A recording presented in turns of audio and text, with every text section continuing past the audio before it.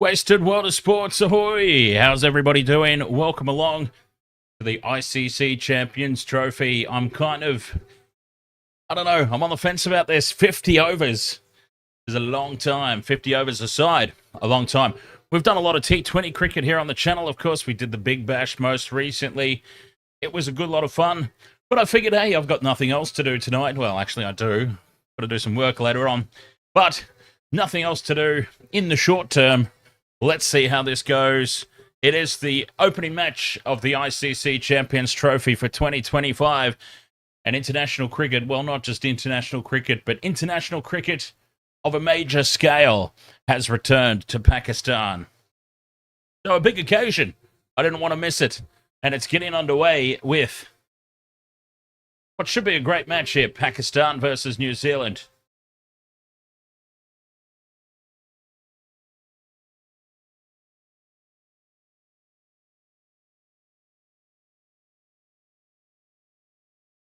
Now, the bookmakers' favourites are Pakistan.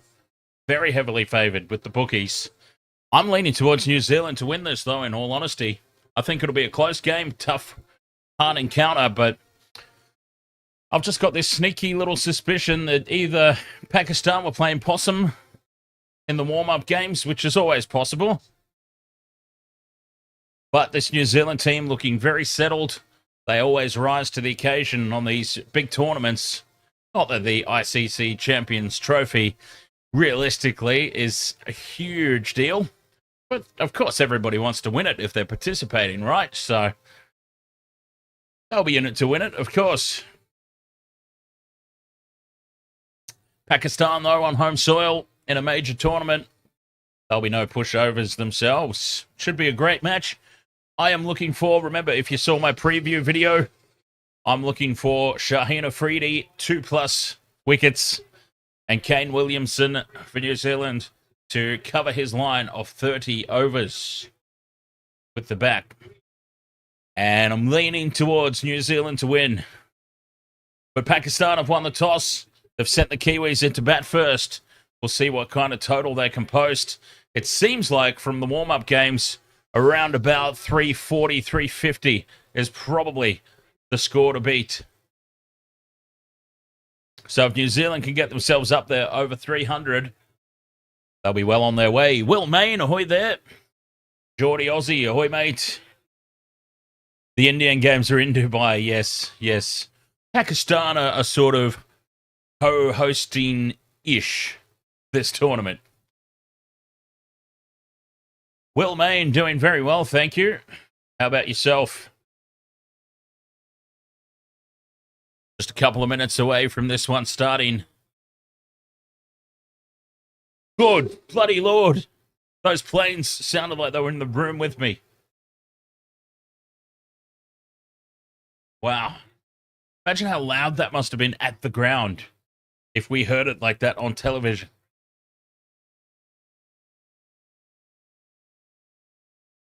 So Kane Williamson versus Shaheen Afridi. That was the focus of my little pre-game spiel that I did on TikTok and on YouTube Shorts. Do feel free to suss that out.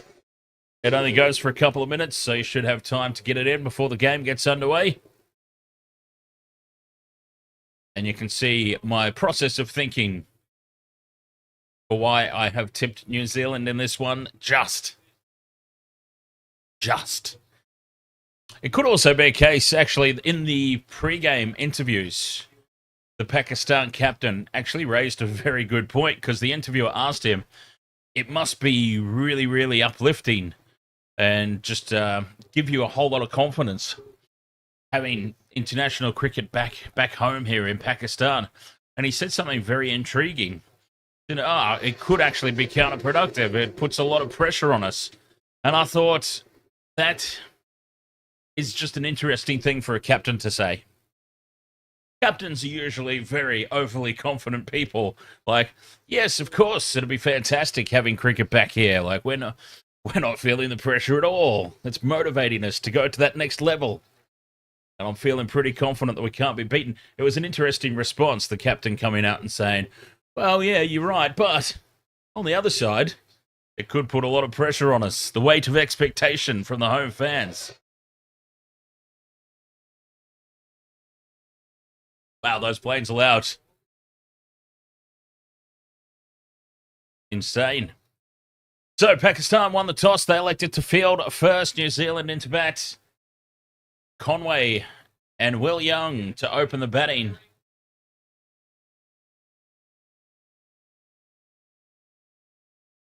I wonder when Shaheen Afridi will get the ball. And then they can get Kane Williamson in there nice and early, and that really goes towards my multi. Just looking around the stadium now, it's probably pretty early over there still. It'll be a work day, I'm assuming. I would expect to see a much bigger crowd pour in later in the evening as this game goes on. Same thing happens here in Brisbane. Anyone who's ever been to a 50-over game at the Gabba, for example, it's usually pretty quiet in the afternoon session, and then people filter in after work for the run chase. As a matter of fact, it's funny that I raised that, because I was actually considering for 50-over games only doing the run chases. Matt Colkin, thank you very much for the heart me. Cheers. Just in time for a nice big cheers. I can finish this drink. Thank you very much, sir. And it is my boy Shaheen Afridi to open the bowling. Bring it on now. Remember my same game multi. New Zealand to win. Shaheen Afridi, 2+ wickets. And Kane Williamson, 30+ runs. Let's see how that goes. The first ball of Champions Trophy 2025. And Afridi is on the money immediately. Will Young forced to just fend back down the pitch for a dot ball to start. All right, let's see. Let's see if the screen layout remains the same from Big Bash, or if I'm going to have to make some on-the-fly changes.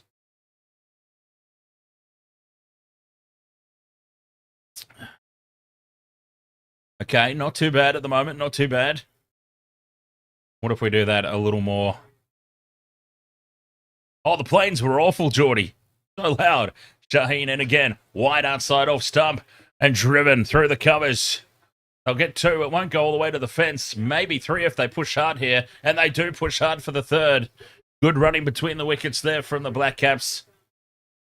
And Afridi just losing his line there. Well, what's going on here? Oh, we have an injury concern on the second delivery of the day. The second ball of the match. Injury worries for Pakistan. In the process of fielding that one, he's gone and cocked his leg up.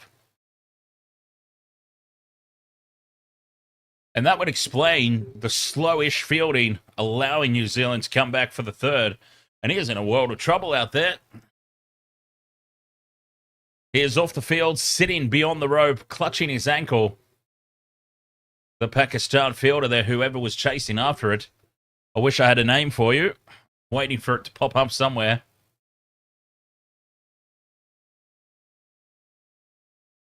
That's really bad news.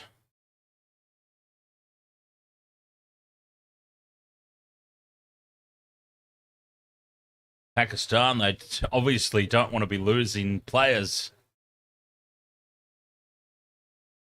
I mean, at all, let alone second ball. Danny Wu, ahoy there.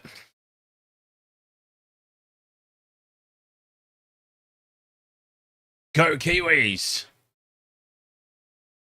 Yeah, for those who saw my little preview video on TikTok and on YouTube Shorts, I had tipped New Zealand against the bookmakers' odds. I've tipped New Zealand in this game.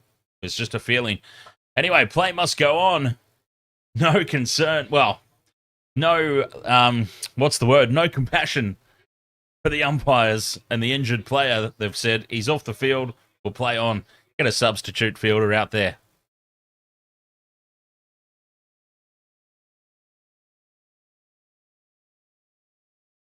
Three runs off this opening over so far. A comfortable looking start. I've probably just jinxed it now for the Kiwis.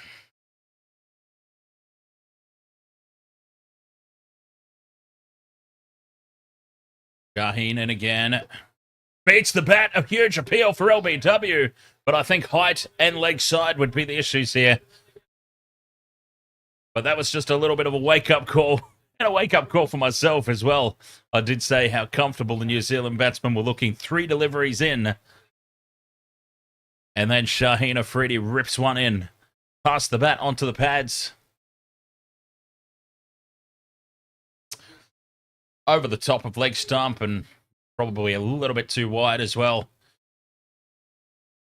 Walshy, ahoy, mate.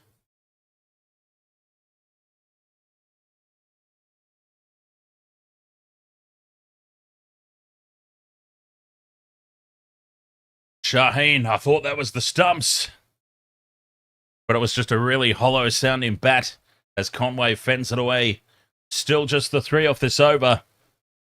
And off he goes, Fakhar Zaman. Our sideline reporter, Matty Colkin, reporting back. Fakhar Zaman is the man hurt. Well, at least he's walking. Like, he went straight down and clutched at that ankle. So the fact that he's now walking off the field is a positive sign. They'd probably rather him out there, of course, but... And Shaheen finishes with a dot ball that Conway just fends back down the pitch. 3 runs off the first over.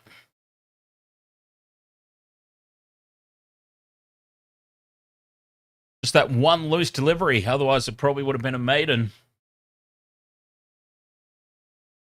And it looks like I am going to have to do a little bit of on-the-fly change. Let's see. What can we do here?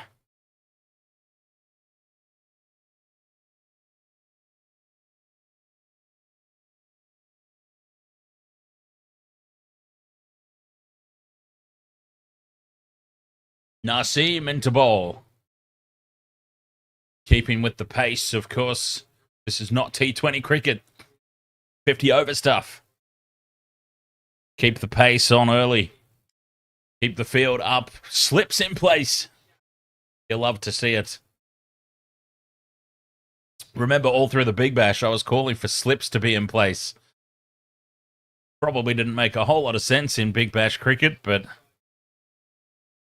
I would have loved to have seen it.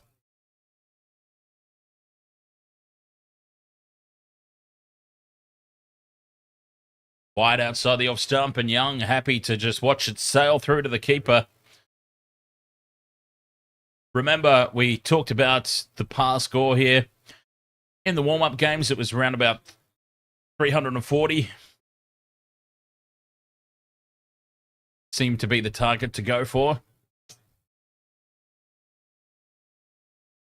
What can the Black Caps come up with here?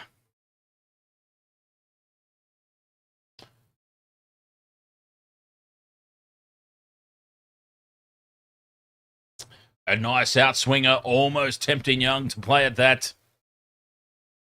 Beats the outside edge. Painfully close.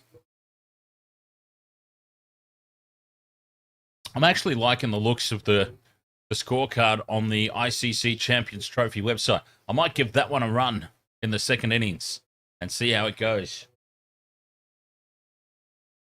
I mean, it's pretty much got all the basics there that we need.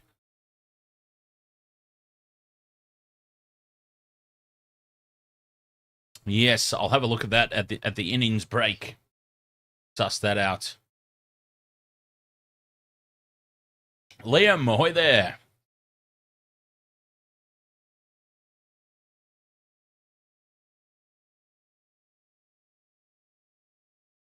Naseem, full. Just on the off stump, fended away. And still just the one delivery that runs have been scored from. As New Zealand none for 3. Seth, thank you very much for the roses. Cheers.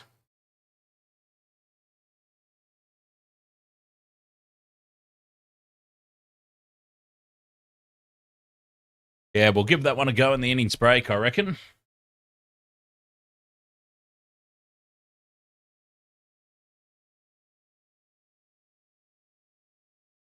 Good start to the over here for Naseem. Gets Young to drive slightly off the inside edge. And away to mid-on, just a single. Young moves to 4. Still no score for Conway. I would have thought it would be the other way around for sure.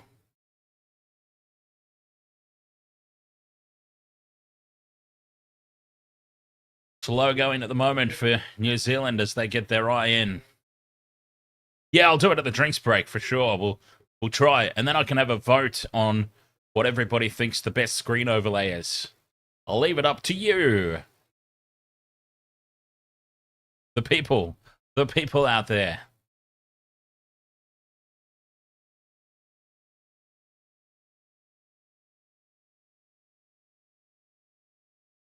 And then I can have perhaps just keep my statistically overkill screens for just randomly to pop up as Conway drives, gets the inside edge, and it goes very square of the wicket for 4. It just raced away there. It was not the most convincing shot in the world, but they'll take it. Naseem has kept things very tight, and it completely jams off the bottom of the bat. Out to square leg for one, for one boundary, that is. None for 8 now, New Zealand. Wide outside off, and Conway could not resist the urge to have a slash at that. Flies through to the keeper. None for 8 after 2 overs. So New Zealand been drawn into a couple of false shots, and then Young on that occasion. Or Conway it was, rather. A wild slash at that. They get away with it. 2 overs down. 8 runs on the board. Pakistan, of course, winning the toss, electing to field first.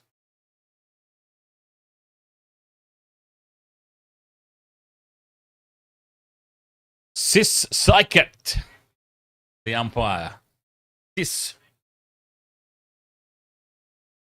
Imagine that, because you know how in Australia, probably other places as well, other English-speaking nations, sis is short for sister.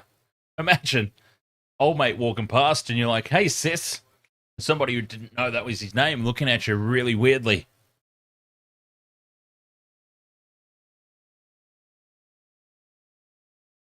"48 overs to go." Oh, 48 just to go in this opening innings, Geordie. It's going to be a long night.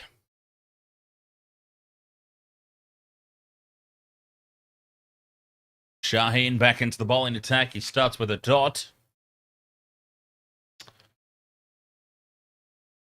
Remember my multi. I don't have it on the screen at the moment. I didn't get a chance to, but we've got Shaheen, 2+ wickets. Kane Williamson to cover his line of 30+. And New Zealand to win.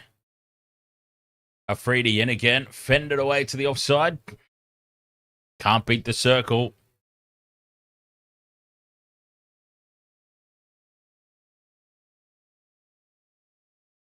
Still none for 8. Dan Jam, ahoy mate.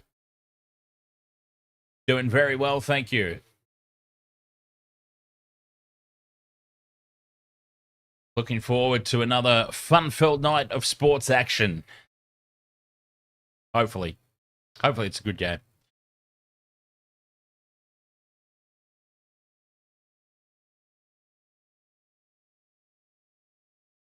Geordie Aussie says Kane will get out in 29.5 overs.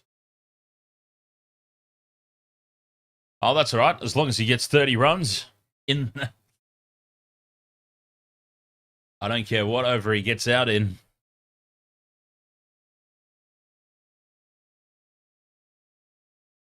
Miscued again from Young, and it's racing away over the outfield, but saving the boundary. The Pakistan fielder slide. Come back for a third.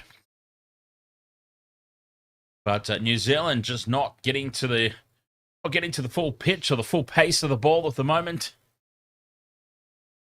That's 2 or 3 now that have just skewed off the edge or jammed off the bottom of the bat.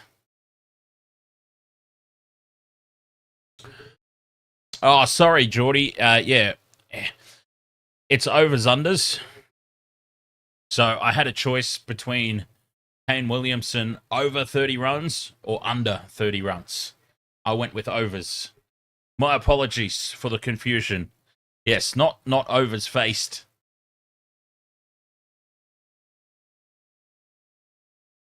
Over 30 plus runs. Pulled away to deep backward square for 4. Conway. And Shaheen has gone for 7 off this over. And I talked in the pregame about him being the gun bowler. The one that New Zealand probably wouldn't target. They're taking to him nicely at the moment, but he's just got his line and length wrong. Just not hitting his marks at the moment, and he knows that Shaheen heads straight down. Wiping the sweat off his nose. A frustrated big pace man here. Turned away down the offside, but protection out at third man. Just the single. But 8 runs off this over.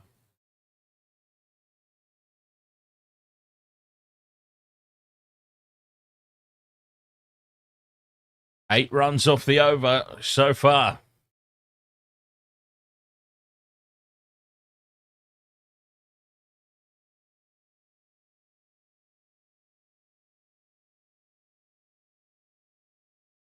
One ball left. New Zealand travelling along nicely. Shaheen nice and full. Turned off the pads. Come through for a quick single. Another run on the board. 9 off the over. And New Zealand cruising along at the moment. We said about 340 was probably the target, the minimum score, or around the par score. Well on their way at the moment, the Kiwis. 3 overs gone, none for 17. And surprisingly to me, it's Shaheen Afridi who's been getting towed up a little bit. Well, not really towed up, but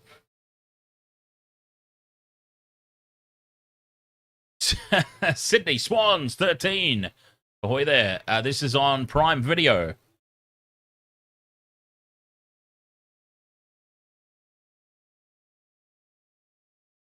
UFC, ahoy, mate. Very nice to know. Naseem in for his second over. Drifts onto the pads, and you can't do that. That's clipped away for 4. Will Young just turns. It's fine down the leg side. It's none for 21. The Kiwis cruising. Pakistan just not getting their line and lengths right. Thank you very much, says Will Young. Wasn't Will Young an English singer? Went through the, I don't know if it was Idol or one of Simon Cowell's shows. Pretty sure. Naseem again drifts onto the pads, turned away, square. Won't reach the boundary on this occasion, but they come back for 2. They are running briskly between the wickets here, Young and Conway. Young moves to 14.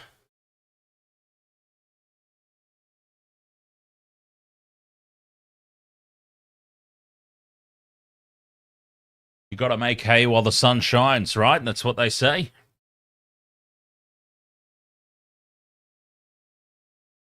New Zealand striving to do that just at this minute. 6 runs off this Naseem over.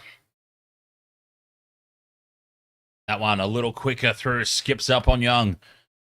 Gets the bat down on it. No run, a dot ball, a much needed one for Pakistan. None for 23. Pakistan, of course, winning the toss, electing to field.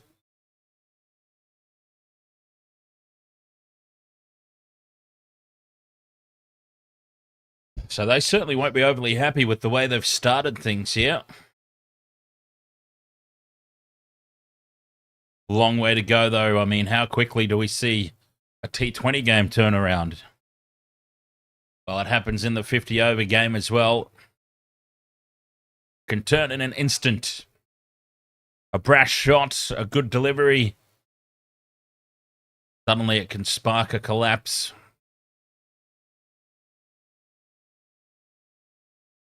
They're really, really getting it wrong at the moment, Pakistan.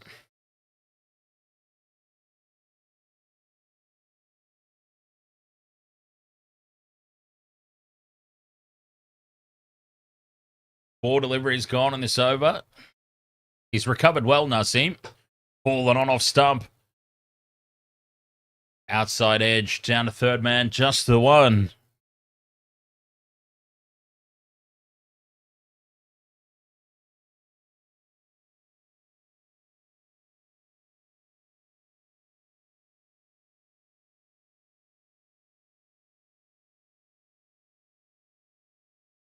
None for 24 here, the Kiwis. 7 from this over, Naseem. Recovering well after a loose start. It'll be interesting to see if they go for another over with Shaheen. I'm assuming they will. Conway fends it away, and they finish the over with a dot ball. None for 24. Conway, 9 from 9. Young, 15 from 15. Travelling along nicely, these two Black Caps batsmen. Looking very comfortable out there now. Pakistan will be keen to get Kane Williamson out there nice and early. Have a real crack at him.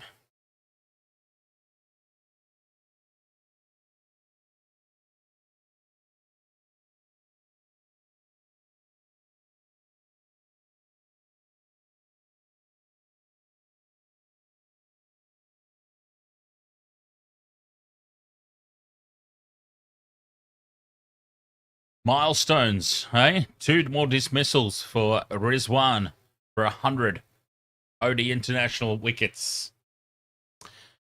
White Heart, Purple Heart, ahoy, mate. Naseem does get a third over, and he's right on the money. Ball and on middle stump. Young just fends it back to the bowler. None for 24, 4.1 gone. 5.76 the current run rate, and that's going to get them well and truly up to where they need to be, or where I envision they need to be anyway. New Zealand going along very nicely here.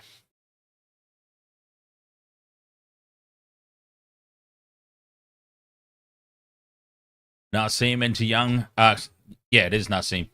Bend it away again to the offside, no run.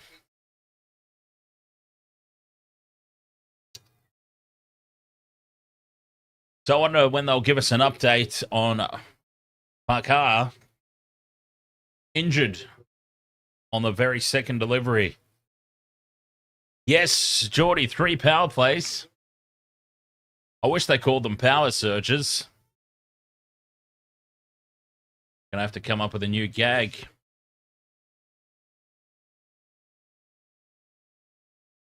Wow, there's some names in the commentary box.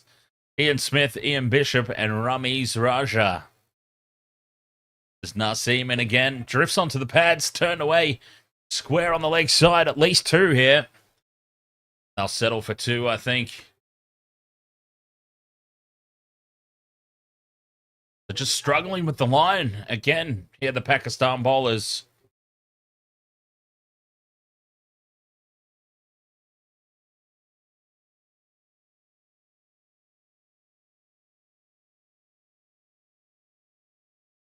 Really interesting. I mean, prime bowlers, especially Shaheen Afridi, really struggling to find their marks.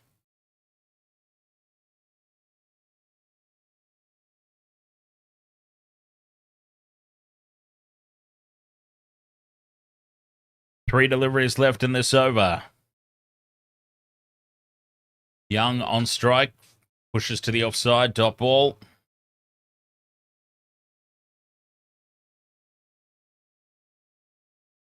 Man at cover there. easily picks that one up.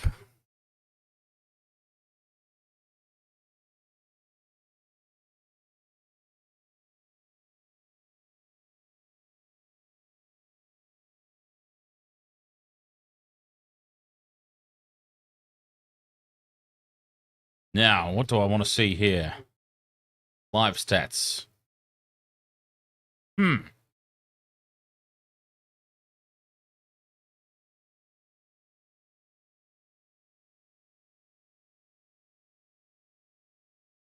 Interesting. Ian Bishop is the commentator to say Carlos Braithwaite. Remember the name. Remember the name, Carlos Daryl Braithwaite. Well fielded there from Pakistan. Saving a run. And the crowd starting to pile up now already, the crowd. A few more people filtering in by the sounds of it.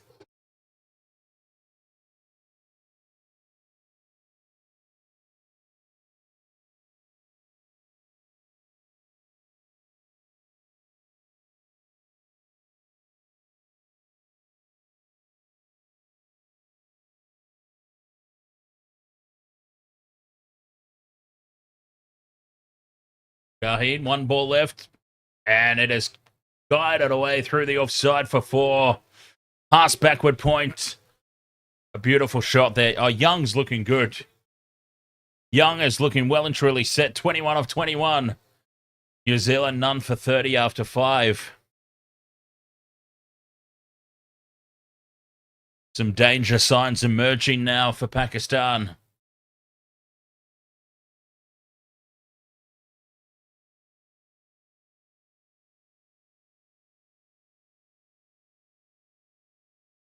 Beautiful shot. Guiding a through point.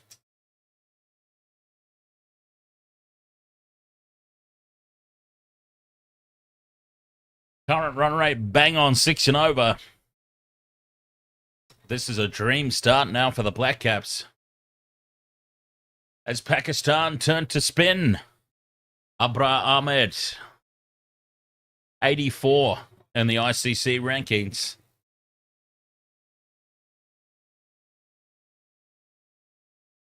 Ollie, ahoy there. This is on Prime Video.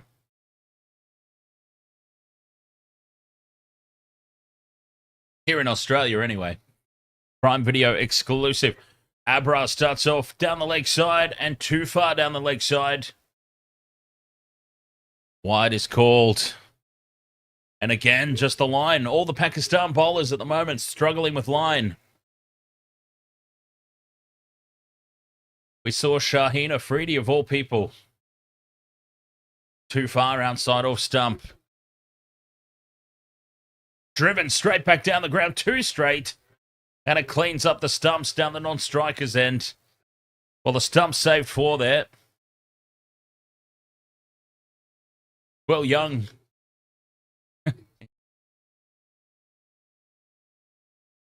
Desperately plants the bat back down in the crease. No threat of a run out, though. Frustration for Conway. He knows that was 4.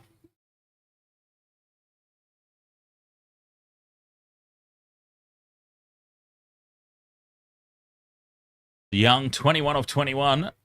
Starting to look very, very settled, very solid. And that one kept down. Abra. That ball did not bounce. Young has to jam down on it.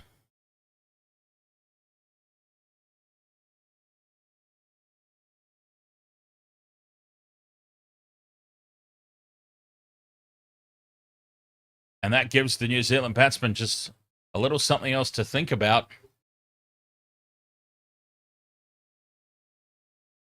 That ball just did not kick up.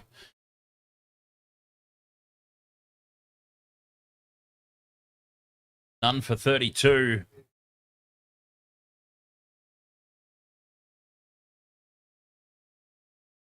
Young backs away, giving himself space. Punches down to long off. Just a single. 5.82 the run rate. New Zealand, we talked about A good total being around 340. They've got themselves a great start here.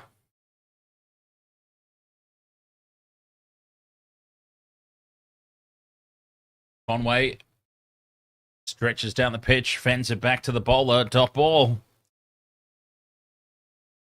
3 runs from this over.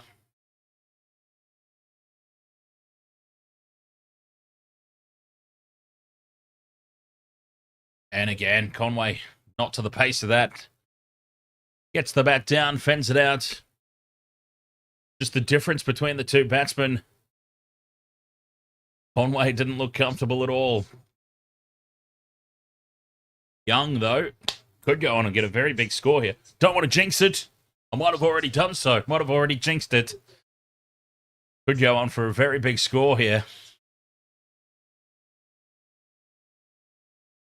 New Zealand none for 33 after 6.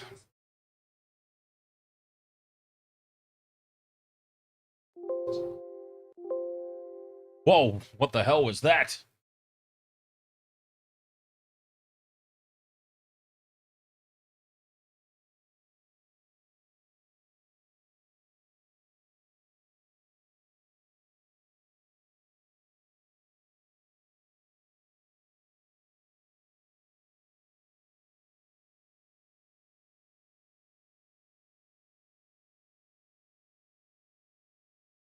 No idea what that sound was. I don't know if you guys even heard that. That might have only come through for me. Driven straight back at the bowler. Oh, you guys did hear it? Yeah, that was weird. I mean, it was obviously something on my computer just completely crapping itself. But I don't know what. As long as the stream is still active, that's the important thing. Outside of that, though, I've got no idea what that noise was.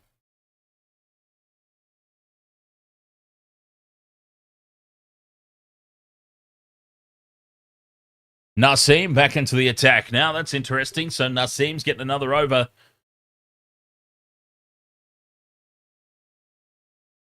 So it was Afridi who's had a little bit of a rest, saving him for the back end, I suppose.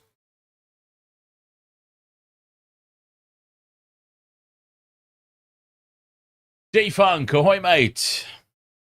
If Defunk says if Tom Latham wasn't in the squad, I'd say it's a good New Zealand side. Was he playing in the Big Bash? Who were the New Zealand players playing in the Big Bash? Was it anybody from this? That noise, if you heard it, was me dropping my mouse. Naseem wide and chipped away over the top of the covers for 4. Well, Will Young is looking in mighty fine form. Naseem just getting a little wide of off stump, and Young just hangs the bat out, scoops it up over the top. That is a beautiful shot. Perfectly timed, perfectly placed. Will Young is on a roll.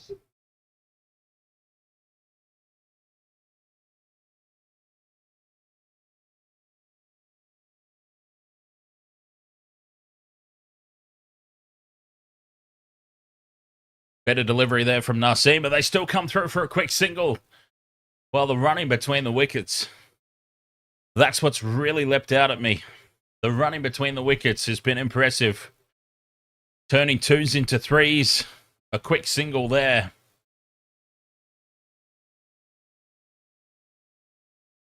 Keeping that scoreboard ticking over. Hey, JWR, ahoy, mate.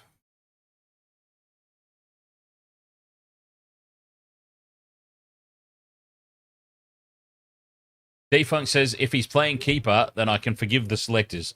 Well, I can tell you that he is playing keeper. So, all is forgiven. Conway bends to the offside, no run. 1 ball left here for Naseem, none for 17 off his 2.5 so far.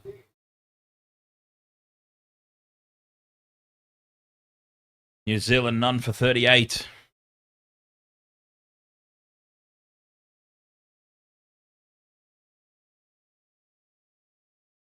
I might play some hit wicket during the course of this match as well. See how we go. Naseem in again. Onto the pads. Turned away.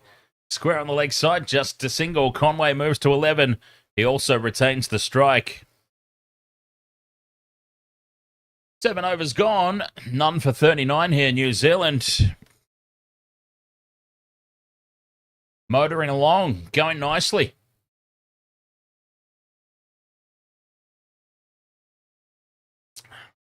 Looking at that wagon wheel, I don't think Conway's got any runs through the offside at the moment.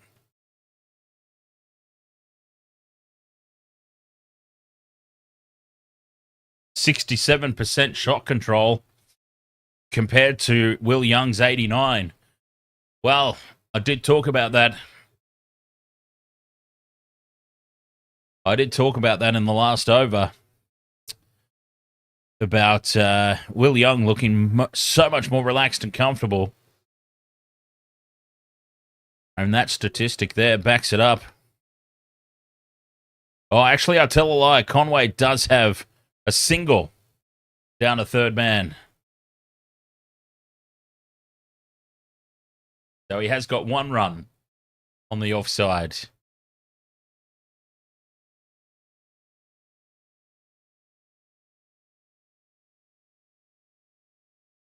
Abra starts nice and straight. Conway lunges and fends back down the pitch.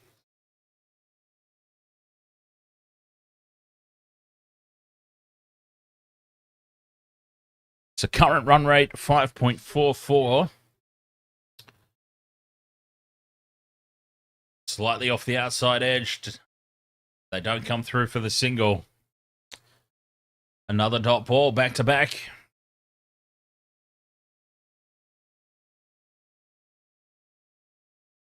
I'd be getting Will Young on strike as much as possible while he's looking so much more relaxed and comfortable.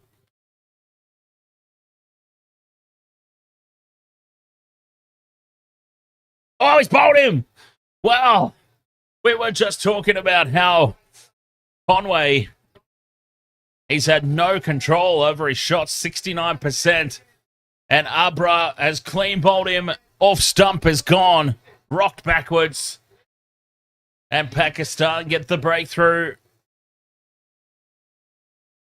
Conway, clean bowled.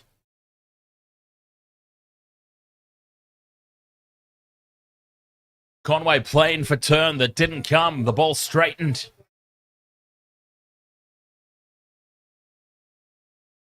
And Abra with the first wicket of the match. 1 for 39. Conway goes for 10. Well, he never looked like he quite got into stride tonight, did he?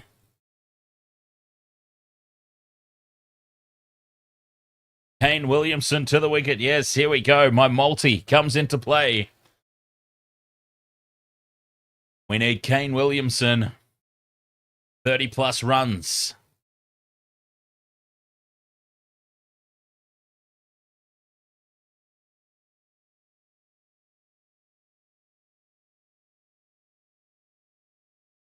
Well, just like that, though, New Zealand were looking so comfortable. Well, as I said, Conway probably wasn't.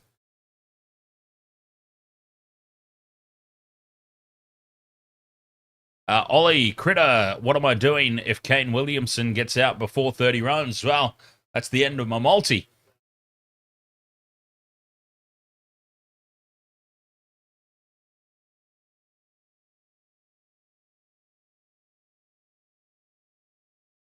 Watch him get out first ball. Abra. He's made the breakthrough. Can he keep the momentum going? Kane Williamson is the prized wicket.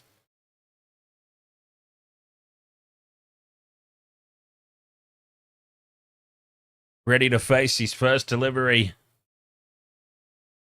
Williamson down the pitch. And oh, wow, what a start.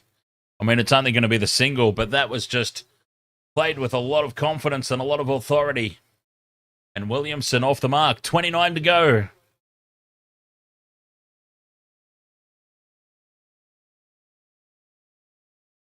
29 to go. NRL Super King, ahoy. By the way, speaking of NRL, Wasted Water Sports, we've got our fantasy and tipping for NRL season 2025 up and running. Head to wastedsports.com.au and go to our fantasy and games to get the links for free. Come and join our NRL fantasy competition for 2025.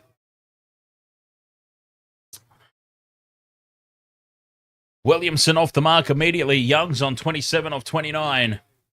This could be a key partnership as Young bends it to the leg side.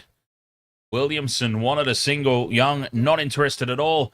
Just the one run and a wicket, crucially for Pakistan off that over. That just pulls things back a wee bit. New Zealand 1 for 40 after 8. The Mad Jamo. Or the Mad Jamo. Jamo or Jamo? I reckon, just based on the Tri-Series games that we saw here, New Zealand are going to want around 340.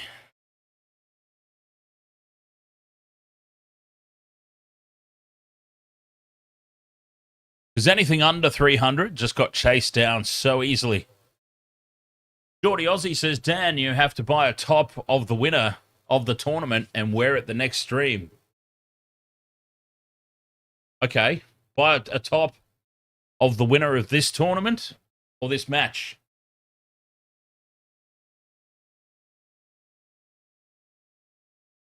And then wear it on the next stream. I mean, I'm more than happy to do it. I just want to understand the logistics of it all.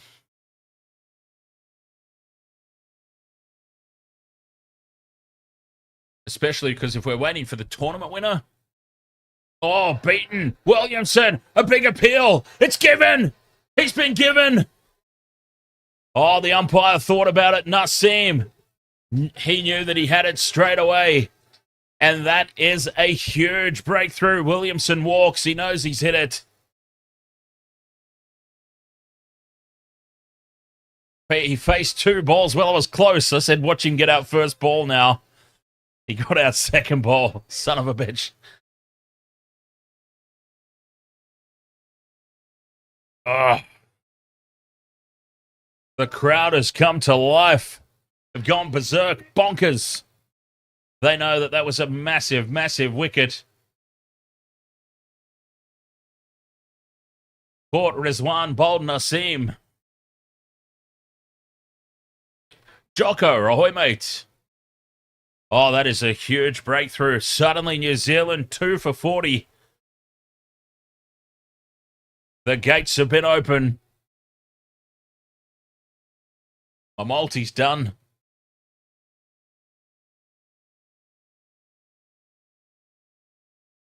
Daryl Mitchell in at 4. Jocko, this is in Australia anyway. This is on Prime Video. Prime. Amazon Prime.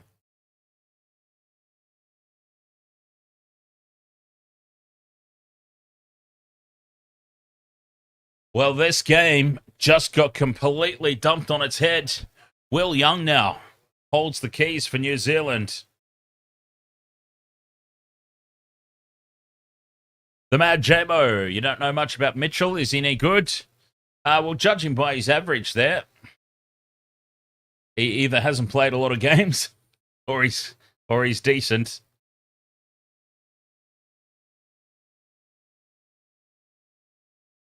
Oh, that is such a big breakthrough, though.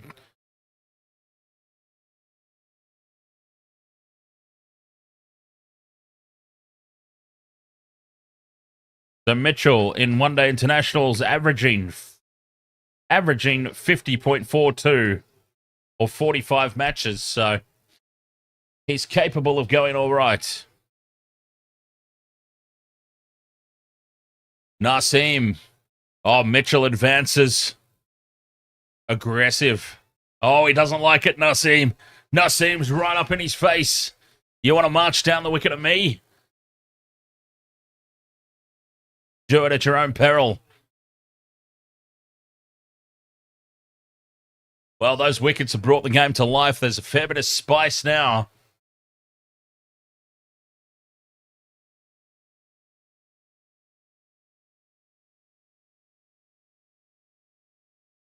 Well, I look forward to all the comments on my preview video now.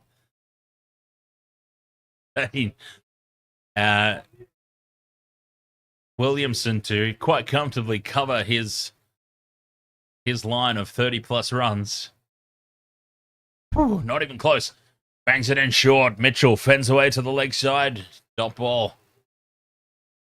So, Geordie, the only thing is, the first stream after the Champions Trophy final is not likely to be cricket. That's the only thing. The Mad JMO. How do you think Team Australia will do this tournament? They're in a bit of trouble, aren't they? Team Australia. I'm sure they'll still go all right, though. Hey, I mean, Australia has a way of just always making a nuisance of themselves to the rest of the world when it comes to big cricket tournaments. I mean, I didn't think they had any chance, Australia, of winning the last World Cup. Wouldn't you know who won the pony?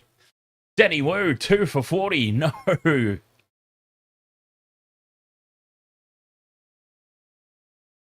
Yes.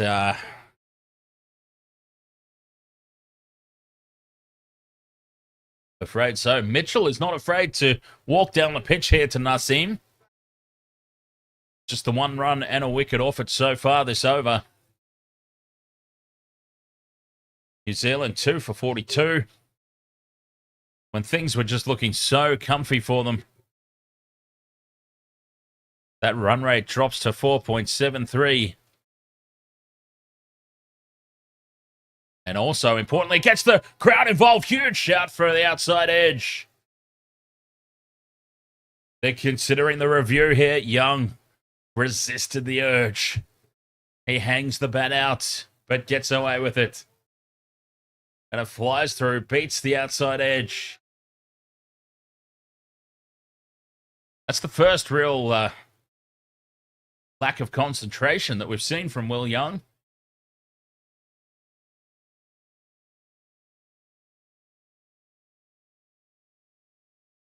Final ball of this over. Another good one for Pakistan. Drifts onto the pads and Young turns it away for 4 square.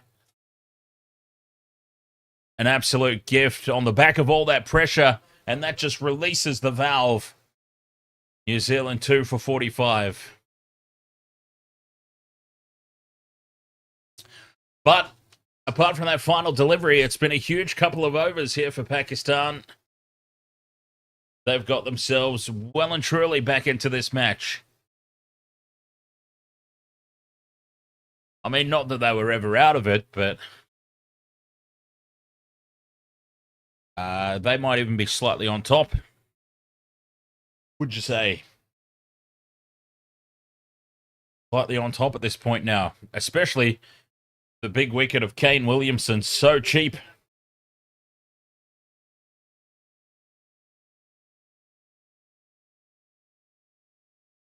I mean, that really was such a big breakthrough.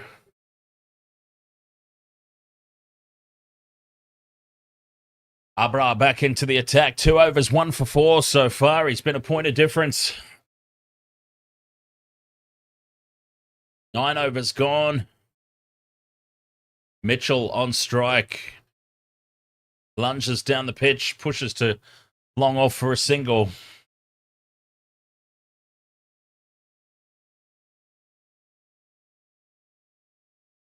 We'll see, they're going to need all 50 of Mitchell's average. And then some, probably. Young, though, I think he now becomes the key wicket for Pakistan. Waits for this one to bounce up. Punches it to the offside. And they race through for a quick single. 2 singles to start the over. So, Defunct's best mate, Tom Latham's in next. Then Glenn Phillips, Michael Bracewell, Mitchell Santa. So, I mean, this is a key partnership now. They would have been anticipating so much more out of Kane Williamson. So a lot falls onto the shoulders of these two. Mark 97, this is on Prime Video in Australia. Amazon Prime exclusive. 3 balls left. Mitchell, happy to just see off Abra here, fending him back down the pitch. And here I was thinking in the pre-game video, I thought Shaheen Afridi would be the difference maker for Pakistan. So far, it's been Abra. Tosses this one up. Mitchell turns it square on the leg side. And they race through for one. Another quick single. 3 from this over, a better one for New Zealand.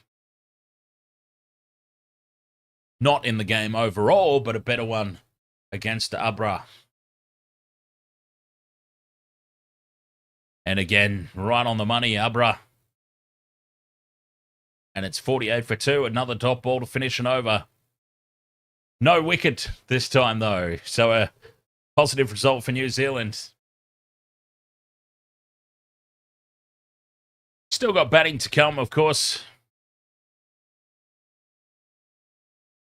Latham, Phillips, Bracewell, but they're going to want to see, I would dare say, they're going to want to see a majority of their score from these two now.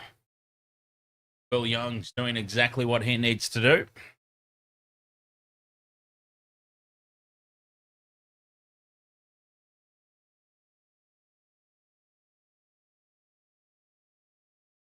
As the the umpire signals power play.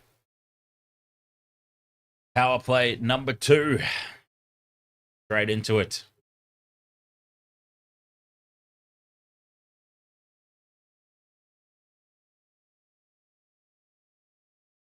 Pakistan staying with Naseem, and why not? 1 for 22 off his 4 overs so far. Just 2 men out on the leg side. Mitchell advances again, fends it straight back down the wicket. And Naseem wants to eyeball him again. Bit of feeling out there. He doesn't like being advanced.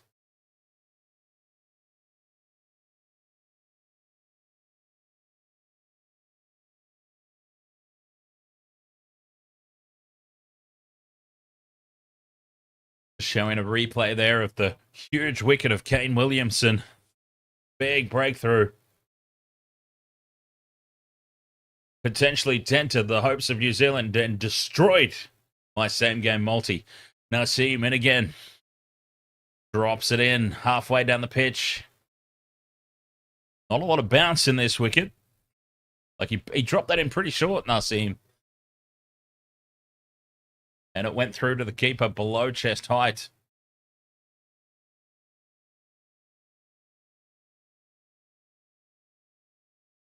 New Zealand, those 2 wickets. It would have been a great start, but those 2 wickets definitely shifts this in favor of Pakistan.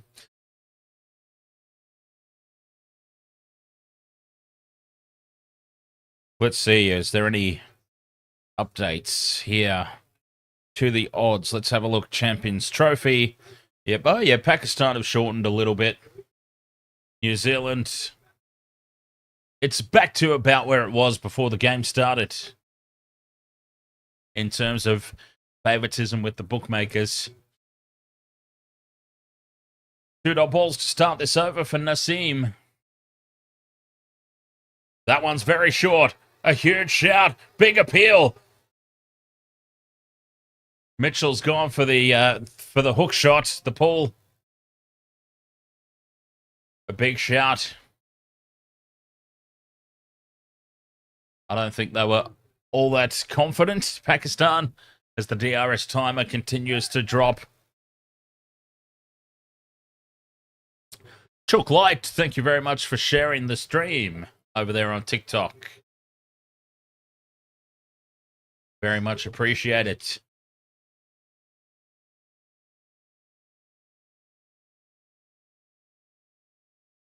Well, they've just lost their way here, New Zealand. Well, I can say this about Pakistan at the moment. Very, very smart with the challenges. Very smart with the challenges thus far. Naseem in again, and again he drops it in short. Mitchell ducks under it, and he's having words to say, Naseem. A little bit of feeling out there. You know what? Ever since Mitchell advanced down the wicket, the first ball that he faced Naseem's taken it personally. And he has gotten very, very lippy here.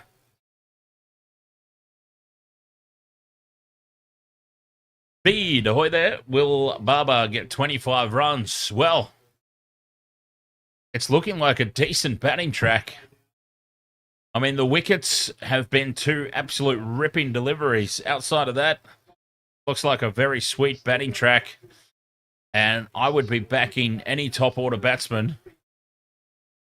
I'd be backing any top order batsman. And most of the middle order batsmen, I'd be... Now, they won't all do it, obviously, but I'd be backing them in for 25 on this pitch. As again, Mitchell ducks under a short one.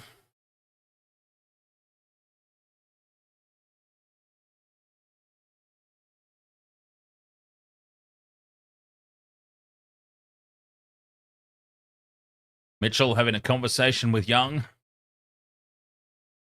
5 balls and no runs off this over so far.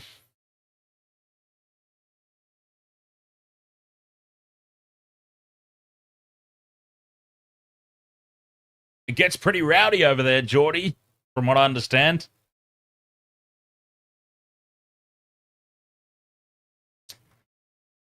So they've got to prevent people running out onto the field, throwing stuff.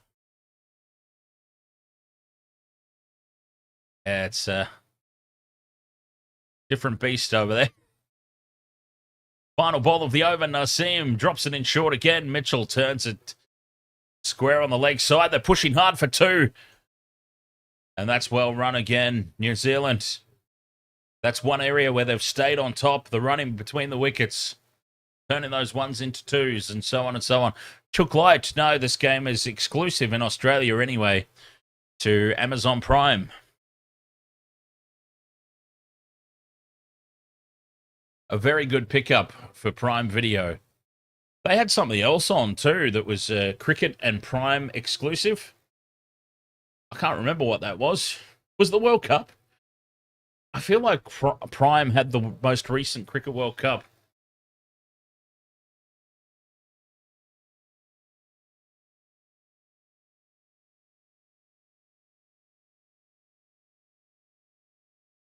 Yeah, I don't think even Australia's games are on free to air.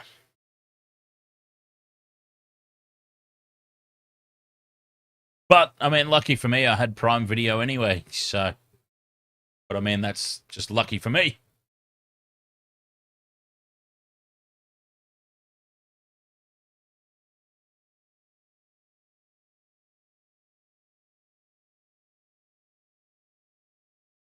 Abra back into the attack. And this has been a very successful bowling partnership here for Pakistan. They have really, really slowed down the proceedings. 2 dot balls to start.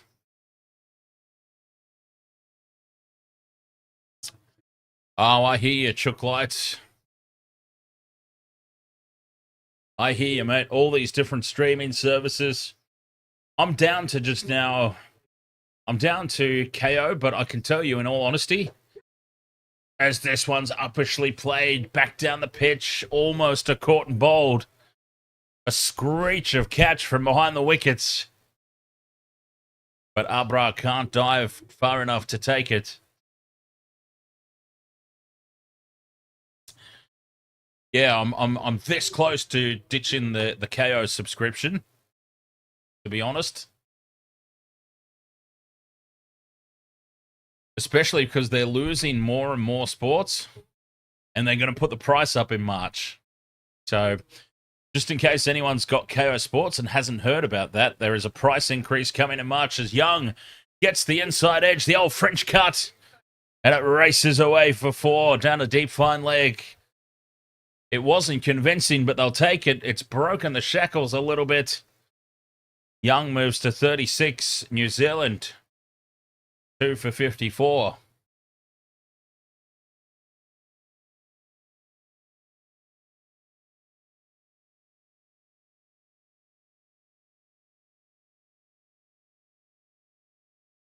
I've got Stan Sport for the rugby, and I've had Amazon Prime for a long time. I have Amazon Prime for my business because I get the free deliveries and whatnot.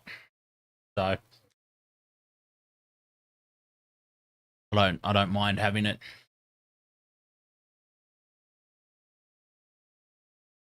Two for 55 after 12 overs here in New Zealand. Pakistan winning the toss, selecting to field first. And it was a slow start for Pakistan, but they found their line and length. And they are right on the money. Really slowing New Zealand down in this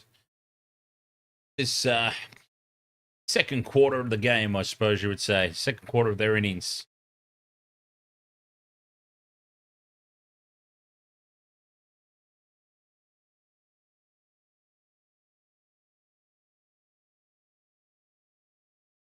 Harish Rauf.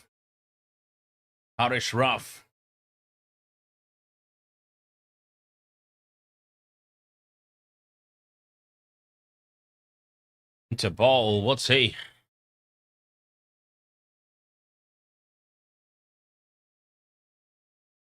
Took light, 9 wide world of sports. The best era of cricket, 2010 to 2014. The Mad JMO, England, $2.20 to beat Australia this Saturday. My thoughts are, I didn't know that, and I'm about to jump straight onto that. I'm about to get all over that. Those are very tasty odds. I mean, no offense to Australia, but as Young goes for the big shot. He hooks this one away, pulls it away. Over deep square leg for 6. Young's had enough. He's decided it's go time. Moves to 43 or 41. And New Zealand 2 for 61.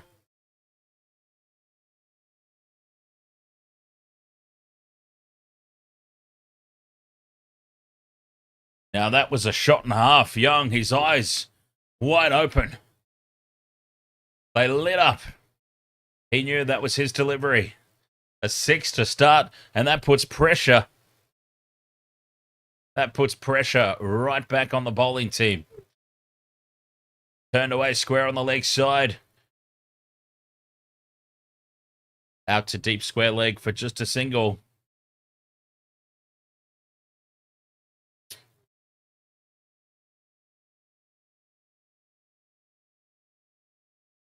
Yeah, my reasoning, Chook Light, would be that Australia... I mean, unless I haven't really dug that deeply into it, so I shouldn't just rush into something, I suppose, without investigating. But on the surface, it would appear that England at least have the players that they want available to them in the team, whereas Australia don't even have all the players that they want available. They've lost a lot of players on the eve of the tournament. And that surely throws the preparation into some sort of chaos. And the Champions Trophy is not like the World Cup. You can't just ease into it. You can't ease into it. You've got to be on the money straight away.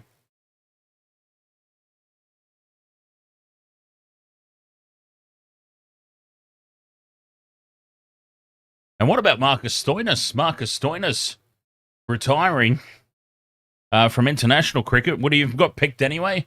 I feel like it's more a jump before he's pushed type of scenario. As this one's wide. Wide down the leg side. Tangerm says, we'll find a way to let the Aussies win.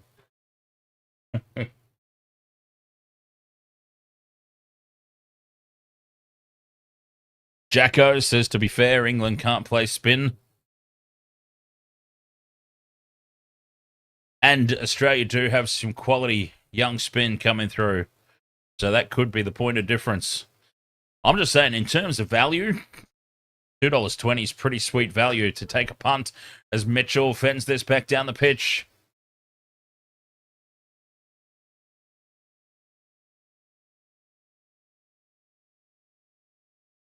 Dot ball. 6 runs, a single, 2 dot balls and a wide off this over so far. It's been an eventful one.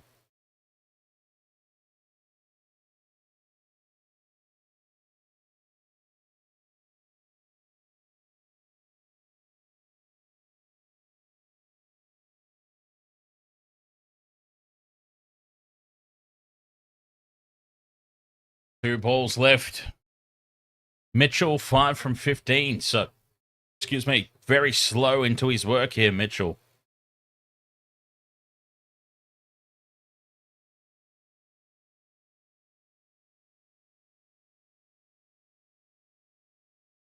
Bends it away again. Down to mid-on for another single.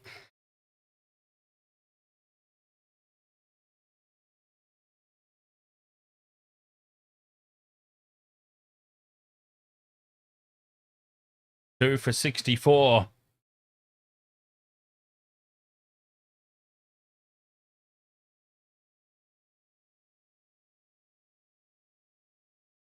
Final ball of what's been a huge opening over for Ralph.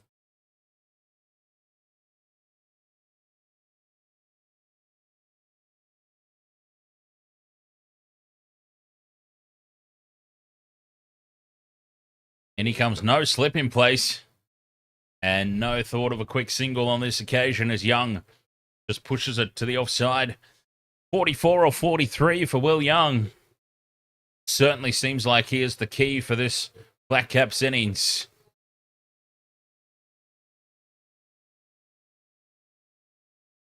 Two for 64 after 13.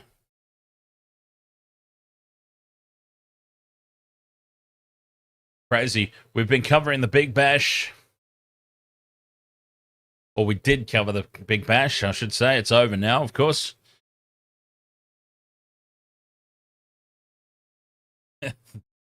We'd be almost over. The innings would almost be done.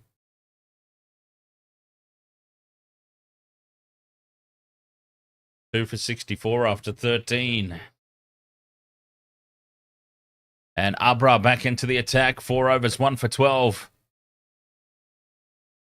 Certainly got things turning in the right direction for Pakistan. I would also keep him on for another spell, another over.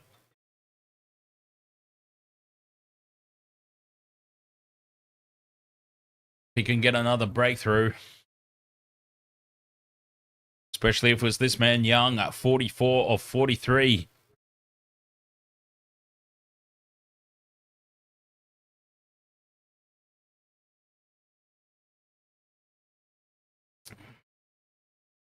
Get a fresh batsman out there. This one skids on. Young is able to turn it away through the gap on the leg side. Just to single, though. Protection out there at deep mid-wicket.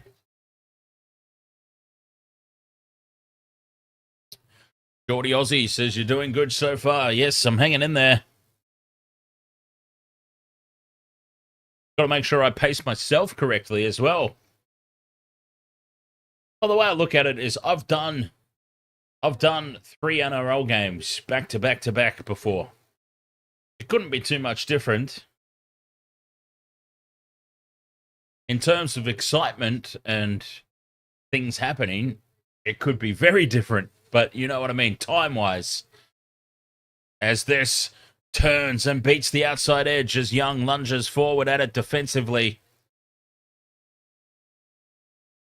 Well bowled from Abra. Jakey, I am. Ahoy there. Welcome back.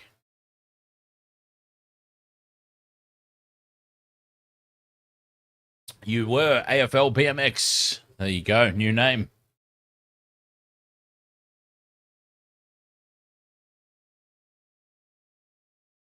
Two balls left. Young flips it straight to the man at mid-wicket. No run.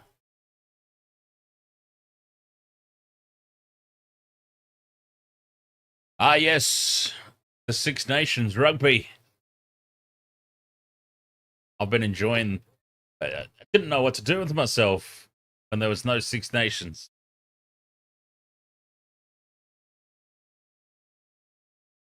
Four singles off the over from Abra, 1 for 16 off his 5. New Zealand 2 for 68. 14 overs gone, 4.86. One thing, they've managed to maintain that run rate despite the quick wickets. They've kept themselves afloat. They're about 4 or 5 and over. That's always pretty key. You don't want to get bogged down too much and let wickets dictate the pace.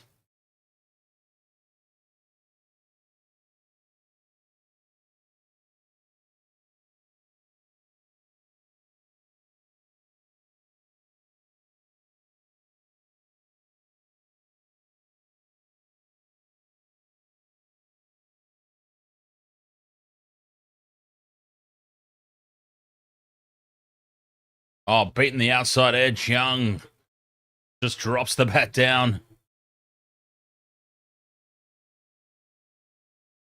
Beats the outside edge. 2 for 68.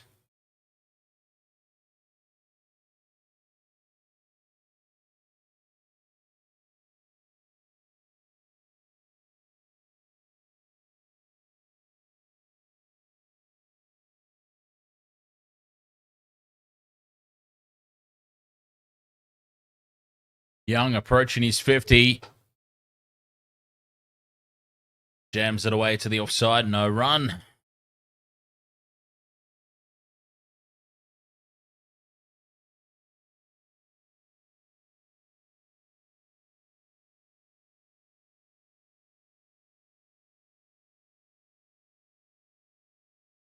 Dan, do a dance stream soon. I couldn't possibly do it all. Funny, I was talking with the old Panther about this today, and the threat of overexpanding into too many different sports too quickly. I just wouldn't be able to keep up with it all. I think for 2025, realistically, I think we're good with what we're doing. We could do a members only stream of me playing darts. I'll versus Michelle at darts. Got the dartboard here in the studio. We'll do a little behind the scenes competition for channel members only.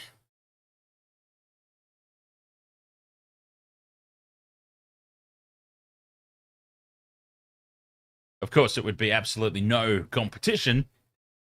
I'd probably be better off doing a simulated match against an AI opponent. Young moves to 47.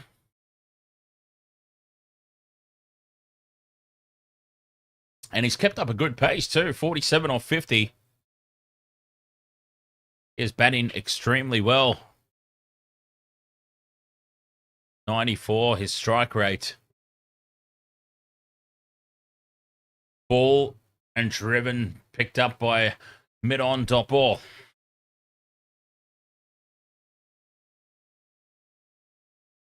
How conscious is he of that 50 that's looming in the background?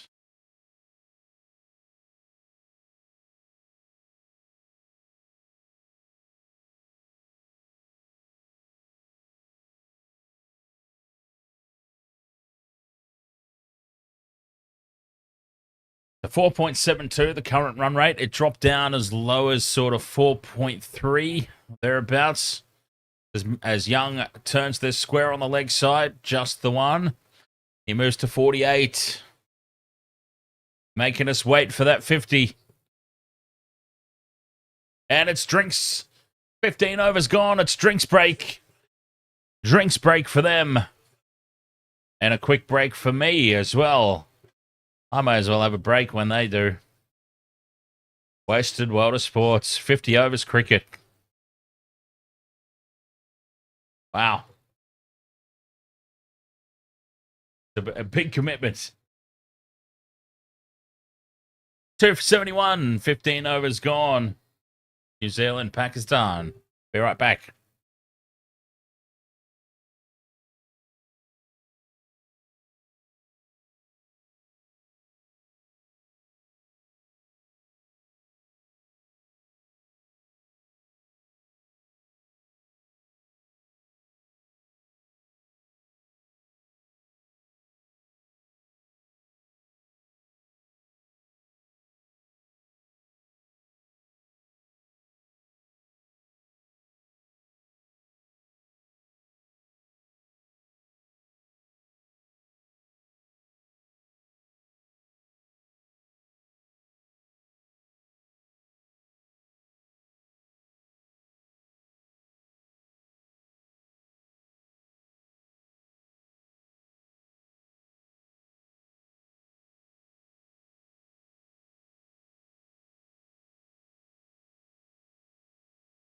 Yes, indeed. Oyster World of Sports ICC Champions Trophy 2025. So, New Zealand pretty well placed at the moment. 2 for 71. They've recovered for those 2 quick wickets. 15 overs gone. But for Pakistan, it's really only been the 2 bowlers that have been causing any level of threat. Surprisingly, Afridi was not one of them. I mean, that really does surprise me. I thought he was going to be the bowler that they took the most care with.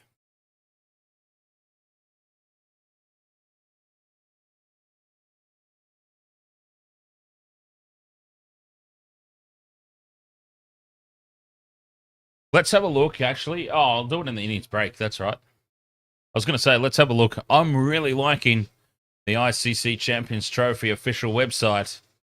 That I might have to make that my go-to for the screen overlay.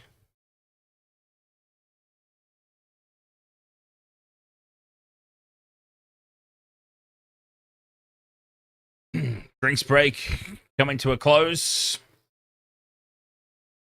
So I wonder if the green and blue color theme that they've gone with here, the Champions Trophy, I wonder if it's Pakistan cricket related or if it's just the decision that was made. I'd be curious to know. As a graphic designer, I get interested in things like that. What's the mindset behind some of these decisions? Was it as simple as, well, Pakistan are green and blue? It's in Pakistan. Oh! Michael Checker is rumoured to rejoin the Wallabies after he has been spotted in a meeting with Rugby Australia. Well, there you go. Wales have missed out. The return of the check.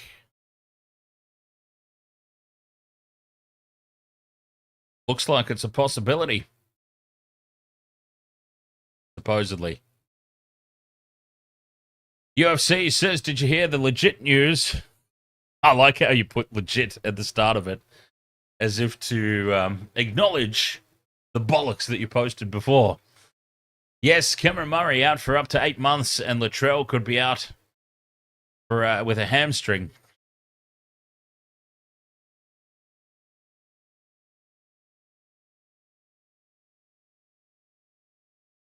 And yes, once again, this is why we shouldn't make predictions.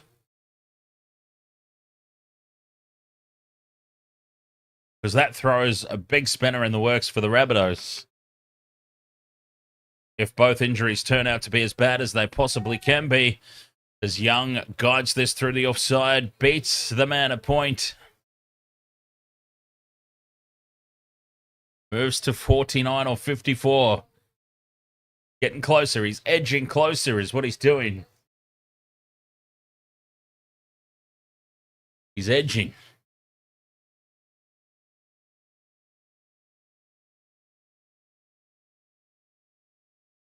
Bushdill, he's got a very short run up. He's got like a 2-step bowling action. Beats the outside edge of Mitchell, who still doesn't look like he's got his eye in. 9 from 20. And you've got Young up the other end, who's been going around about a run of ball pretty much from the start of his innings.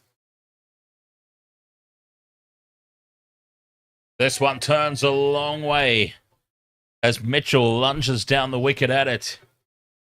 And that got a huge amount of spin. This one is pitched on off stump. And it's ended up turning around about, probably 3 extra stumps length. Away it goes. Just a single off this over to start. Been a good one so far.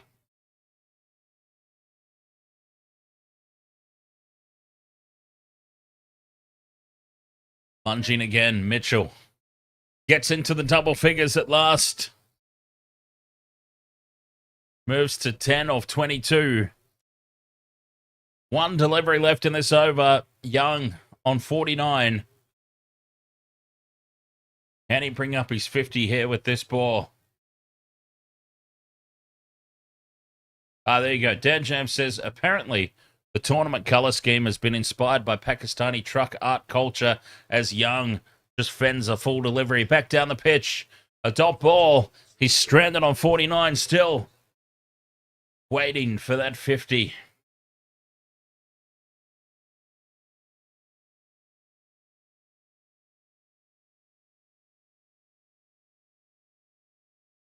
That's very interesting. Let's have a look. Let's have a look at Google at some Pakistani truck art.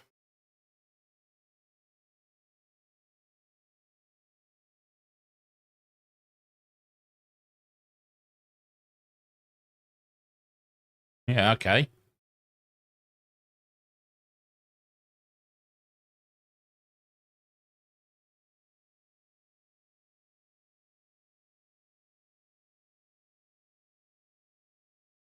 Fair enough. Ralph back into the attack. Done for 12 off his 2 overs so far. Mitchell, 10 off 23. What's his control rate been?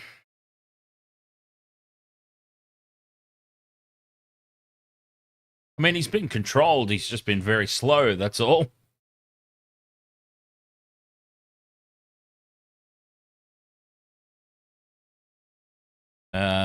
Live stats.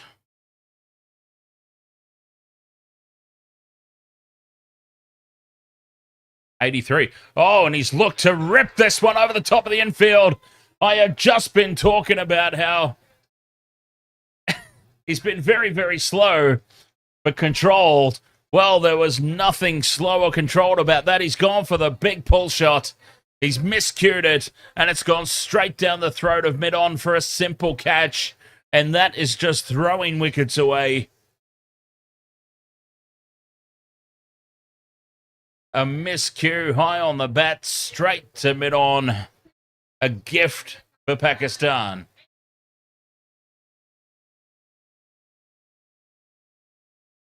Daryl Mitchell. Poor form.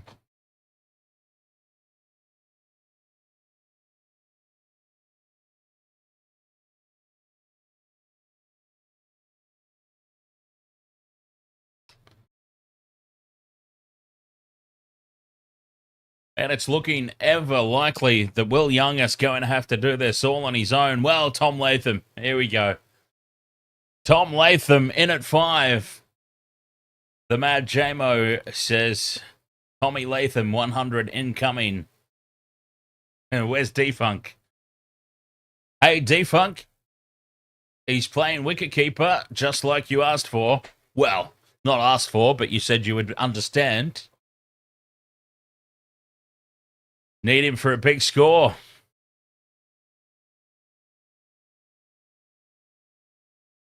User Abascus. Yes, another wicket. Let's go. New Zealand is cooked.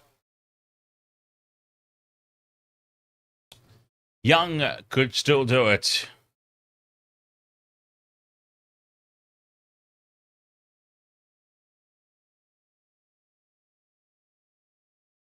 No name. Ahoy there. Am I from England? No.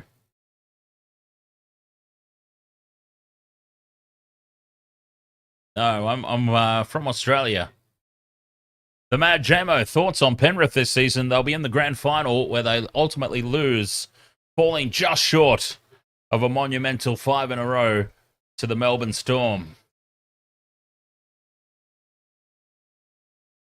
Potentially even in Golden Point.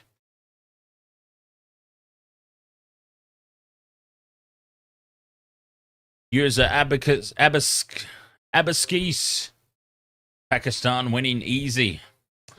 Only 3 wickets down.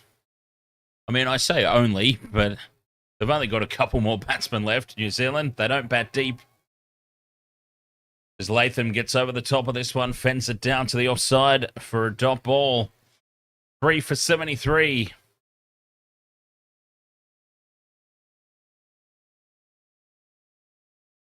Australia's chances in this Champions Trophy. Look, Australia have a way of finding a way to win against the odds, but I can't imagine that they have all that much a chance of winning, to be perfectly honest.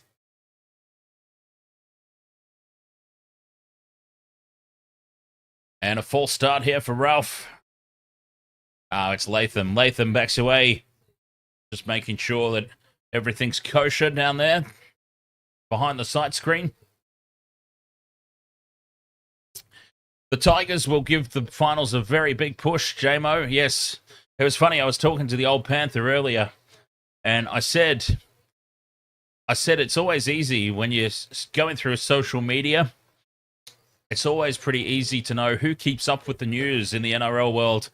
As Latham scoops this off the pads for at least 1, they might push for 2, and they do race back for the second. That's well run. Latham's off the mark. 98 more to go. So it's always easy to tell who follows along and keeps up to date with all the off-season happenings when you look at social media posts. And people posting about the Tigers winning the spoon again are the people who obviously don't stay up to date, because the Tigers have got an absolutely stacked roster. They're stacked in the back line. They're absolute beasts in the forward pack. And they will certainly be pushing for a top 8 spot. If not this season, definitely next.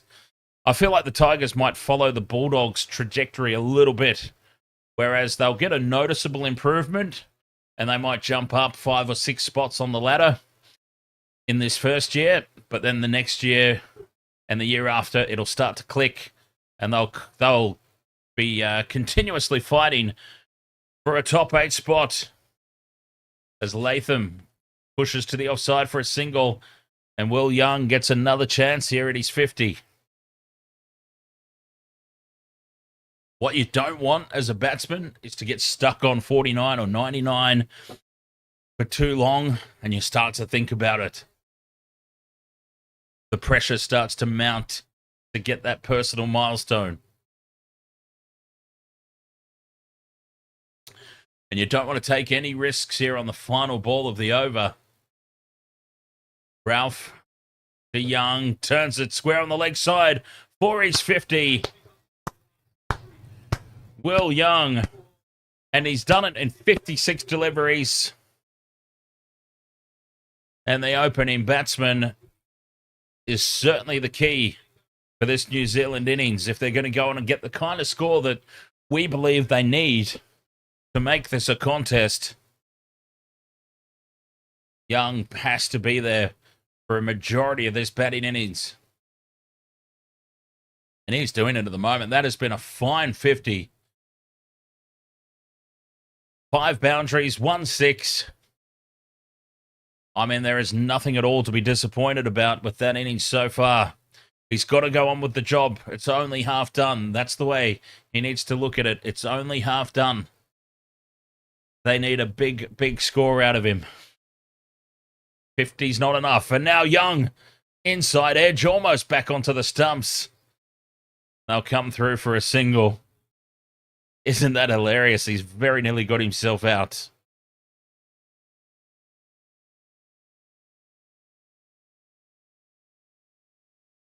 Three for 78 here, New Zealand.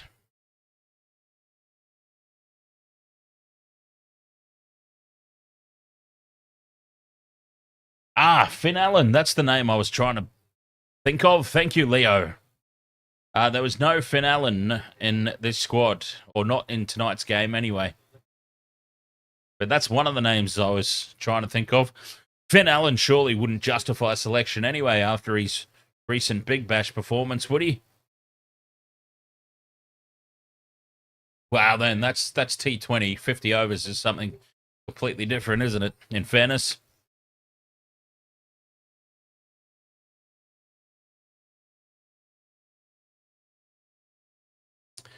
Three for 78.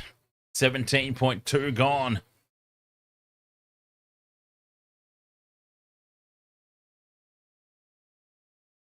Latham pushes down to long on, just the one.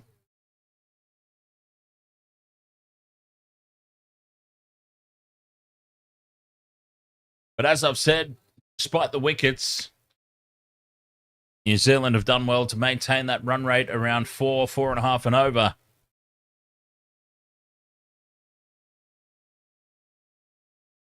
Young turns it square the wicket to point. No run. UFC, you've got Panthers, Storm, Sharks, and Eagles in the top four. Really not a bad shout. Question marks around the Sharks for mine.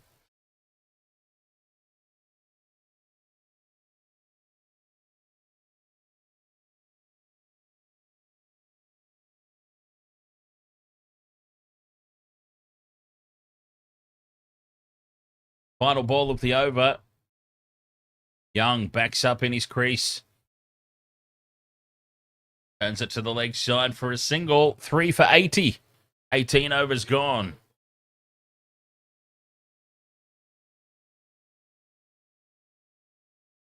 Will Young, 52 of 60.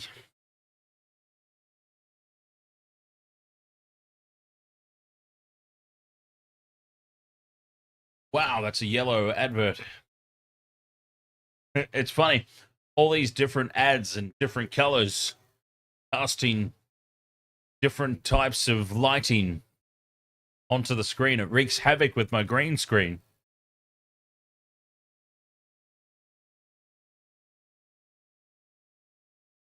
So UFC's got the Panthers, Storm, Sharks, Eagles, top four, with the Roosters, Dogs, Rabbits, Broncos, Tigers battling for the last 4 spots. What about your beloved Raiders, UFC?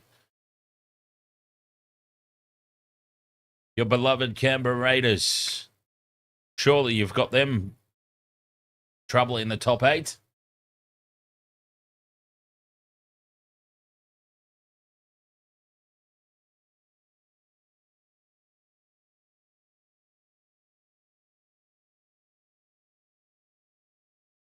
Push still back into the attack.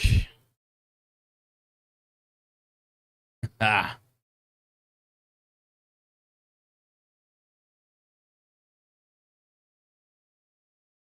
Oh, Young hangs the bat out.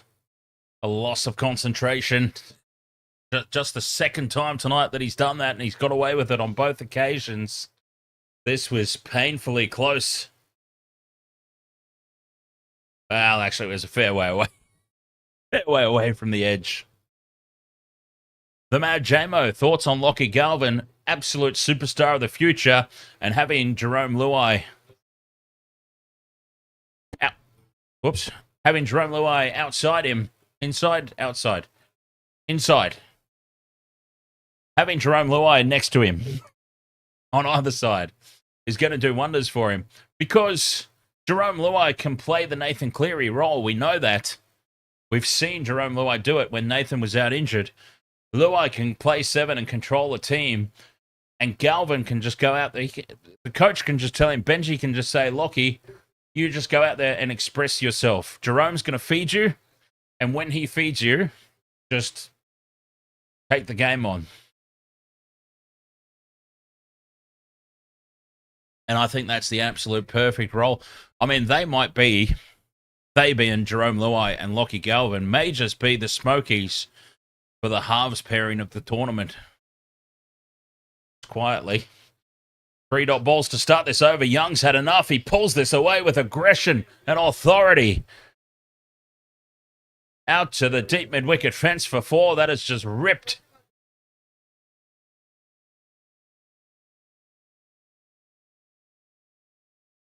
And if we needed any more evidence that Will Young is the key to this New Zealand innings, well, he just absolutely spanked it and gave it to us.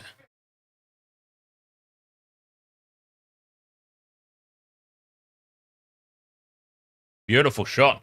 He moves to 56. And now beaten on the outside edge. A great reply from Ralph.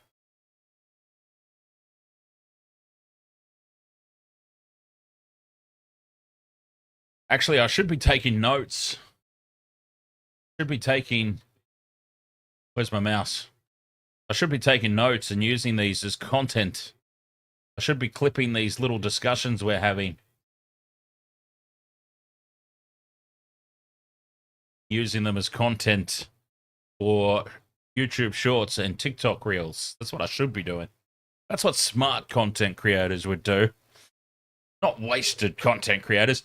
As Young, nice cover drive through the gap. He doesn't get all of it. They should come back for a second.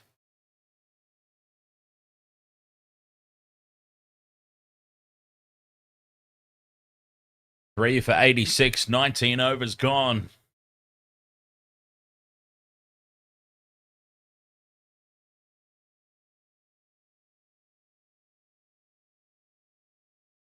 Young on 58, Latham on 4.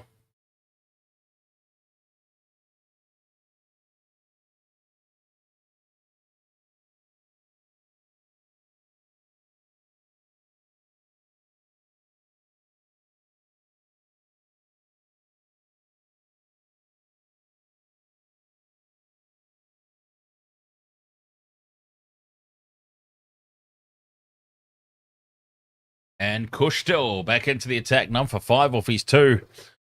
Latham advances down the wicket. Doesn't get anywhere near to the pitch of that. 10 minutes behind. Well, a lot of that's got to do with the injury break, surely. Pakistan cannot surely be 10 minutes behind on their over rate. They will take into consideration, you would think, that injury stoppage. Surely.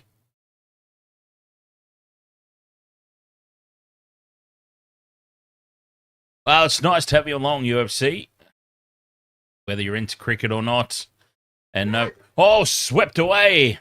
Just beats the man in the circle and it's racing away over the boundary. He got just enough on it, Young. Yeah, nice to have you along, UFC, whether you're into the sport or not. No matter how many of these players you used to have cigarettes with behind the toilet blocks in high school.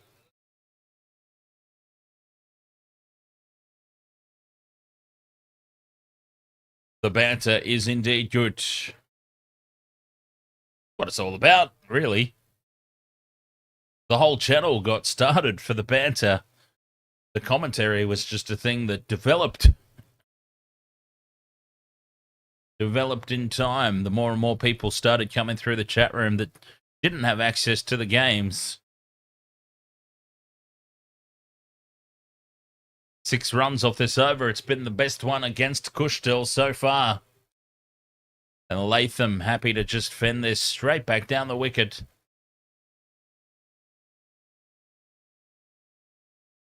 Three for 92 here, the Black Caps.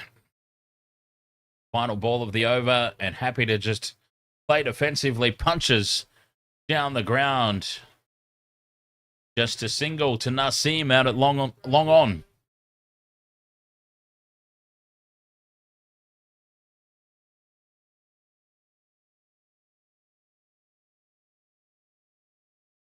Three for 93, 20 overs gone.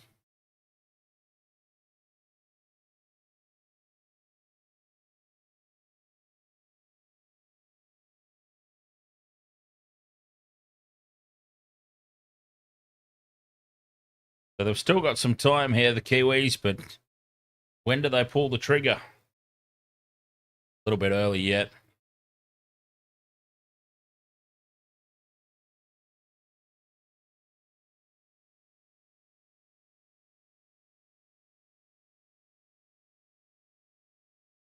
still, despite the wickets travelling along nicely. Now here is Shaheen Afridi.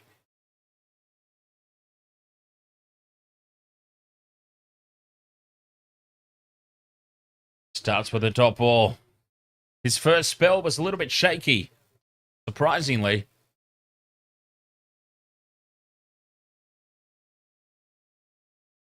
A little too wide, a little too short on multiple occasions.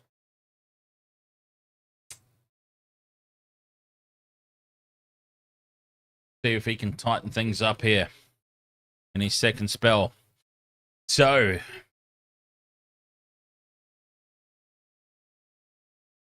I had him in my multi for 2+ wickets. I reckon he'll sort of come into play again at the back end, probably where he'll get them. Will Young, 63 or 68. The pick of the batsman easily, hands down. Pick of the batsman at the moment.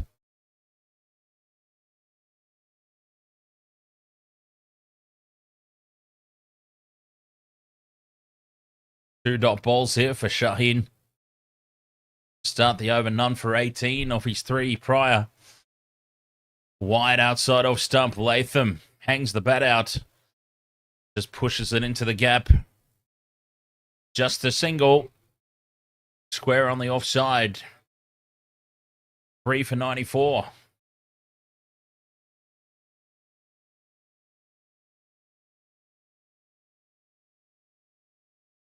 So a very, very interesting position in the game here. New Zealand have lost those 3 wickets. The big one of Kane Williamson. 2 cracking deliveries, 1 soft dismissal. As Young bends back down the wicket. 63 of 69, looking very solid. Couple of times he's been caught just hanging the bat out, losing concentration, but ultimately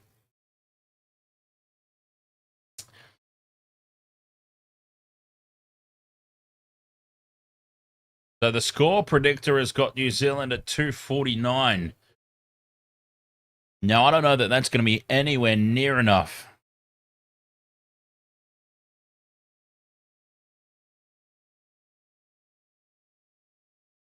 It is a great batting surface.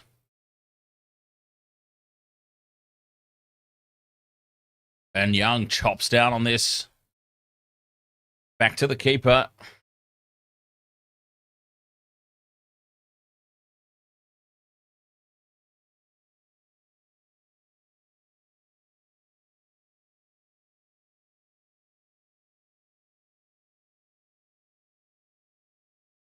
Yeah, we saw in the Tri Series leading up to the tournament, and it is possible they're using a completely different pitch. I mean, we know there's 2 or 3 different pitches available at any given time on a cricket ground. It's possible they're doing a different pitch than they were in those warm-up games, but all those warm-up games had scores beyond 300.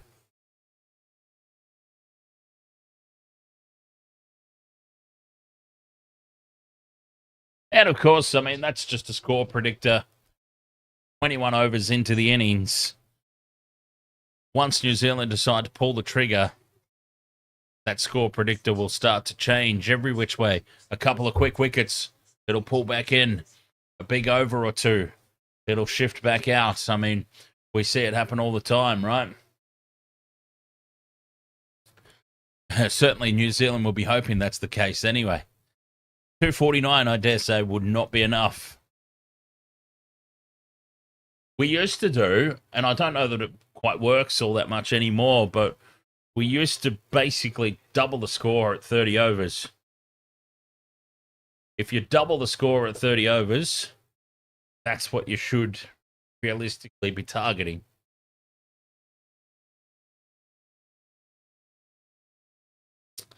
Because if you've got wickets in hand, that's when you really start to put the foot down, accelerate.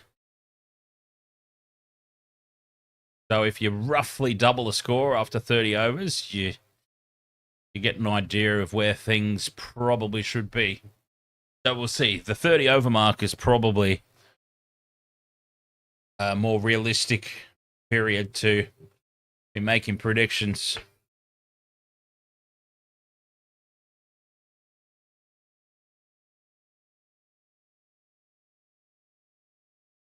Salmon into the bowling attack.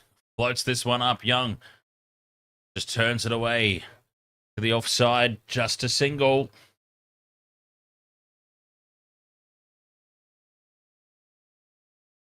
We can pick a player of the match already. A bit early for that. Latham drives to the offside. Straight to the man at cover. Dot ball.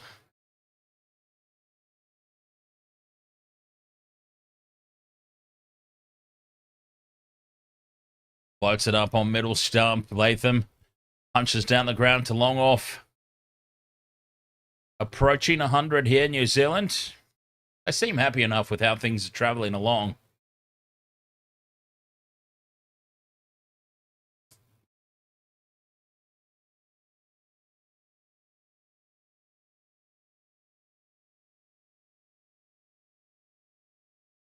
"14 deliveries since the last boundary. They might want to do something about that soon." Young backs up in the crease, cuts away to the offside for a single. Protection out at deep point.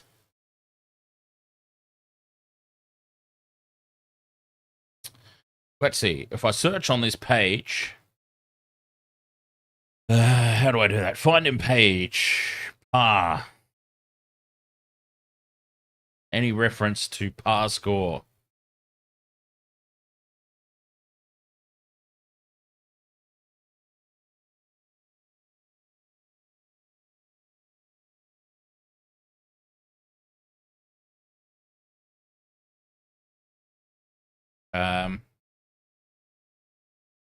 Interesting. Don't know that worked very well at all. Shaheen back into the attack. Oh, he's on the money with ball number one. Young jams down on it. Keeps it out.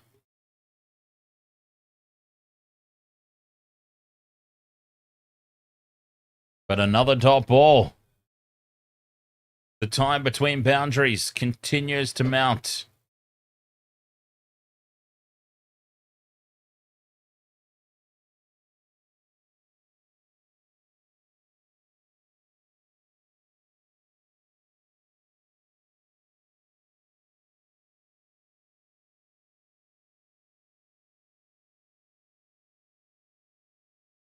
Trying to see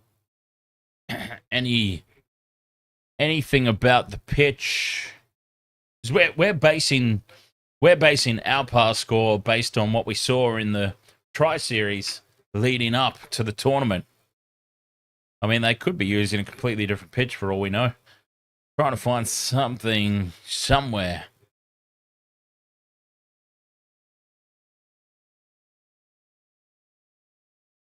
About what a par score may indeed be.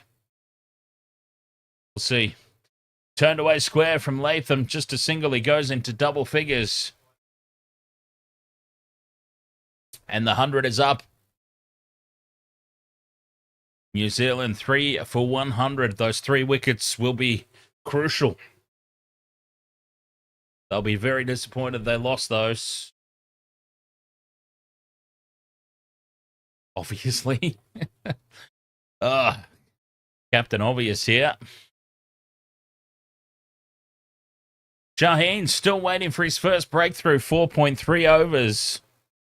Not that it matters all that much to me anymore, because Kane Williamson absolutely knocked my multi to shreds. Young with a beautiful shot. Just clips it off the toes and away for 4 through mid-wicket. That is possibly his best shot of the innings. Afridi again, just guilty of drifting onto the pads.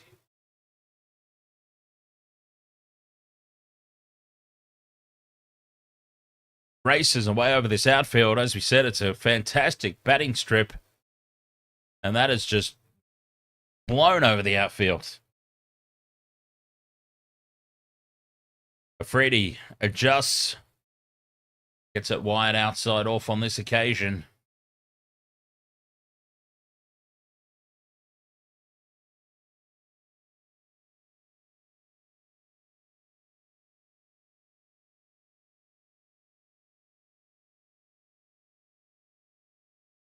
Three for 104, 22.5 overs gone. Will Young, 70 off 77. Looking very, very good. Drifting onto the pads again. Young turns it square. There's protection out there. The man at deep square leg keeps it to just a single. 3 for 105, 23 overs gone. Almost halfway through this innings.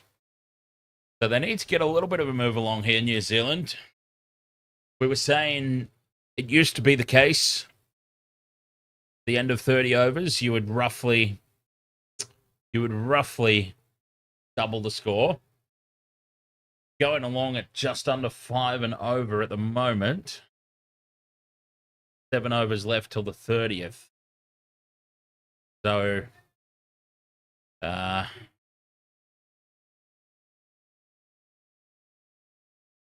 yeah, so they're only really on track. The way that they're going at the moment, they're only really on track for around 260, 270. They're definitely going to have to get a move along at the back end of the innings if they want to get up over 300. Well, actually, let's have a look. As the reverse sweep is out. Well, Young, he's reached that point of the innings. He's feeling confident enough to pull out the reverse sweep. And he can't beat the fielder inside the circle. So just a single. I mean, high risk, low reward.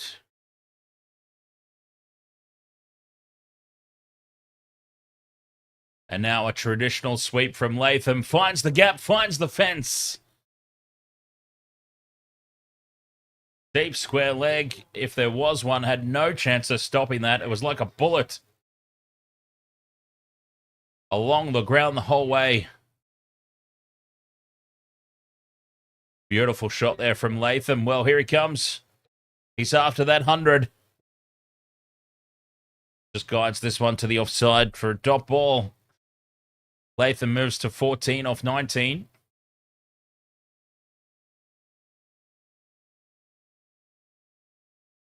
Oh, that was one of the most ferocious sweep shots I've ever seen. 2 balls left. Latham pushes back down the ground to the bowler. Salmon, none for 9 off 1.5.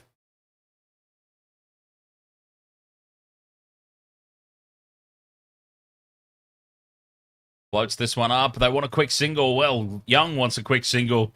Latham says, no, thank you, sir. And that's the end of the over. 3 for 110, New Zealand, after 24. Yeah, so based on how they're traveling at the moment,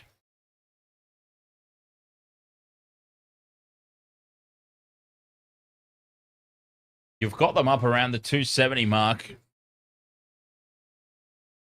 They're going to need a little bit more than that. They'll have to target a bowler. Reed Nichols, ahoy, mate. I don't believe there's anything on tomorrow, if I'm not mistaken. Oh, yeah, there's nothing on tomorrow. Friday, Manly versus the Panthers in a trial game. But I think we'll be pretty busy doing the Super Rugby this weekend. And Six Nations returns this weekend, if I'm not mistaken. That'll be a big weekend of cricket and rugby union. And the rugby league's still in trials anyway, so I don't think we're honestly missing all that much. To be brutally honest, we know that we love our rugby league here and always will on this channel. It's the backbone. But when it's just in pre-season trials, hard to get excited about.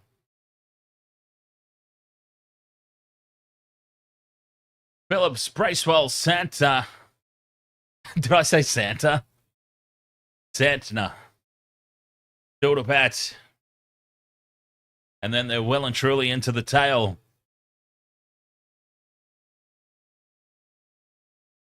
Young, 72 off 81. He's pushed on with it so far, that 50. And now guides it down to third man. Just to single. Moves to 73. Batting extremely well, Young. Tim Southey in the commentary box.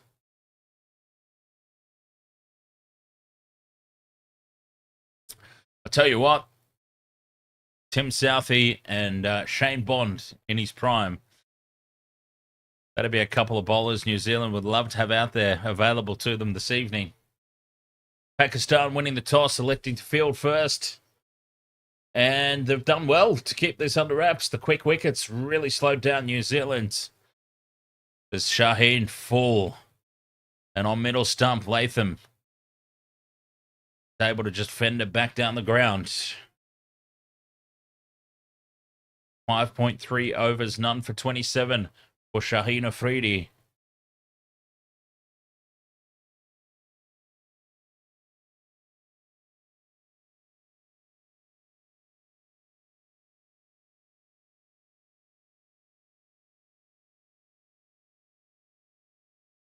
Three deliveries left.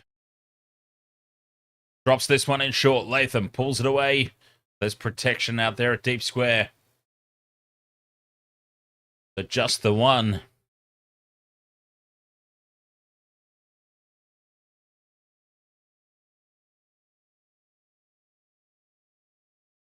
Two balls left in the over. Pakistan will be thinking about another breakthrough.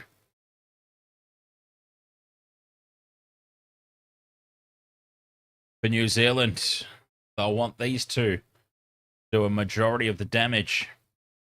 Get them through most of these overs. Young on strike. Fends back down the wicket.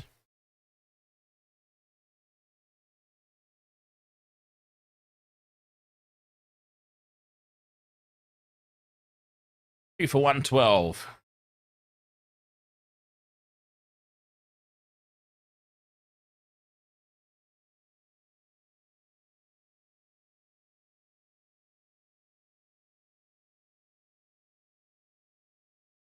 Christian Kupkovic, ahoy. Final ball of the over, Shaheen Afridi. Pushed away by Young through the gap. Do they think about the two? Well, they think about it. They settle for the single. 25 overs gone. It's 3 for 113. Yeah, still looking at about 270, 280. They're going to need to push on here, New Zealand. Geordie Aussie, you got 5 for 5 in your Super Rugby tipping. Very nice, mate. Don't know what I got. It certainly wasn't 5 from 5.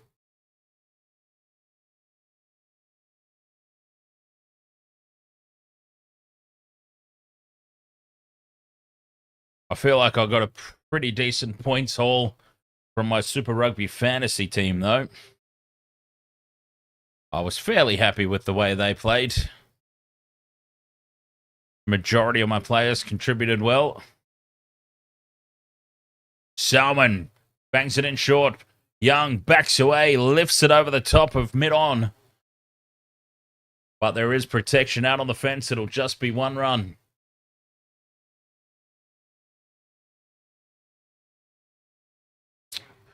Well, they might have just decided Will Young anyway to try and punch on a little bit here. Latham sweeps, but there is protection out there on the deep square leg boundary. Another single, so just not able to find the gaps at the moment, New Zealand.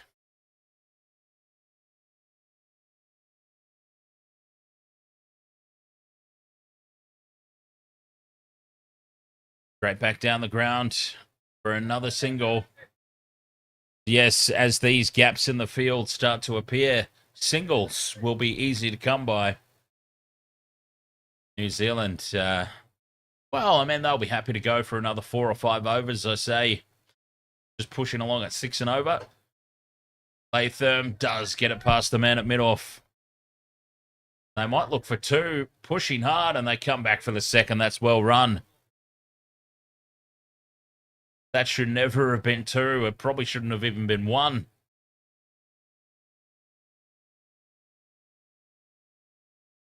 Five off the over so far. And a dot ball. Makes up for that two they just gave up. The 3 for 118, 25.5 gone. Latham, happy to just push down to long on for another single. 6 off the over. I mean, that's all they need to do at the moment. New Zealand, that's all they need to do. Take the 6 and over now for the next 4 or 5.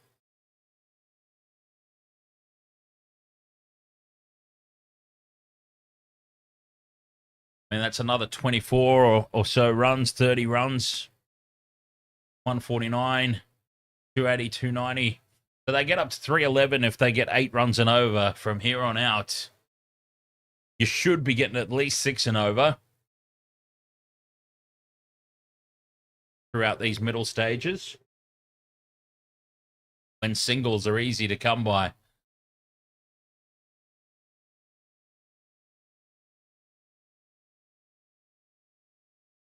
Got to get themselves up over 300, I feel. Innings timer. Okay, Pakistan have pulled it back. They're only 4 minutes behind now. But, as I said, I do think that that injury stoppage will factor in. Latham bends to the offside. Dot ball. They thought about a quick single. It was a very quick no. Deciding not to take that one on.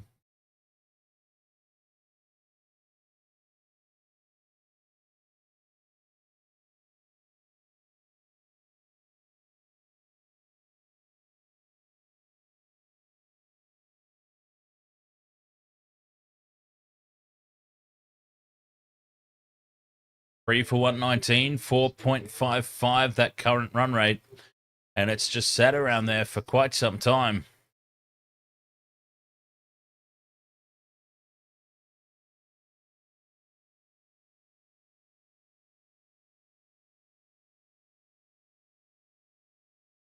We've got a little break in play here. I don't know what's going on. Something with the sight screen. Latham is not happy about some people down behind the sight screen. This will not be helping Pakistan's over rate.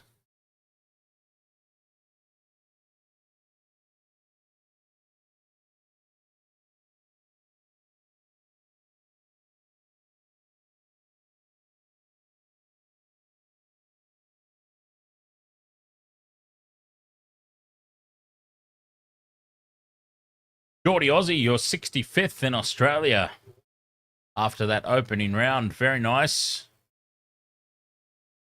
I guess the 64 ahead of you at the moment, they got you on the points margin I would be gathering. Naseem back into the attack. Dot ball to start. Drops this one in about mid-pitch. Oh, an awkward landing there for the Pakistan fielder. His feet just sort of slipped out underneath him.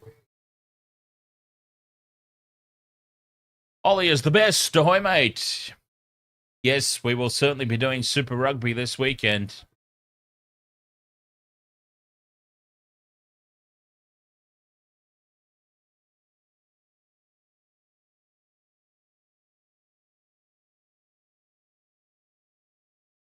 Two dot balls for Naseem. Bend it away to the offside again. No run. Reed is going to the game. Oh, very nice. Should be a great game. The Crusaders, are they back or was it a false dawn?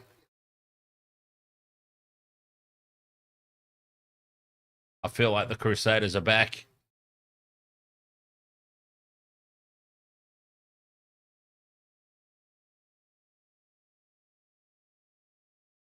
Three dot balls to start this over.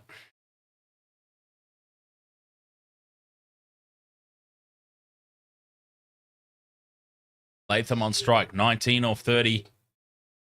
Guys are down to third man, just the one run again.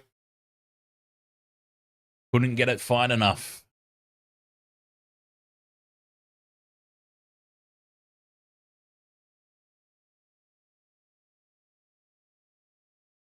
3 for 120.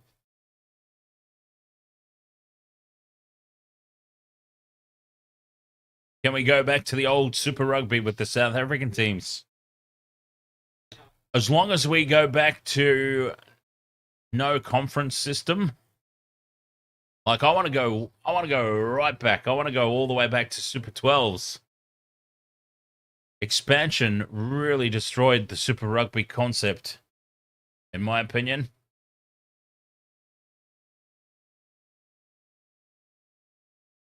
Ollie is the best, says, if you see Reed on the video of the rugby, what will you do? Well, I have no idea what Reed looks like, so I wouldn't recognize him.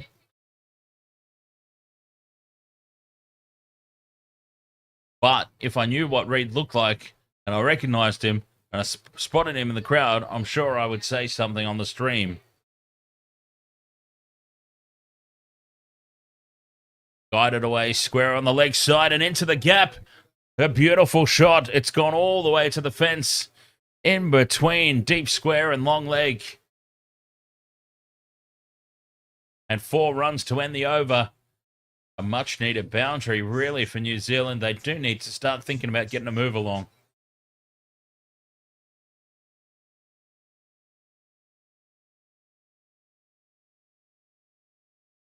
But the old Super Rugby, it wasn't a perfect system, but it was the pinnacle for mine of club rugby at the time, or, you know, franchise rugby. Every team played each other once throughout the tournament, and it was an alternating home and away basis. It was a top 4, and it was knockout. 2 semi-finals and then a final. It was brutal. And what I mean by it being brutal was, like, if you lost a game or two, you were in trouble. Like, you really had to be on from game 1 all the way through to the final. It felt like there were no real second chances. Like, it was a real unforgiving tournament. And the good thing about an unforgiving tournament is, you know, the team that's won it really genuinely deserved to win it. There was no luck of the draw. Well, it factored in a little bit. Luck of the draw. Like, did you get the Crusaders home or away, for example, that particular year? The luck of the draw did have a little to do with it, but not like we see now. Or in the Super 15 rugby, when it had the 3 or 4 conference system, whatever it was. That was an absolute joke. The conference system killed the tournament, in my opinion. It overexpanded, and it just destroyed itself from within. Latham down the pitch. Guides it down to long on for a single. New Zealand 3 for 127. Young's on 81 off 89. Latham playing a great supporting role at the moment.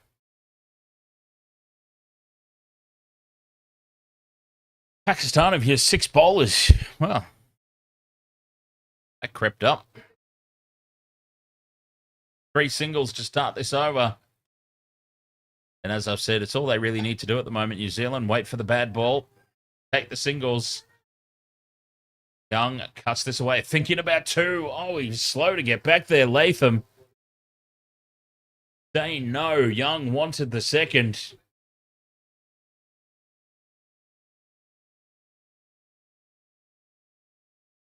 Almost a huge mishap there for New Zealand out in the middle. 2 balls left. Drops this in a little short. Gets away with it, though, as Latham picks out the man. A backward square.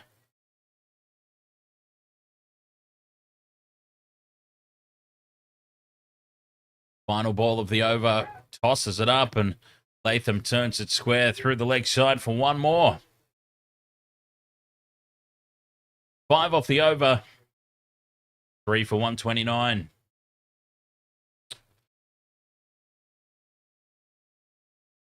Geordie Aussie says, remember the 4 nations in league? Absolutely. That was always a good lot of fun. Projected score here up around 290. Yeah, so they're getting themselves there, New Zealand. They're getting themselves there. This period of 4 or 5 overs that have gone by, where they've been up around 5 or 6 and over, have been crucial. They're going to get themselves somewhere, unless they just lose a massive wickets in a heap and collapse. They should get themselves up around 300. Naseem back into the attack. Latham on strike.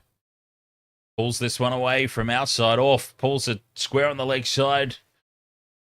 Just a single, and Young, probably the man they want on strike for a majority anyway, will get himself back on strike. Wouldn't it be funny if I, crash out in the innings break and everybody comes back and it's just the timer, the countdown timer for me to come back is on 0. And it's like, oh, geez, he never came back.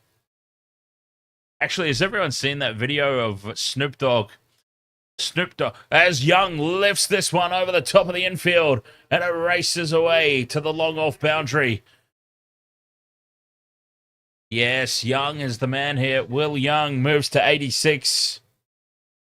And that, I mean, he didn't follow through completely with that shot. He just scooped it up. Got enough on it to get it over mid-off. And it's raced away over the outfield. But there's this video of Snoop Dogg. He did a live stream.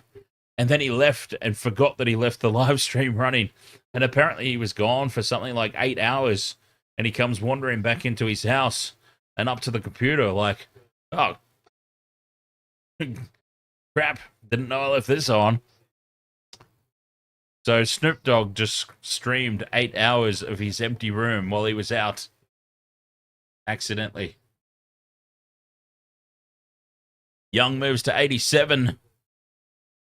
Takes a single to short third man. The running between the wickets. If New Zealand do go on and win this game,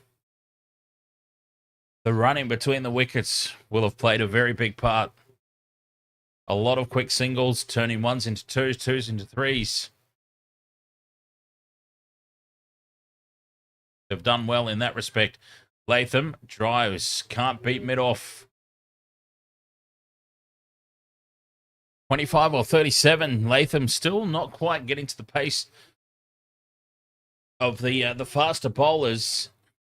He seemed a lot more comfortable with the spin, getting down and sweeping.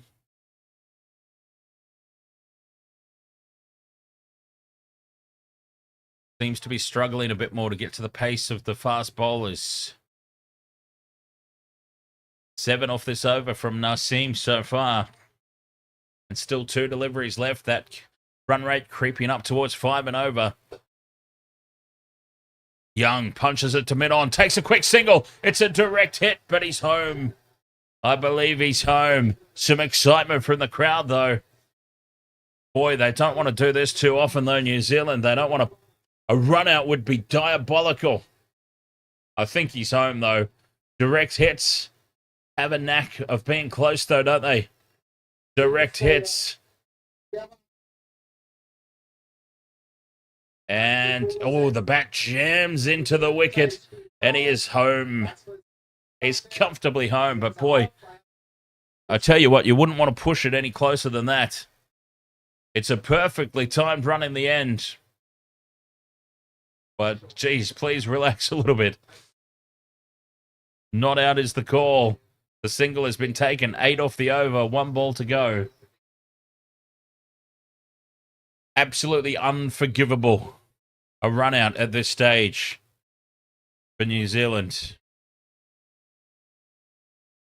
They obviously can't afford that.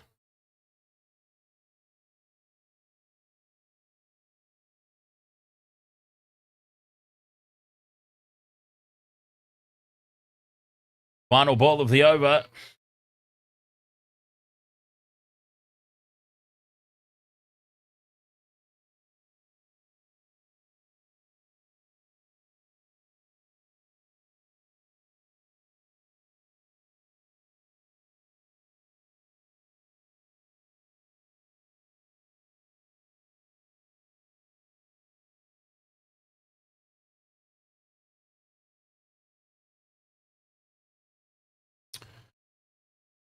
As again, the side screen causing issues.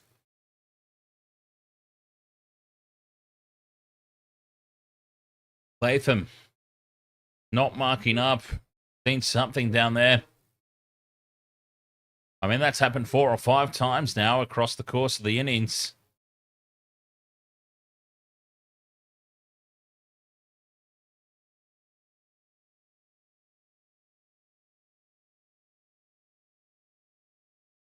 Now, Naseem, falling on middle stump. Push through the leg side. Latham beats the man at mid-wicket. They'll come back for a second, do they? Yes, I think they did. They did indeed. Come back for a second run. 3 for 139, 29 overs gone.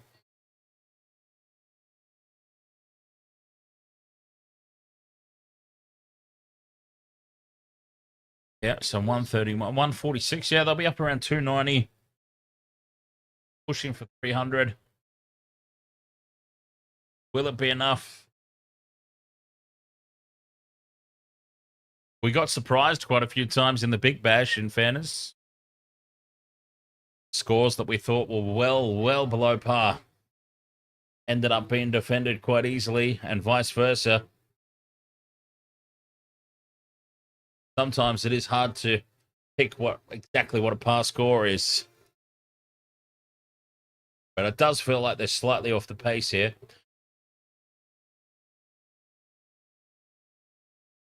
Anyway, it's been an intriguing inning so far, the opening day of ICC Champions Trophy. It's delivering so far as Young backs up in the crease. Chops it away out to deep point. Just a single there. Kushtall, 4.1 overs, none for 18.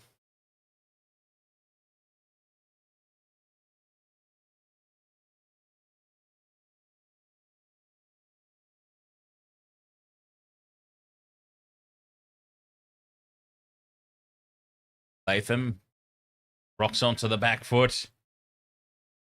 Straight to the man at mid on there, no run.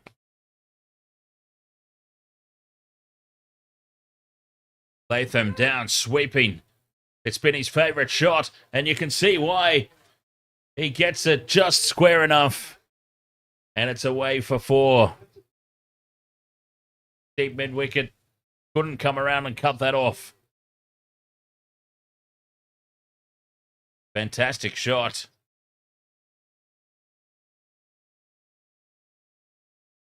And there we go. Latham looking a lot more comfortable against the spin as opposed to the pace bowling. Showing it once again there. Bends this one back down the pitch. 5 off the over. It's another good one here for New Zealand.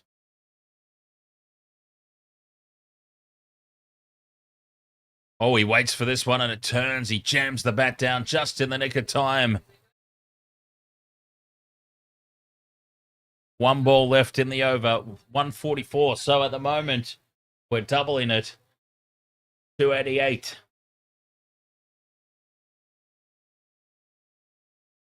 What can they come up with here off this delivery? Sweeping again. Latham into the gap. 4 more. Beautiful shot.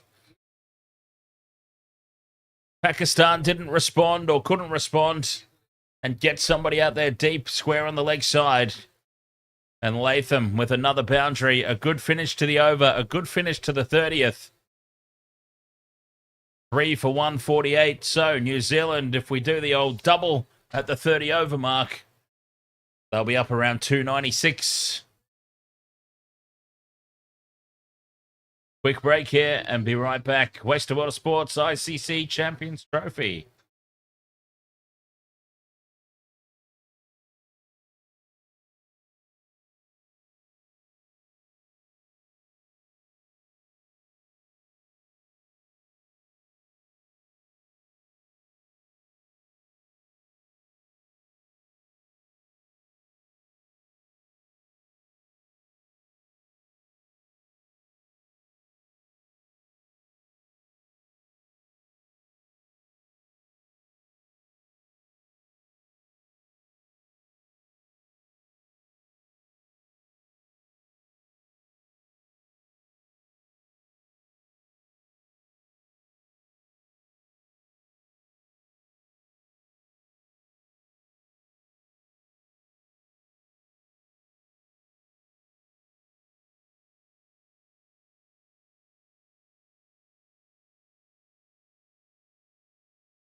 Abra back into the attack. It's a single to start the over. The New Zealand, when do they start putting the foot down?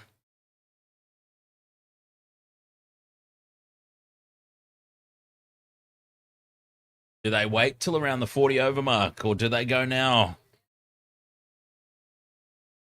They'll probably still see another couple of overs. They're going to have to pick somebody, though. One bowler in particular is Latham. Goes on a little scoop down to deep fine leg, or a long leg there, I suppose. Just a single. Young's on 90 off 95. This will be a very amazing century if he can pull it off. He'd be leading the race at the moment to player of the match.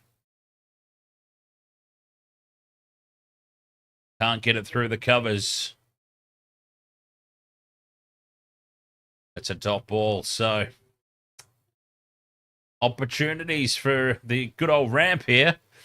Slow sweep shot, misses it. A big appeal for LBW. It's pitched outside leg, I would dare say. Umpire not interested.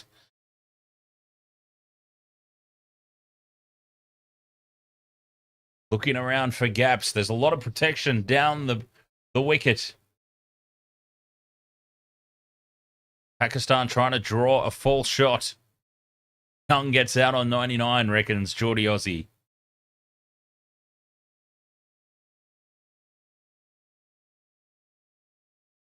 See. 31 overs gone. 3 for 151. So I just wonder which bowler New Zealand would target. Who will they go after?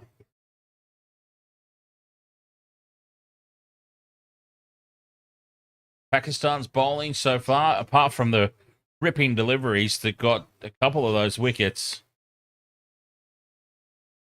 the bowlers have been solid without being sensational.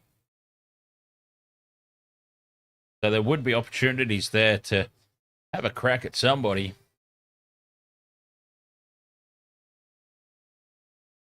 They are going to have to get a move along at some point here. Very slow going during those sort of 10 to 15. The 10 to 15 over mark.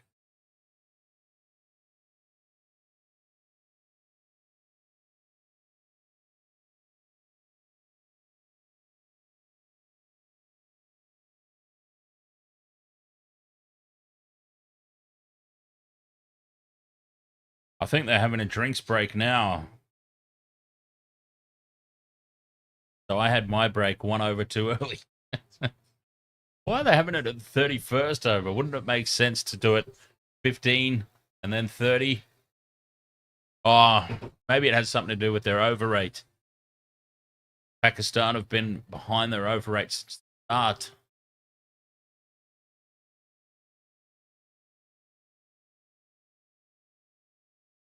That could be it.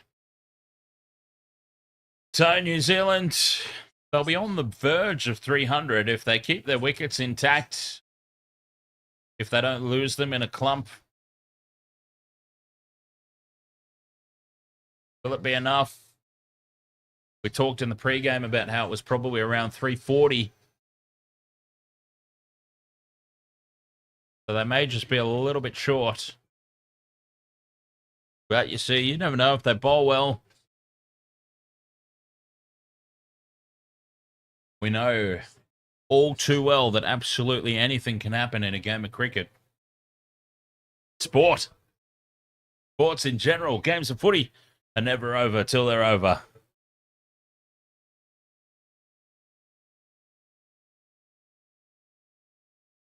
TV commentators seem convinced that they're well on track here, New Zealand.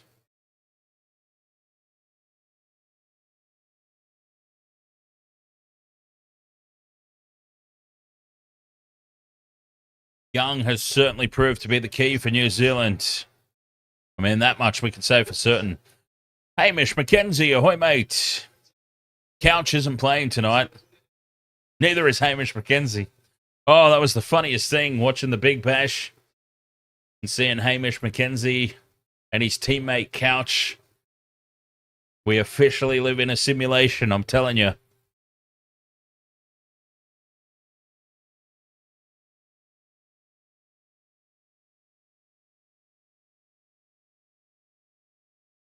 So 4.87 is the current run rate for New Zealand. 31 overs gone.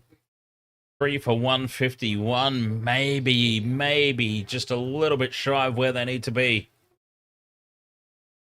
78 off 88. This partnership been a great one for New Zealand, though. The recovery after some quick wickets.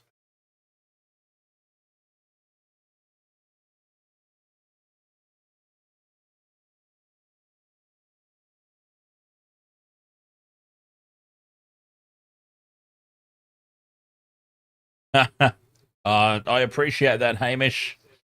I appreciate you figuring it out. I didn't look into it at all. My solution would have been just to remove the bot completely. But yes, I appreciate you figuring it out. I'll drink to that.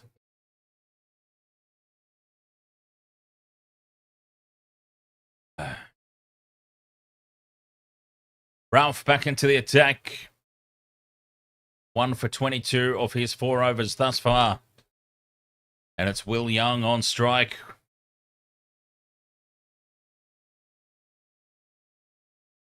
Fallen on middle stump, fended away.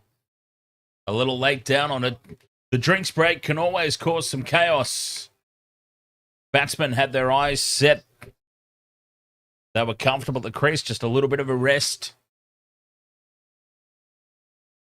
They've got to reset the concentration, get the eyes straight back in.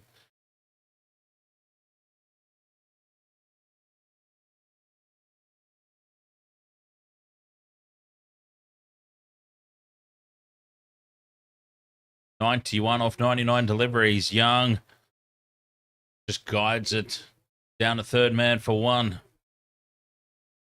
92 off 100. He's played well.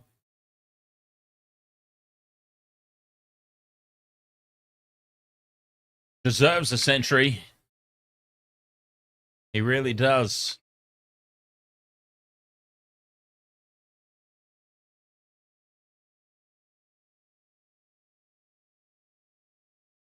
Latham perhaps needs to start to be a tad more aggressive. 36 of 45.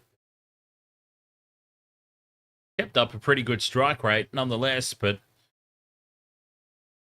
he jams down on this, fends it to the leg side, dot ball.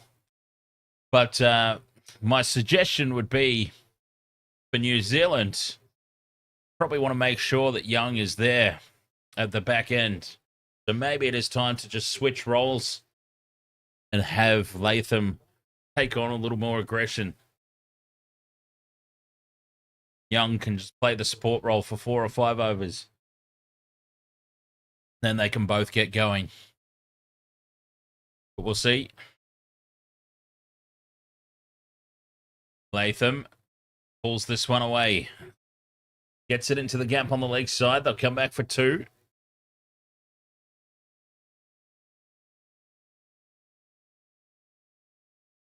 Young is a star. What a player, says the Mad Jamo.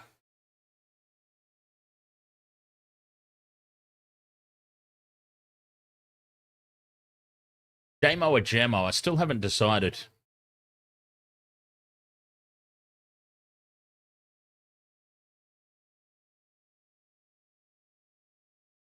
Two balls left in the over. Latham guides this one. Fine on the offside. Well, not that fine. It was past backward point. Fine enough to get it just past backward point, but not so fine that it could beat the man on the fence. I reckon they're on track for around 290, 310. You know, a couple of big overs. I said at the very start of the stream that they'd probably want around 340, just based on the try series leading up to this match. as Young jams down on it, and it gets it past the keeper, and that'll race away for 4. But it's a couple of big overs, right? If they just go along at 6 or 7 and over for the most part and get a couple of big 12 to 14 run overs in there somewhere. They got 8 off this over. They could still get up there, but yeah, I'm thinking around about somewhere in between 290 and 310.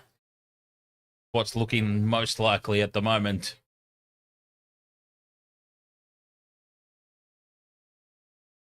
Well, the director just caught the cameraman practicing zooming in and zooming out very, very quickly.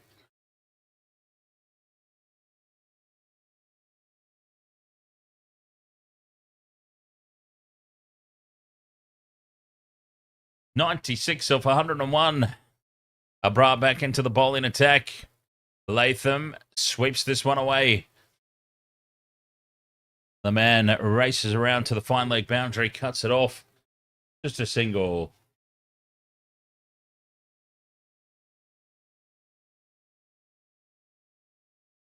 Will I be streaming the India game tomorrow? No, probably not. Probably not. As Young gets down, sweeps. It's over the top of the keeper.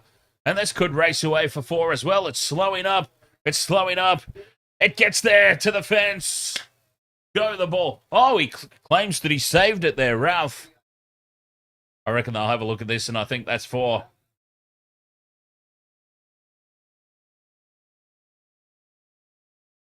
They've come back for 3, and Young goes to 99. And if this is deemed a boundary, it'll be his century.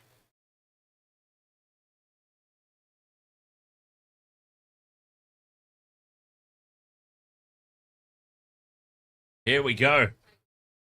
Has it been saved? Oh, what an amazing effort in the outfield there by Ralph. Well, I've got to say, that was amazing fielding. I mean, there were millimeters in that.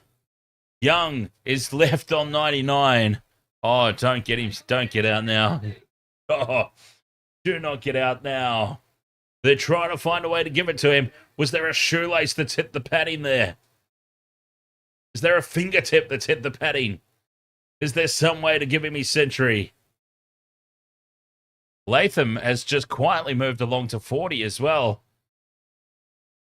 Let's applaud Latham and his support role that he's played, and he's gone along at a fine strike rate too.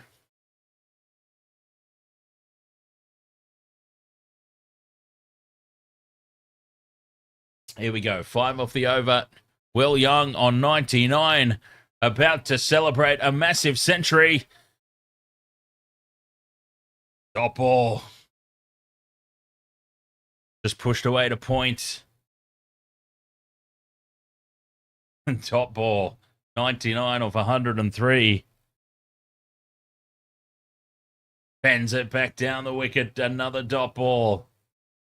The pressure mounts the longer he stays on this 99. It's a danger number.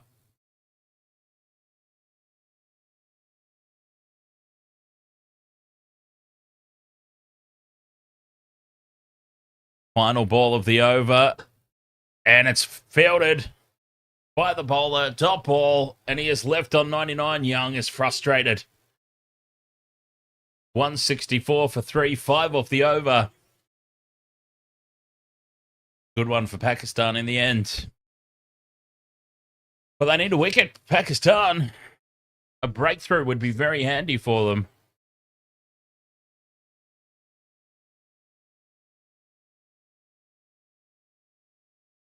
Yeah, so the Mad Jamo, or the Mad Jamo, probably not doing the India game tomorrow against Bangladesh. A, I don't think it will really be that exciting a game. And B, I'll probably be exhausted. we cover the Super League, the Super Rugby, the NRL.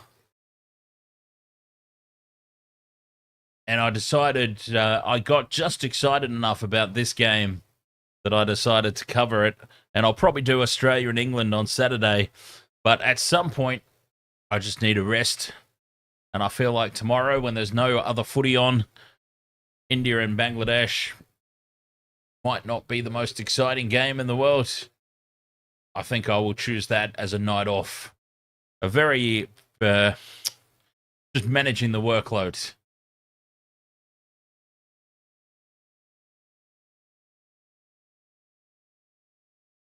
Ralph, after saving that boundary, comes back into the bowling attack. 1 for 30 or 5.1. Latham has just quietly gone about his business. Latham. Now, is that off the pad? Is it off the glove? Sorry. Big shout for wicket. It's not been given. It's been given as a wide. Ralph is convinced that this has hit the glove, and he is trying to convince the review here. And the review is called. Is it? Do they want to call it? They do call it at last. Well, the wicketkeeper, who is the captain, he took some convincing, but he's finally gone for it. The New Zealand batsmen are having a laugh, which suggests to me that this isn't even close. It's been given as a wide. The bowler seemed convinced. It was a huge appeal from the bowler.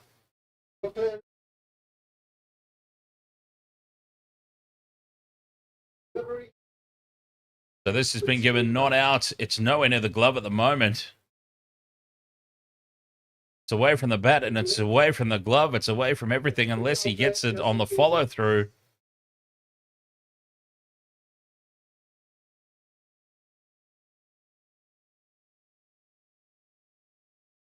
So it has to make you wonder, what has the bowler heard?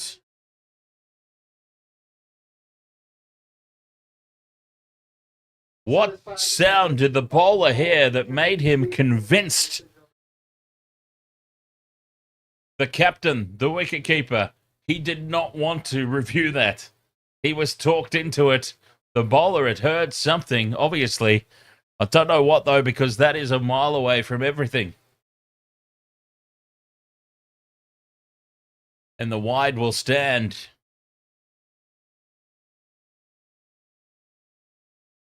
Very interesting that. Where did the bowler feel like?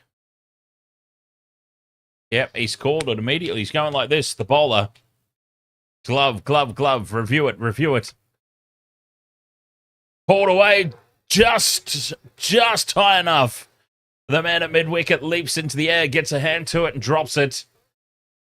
Latham just got that high enough above the fielder that he had to leap off the ground. Would have been a spectacular catch. But it was straight in and straight out.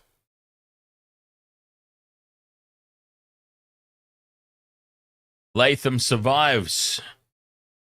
That's the first real aggressive shot that we've seen from him.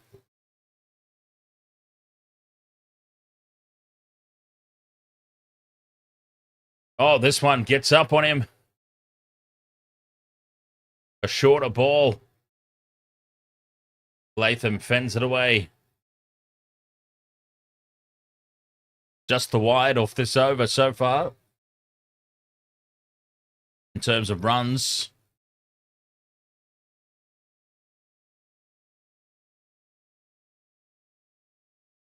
Latham was wise to that ball spinning back onto the stumps as well. The 3 for 165.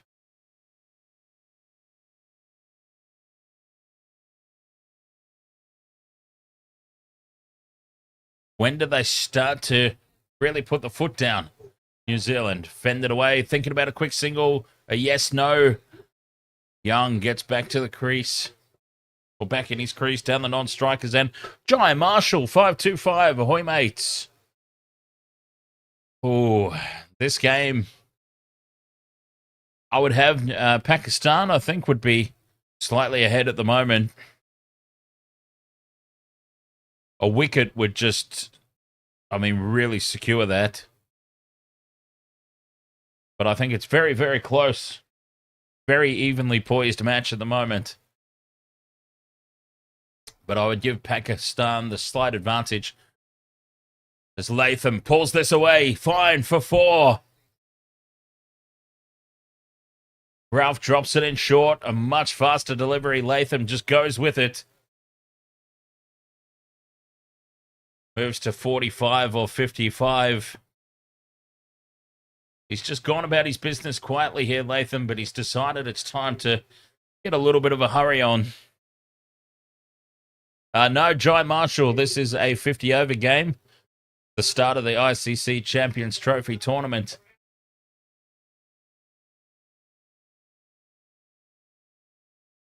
Latham approaching 50. Young approaching 100.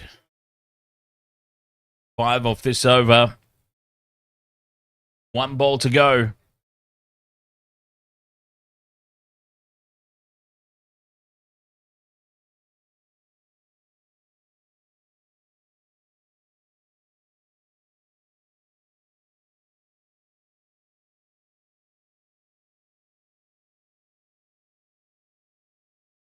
Final delivery. No, he pulls out again, Ralph. Not happy with his run-up at the moment.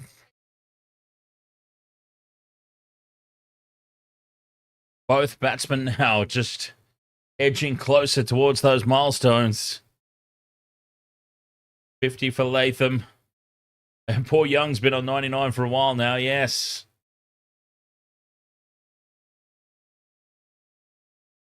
He's either been trapped down the non-striker's end or hasn't got any good deliveries. And Ralph pulls out again. Well, he is not happy with his run-up at the moment. Ralph, that's 3 deliveries in a row that he's pulled out of.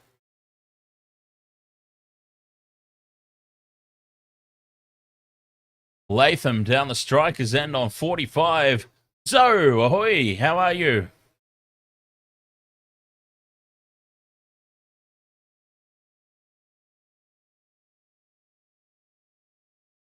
Well, he's got to get on with it here, Ralph.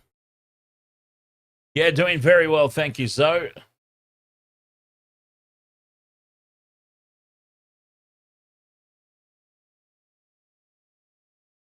He's got to bowl this delivery.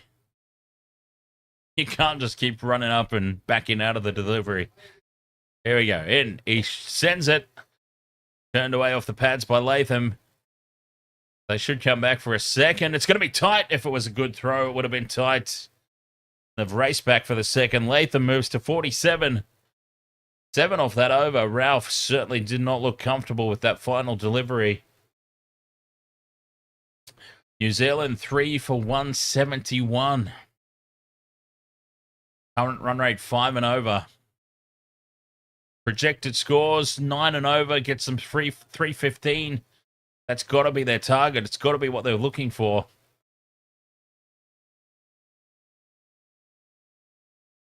Nine and over in modern day cricket with 7 wickets left in hand is certainly achievable.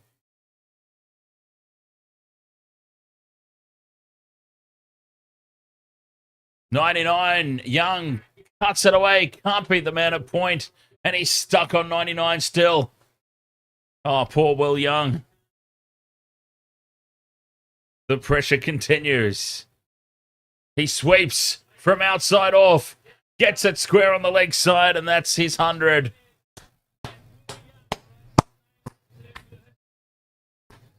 An impressive century, Will Young.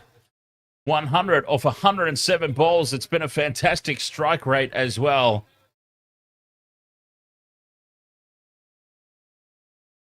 He finally got there.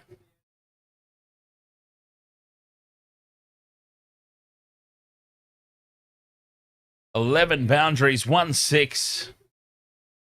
All around the park. You can see just on the YouTube anyway. You can probably just make out his wagon wheel there. All around the ground, he scored runs. And that century, now that he's made the milestone, that might just free him up.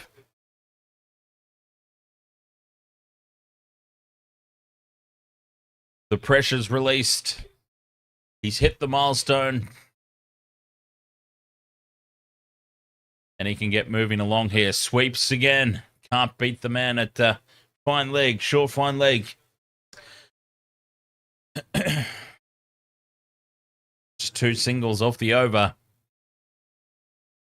Latham is just so quiet. You look down at Latham's score and he's 48 or 57. He's just gone about that so quietly. We haven't really paid attention to him. We've been focused on Will Young. And suddenly Latham is on the brink of a milestone himself. And he'll have 1 delivery off this over to try and get it. Latham on strike, 48 or 57. Can we see a century and a half century brought up in the same over? No. Oh, he's going to push hard for 2 here. Latham wants the 2. No, just the single. He'll be on strike to start the next over. Latham moves to 49. New Zealand 3 for 175. 35 overs gone.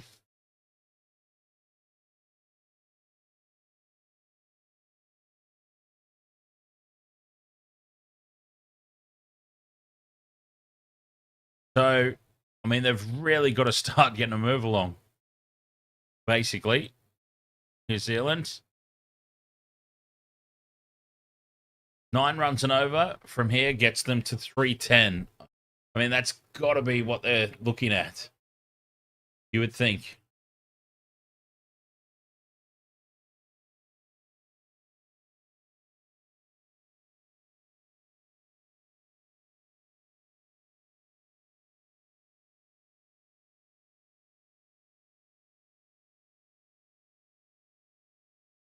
Ralph back into the bowling attack. 1 for 37 off 6 overs.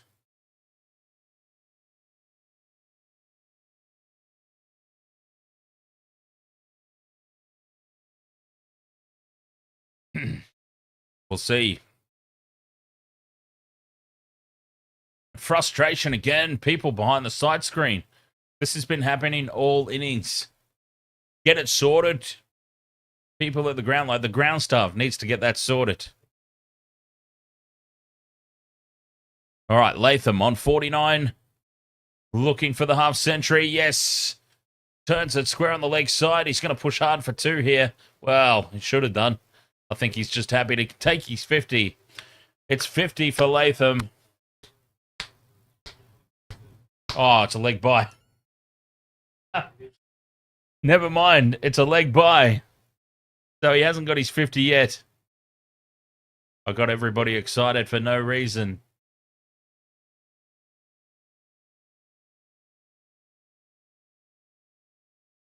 Leg bye. So Latham has to wait. Young's back on strike. 101 off 109 balls. Such an impressive innings. Got to go on with it from here, though. He's got to turn this into a big one. Big one. Jams down on this one late as Ralph fires it in at middle stump. Thinking about coming back for a second. Some miscommunication there between the runners.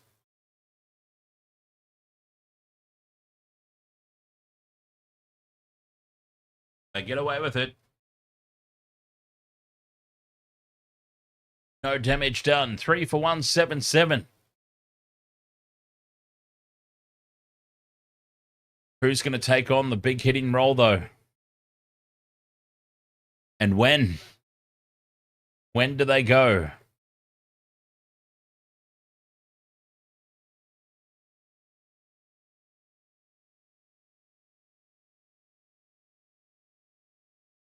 Latham just pushes to the offside. No run. Still waiting for his 50. We thought he had it a couple of balls ago. We thought he had it, but it was a leg bye. I'm standing here applauding him like a goof, thinking that he had it.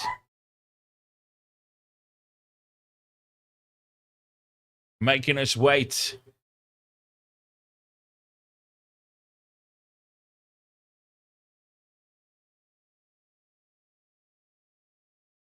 Ralph in again. Wide down the leg side. That beats everything. And I'll have to bowl that again.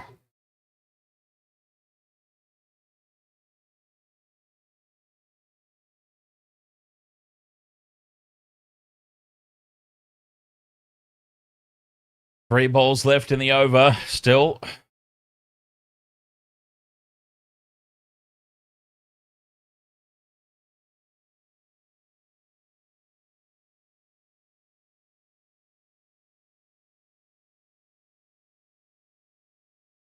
Nice delivery. Latham just, it's hit uppishly just wide of the man at mid-on. And that'll be his 50 as it races away towards the fence. It's well fielded. And they come back for a third. Now we can applaud. It is official now. Latham has just quietly gone about his business. 52. And he hit that uppishly just wide of the man. Sort of extra cover. Recover region.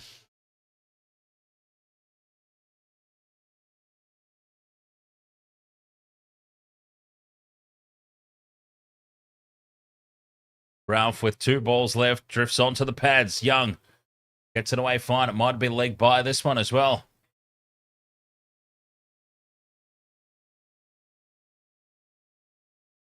Six off the over.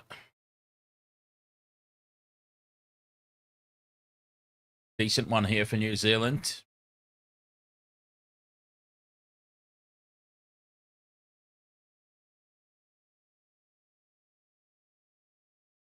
Done well to recover. Those 3 quick wickets. Or 2 very quick wickets. And then a third fell a little while after. Latham turns it behind the stumps on the leg side. A single to finish the over. 3 for 183. 36 overs gone. So, geez, I mean, they're really going to have to pile on these last 10 overs if they want to get to 300. I'd say that the 280, the 270, 280 is probably looking more likely at this stage.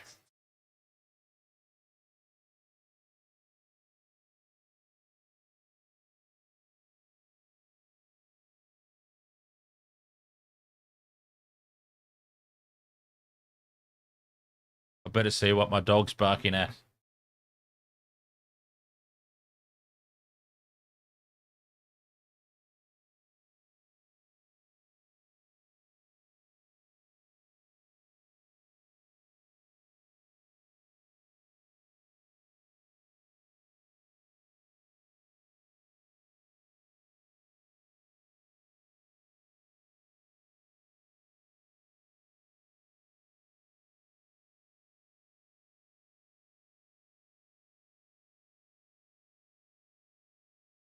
Sorry about that. Yes,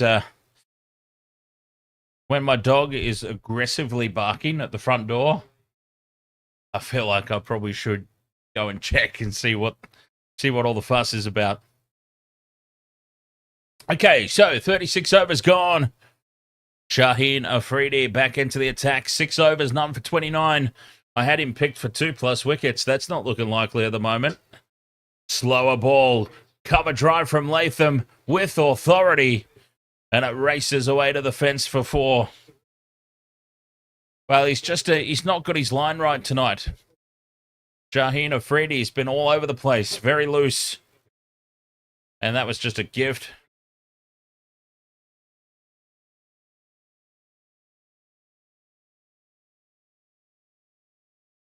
Put it away. In between cover and mid-off.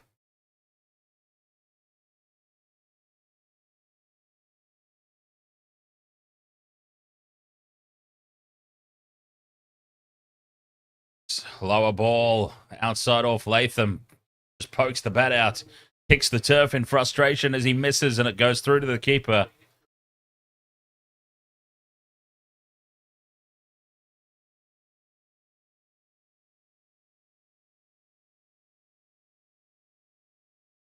Three for 187.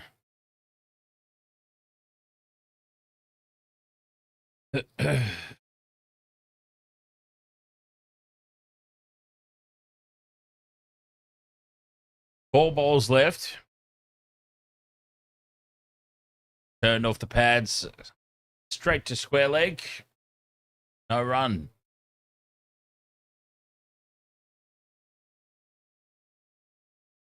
So yeah, all our attention was on Will Young approaching his 100th, and poor Latham was just going about his business. Crept up to his half century, and when I mean crept up on us. He certainly didn't creep up. He's been going at a very solid strike rate there. 57 of 65 balls. Afridi drops this one in short, and it's over the top of Latham. Appealing to the square leg umpire. That's one. One above shoulder height.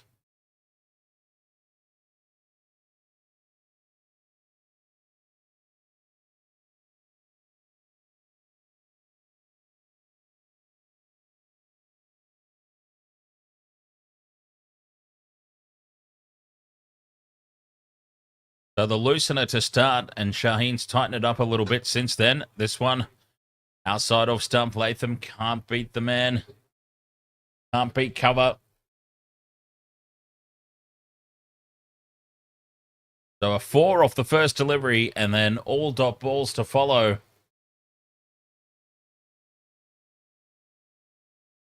One that's still to come.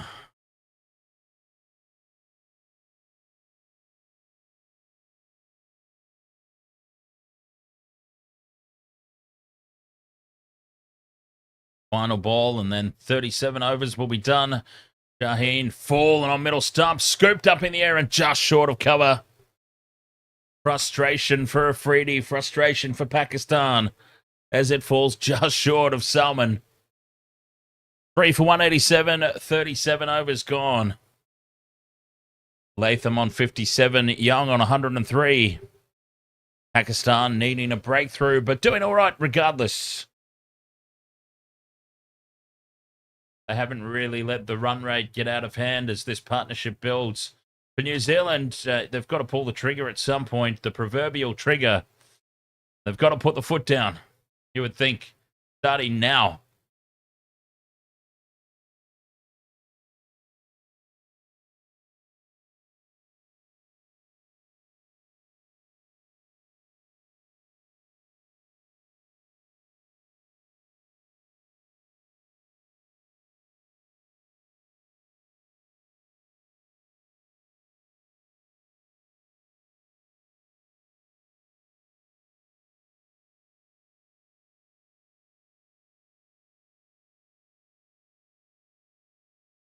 Anything above 300 is obviously a very big chase.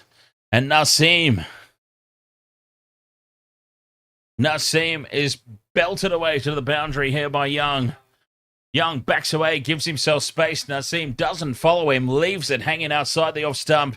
And Young just slices it through the covers for 4. Now he has dealt with that with authority. Young moves to 107. New Zealand 191 for 3. Naseem, how does he respond? Well, Young's gone after it. Scoops it straight up in the air. Should be taken. Slide in and taking the catch in the outfield. The partnership is broken. Young is gone. 107. It's been a fantastic innings by him. But he gets under this one and just scoops it straight up in the air. And the man at deep mid-wicket races around, slides, and takes the catch. Well, they had to go, New Zealand. They had to start trying to score quickly.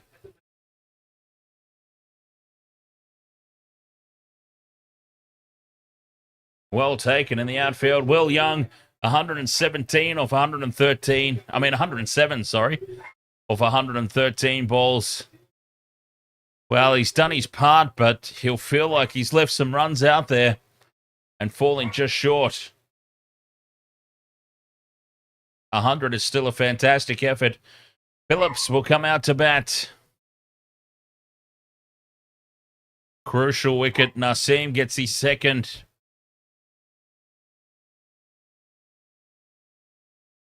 And that was, again, the big wicket, the big breakthrough. Glenn Phillips in at 6. Can they bag another couple of quick wickets?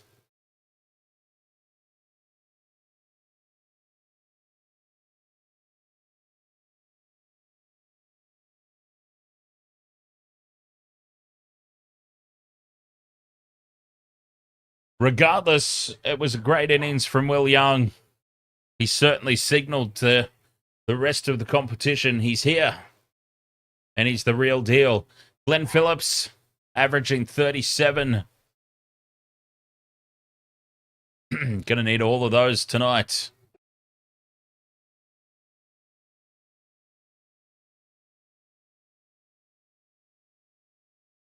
Four for 191, 37.2. Pakistan winning the toss, electing to field first.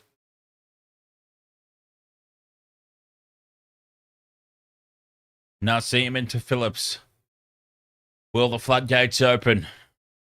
Phillips back down the pitch, fielded by Naseem off his own bowling. 4-wicket dot. The first 3 balls of this over.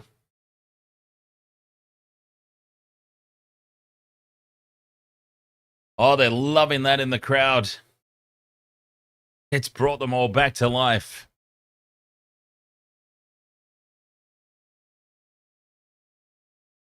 Four for 191. So, yeah, it's hard to see 300 happening now, especially with Will Young gone. Latham is going to have to take on the heavy hitting.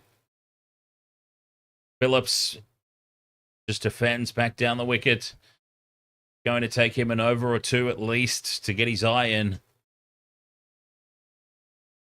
So they are going to need a monumental final 10 overs.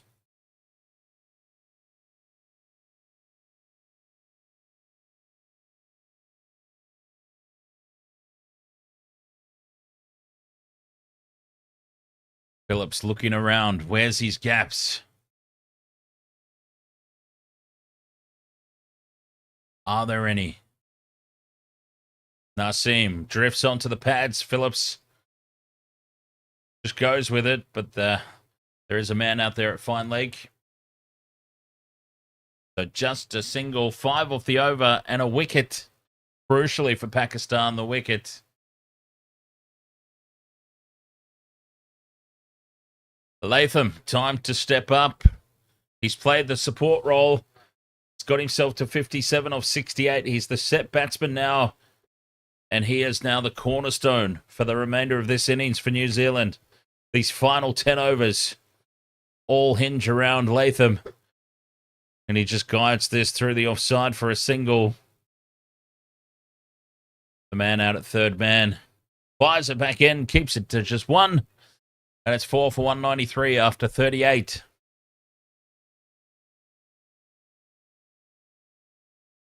Latham on 58.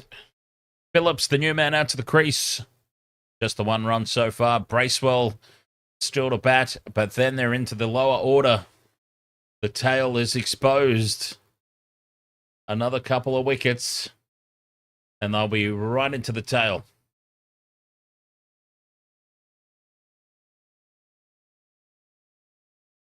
But still, New Zealand have got themselves into a situation where they can go on with it. Latham's there. He's set. As we said, he needs to do the heavy lifting.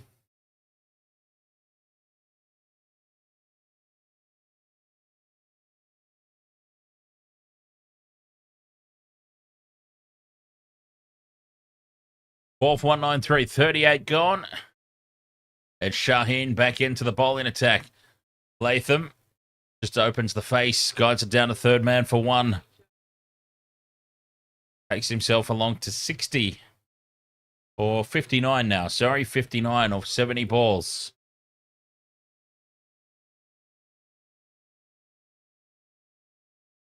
They've fallen 11 minutes behind. You know what it is? It's all those stoppages for Pakistan. All those stoppages for injury at the start and then all the movement behind the side screen.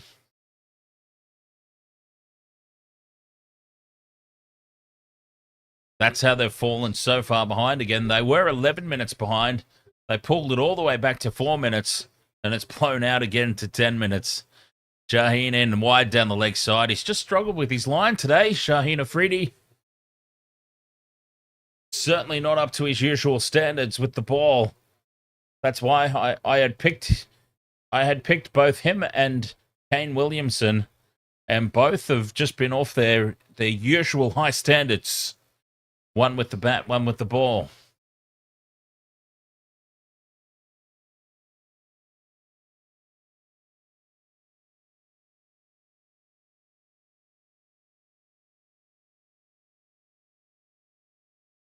Phillips turns it square on the leg side. They come through for the single. Easy run.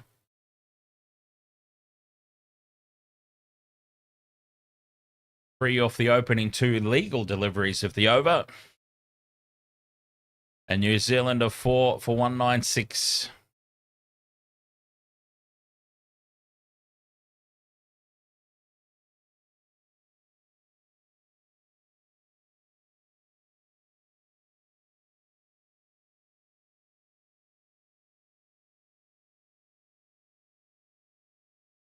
Afridi, and again, falling on middle stump.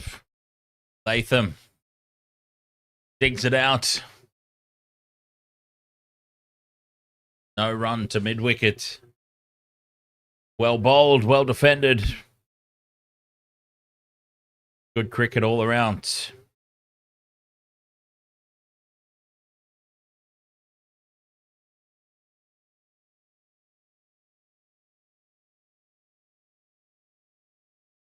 So the current run rate is up over 5 for the first time. Slower ball outside off Latham. Hangs the bat out. And it's through to the keeper on the bounce. Didn't make contact. This slower ball beats him absolutely clean. 2 deliveries left in this over.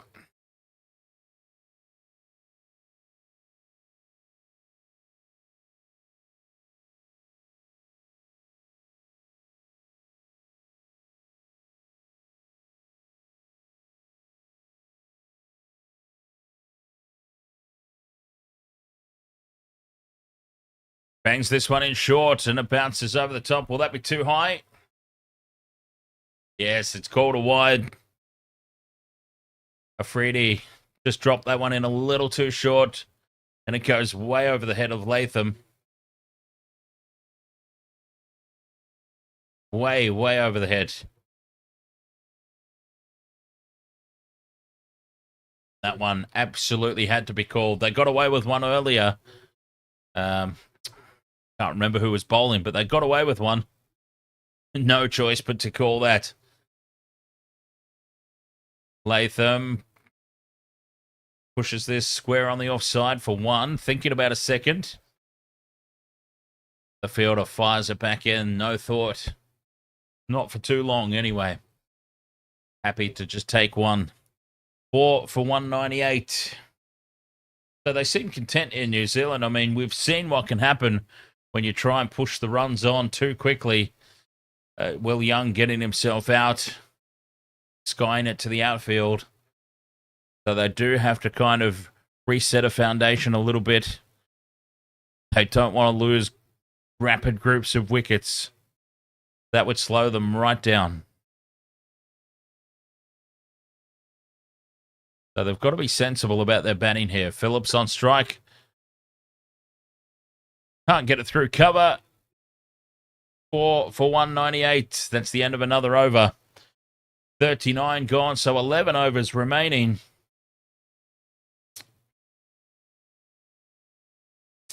And yes, 11 overs to go. Got to say, at the moment, this is a well below par score. But what can they come up with in the final 10? Would have felt a lot more confident for New Zealand's prospects if Will Young was still out there. I feel like he went back to the dugout, back to the pavilion way too soon for New Zealand's chances. But can Tom Latham pick up the slack? Take over that aggression, take over that lead role that Young was playing.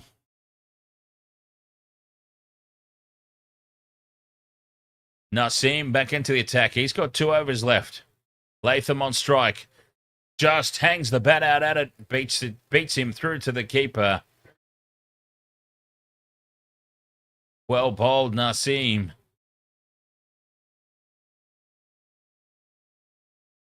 Right on the money with that one. First ball of the over. What you want to do, you want to tempt these batsmen into the drive, get the outside edge.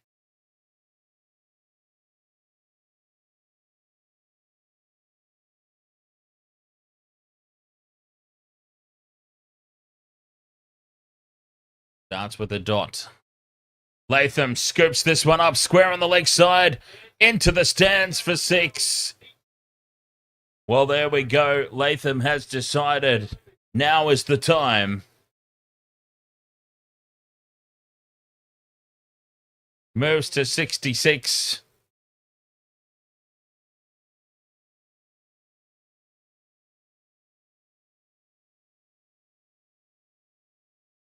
Just drifting onto the pads a little bit too much there, Nassim. And Latham just scoops it 72 metres. Square on the leg side over the boundary.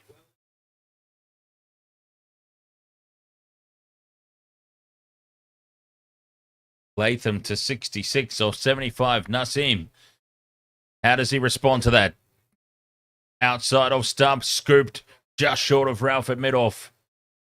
I mean, just short, half a metre short.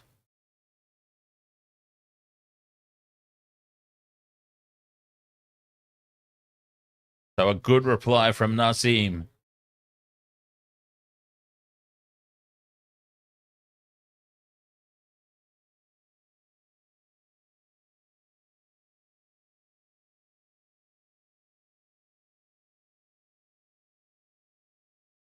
Ball for 204. Straighter delivery. Latham able to turn it away square. Just a single.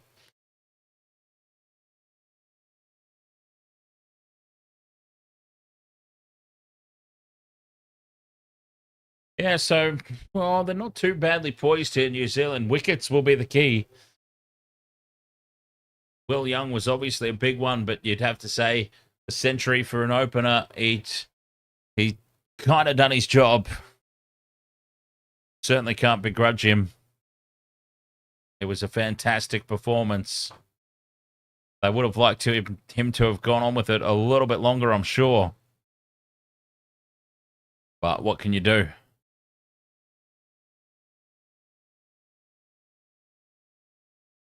What can you do at the end of the day? Will Young, there he is. We're going to see some highlights.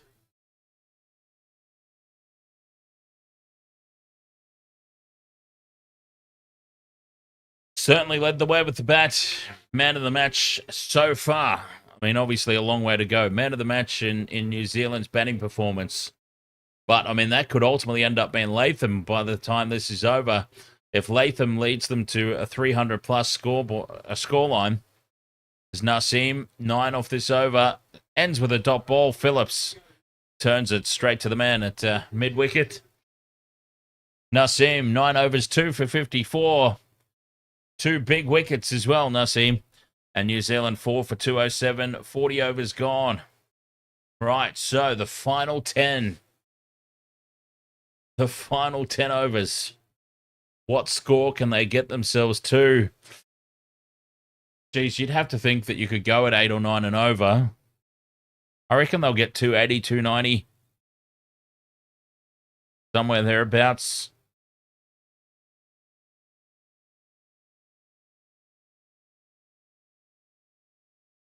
Power play 3 is called.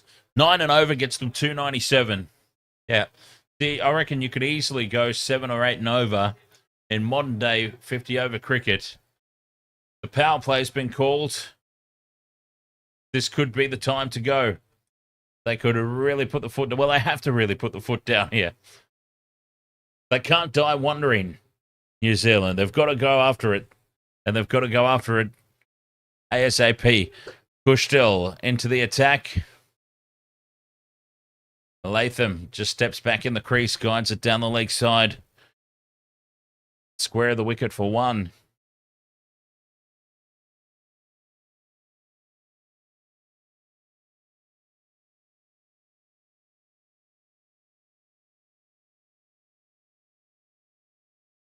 What can they muster up here in the final 10 overs?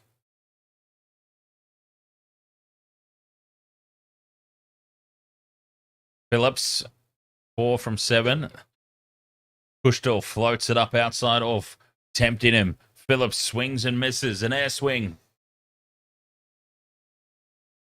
The fresh man out at the crease. This is what it does. Will Young would have tonked that one, I reckon. Phillips, square on the leg side, pushing hard for 2. That's extremely well run. Oh, they've made that look easy. They have come back so comfortably for that second run.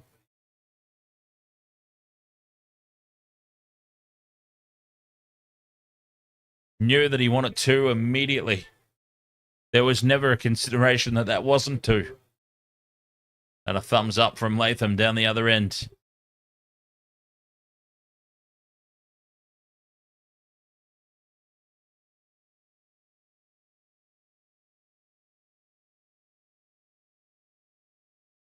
Yeah, so 7 or 8 Nova should be pretty easy to knock off as Phillips cuts it to the man at point. It was a crowd catch, that one. It was bump ball. The crowd went berserk. Thought the catch was taken, but a pretty clear bump ball. Phillips again on the leg side. That's his preferred option, it seems. 4 off the over. 1 ball to go.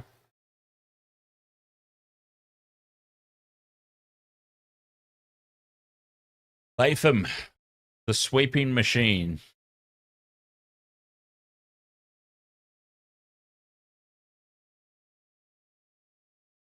Down the pitch he comes, this time to Kushtel. Turns it onto the leg side. The man out at deep mid-wicket fires it back in. Just a single. The 5 off the over, and Latham will retain the strike. 41 overs gone for 212. Well, when are they going to put the foot down, New Zealand? They've pretty much travelled along consistently throughout the 41 overs so far. Around about 4.5, 5 and over. That run rate's just hovered there this whole time. So they've got to go.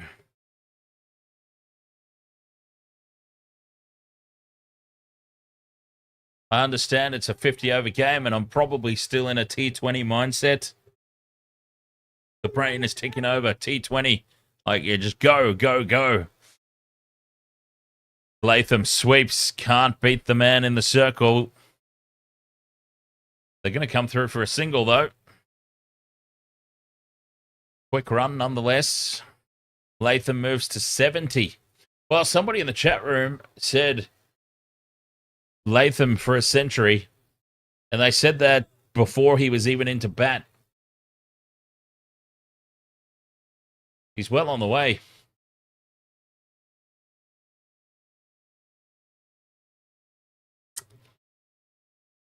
Abra bowling his 9th. Floats this one up for Phillips. Chops it straight down into the turf. And a dot ball.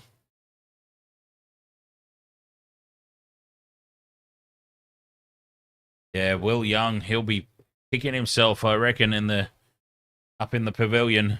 There's Phillips. Pushes to the offside. Another dot ball. Can't get it through the gap. Can't beat the man.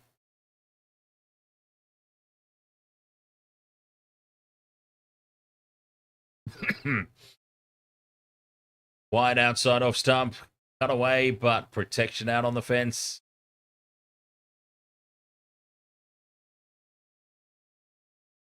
Just a single, 2 runs off this over so far. It's been a great one for Pakistan. Abra, 1 for 30 off 8.4. Reverse sweep from outside the leg stump. Latham Just a single. Square on the offside. Very high risk, low reward. 3 runs off the over.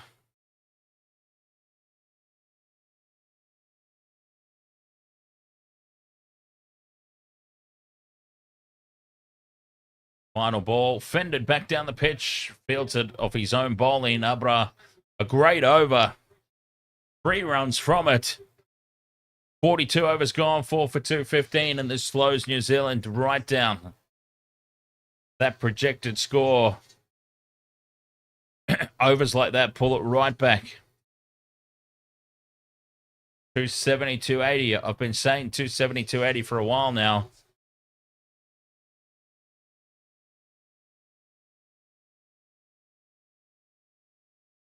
Just unable to get the ball away. I mean, they've got to go. Basically, they've just got to go, New Zealand. They they can't just flap about here. Push still. 6 overs, none for 31. Latham advances down the wicket. Turns it away to the leg side. Should be 2. No, just a single. Well, where's the aggressive running on that occasion? Happy to just take the 1 this early in the over, I suppose. Phillips back on strike, but Phillips has been struggling to get the ball away.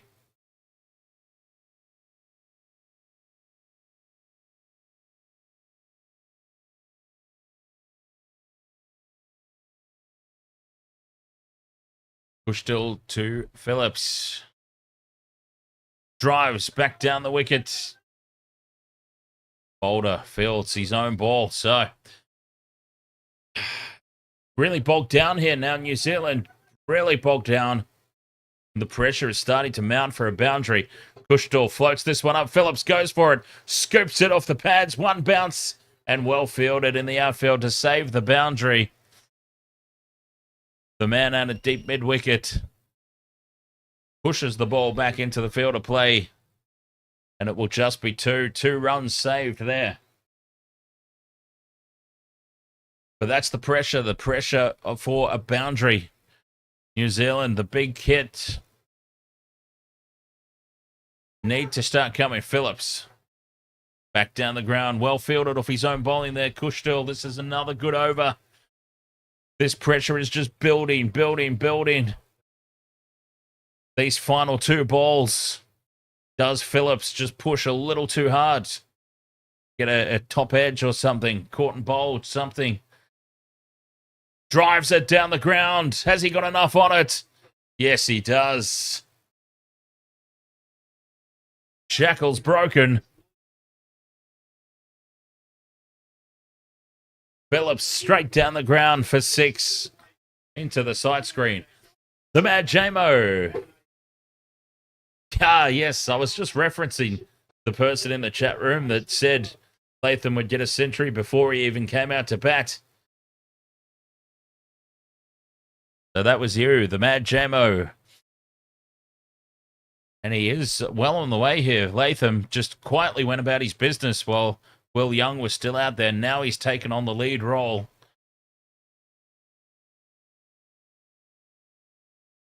As Phillips is beaten, slams into the pad, but way down the leg side and too high. Not even an appeal from the bowler. 4 for 224. 43 overs gone. Seth reckons South Africa will win the Champions Trophy. South Africa, I reckon, will certainly feature very heavily.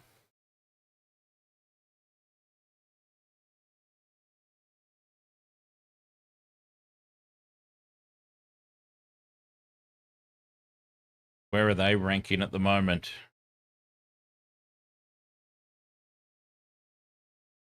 South Africa, $3.60. $3.60 to win the tournament. I reckon that's pretty good odds.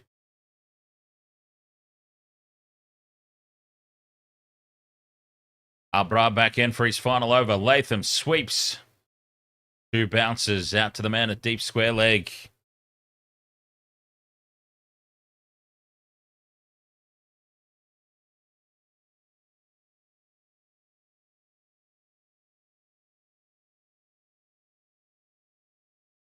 4 for 225. 7 overs remaining. Phillips drives down the ground. Picks out the man at long off, just a single. The 9 and over gets him up to 286. God, will that be enough? Pakistan have done really well here. The bowling to just tighten things up, slow down the rate. Drifting onto the legs there. Latham goes with it. And over for 6 it goes. Sweeps this one away. Abrar just gets the line wrong. Latham just sweeps, helps it on its way. And it's over the deep square leg rope for 6. Latham's coming for that century. Moves to 79 off 84 deliveries.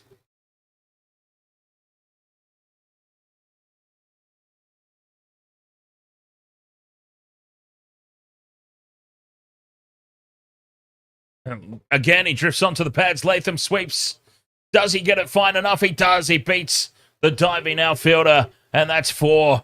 12 off this over. 2 balls left.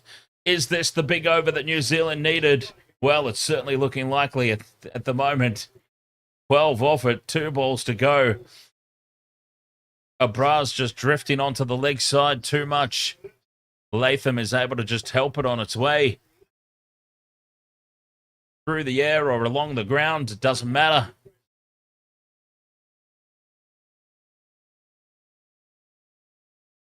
And a reverse sweep this time, but it's straight to the fielder. Can't beat the circle. And a dot ball. But still 12 off this over. 1 ball to go.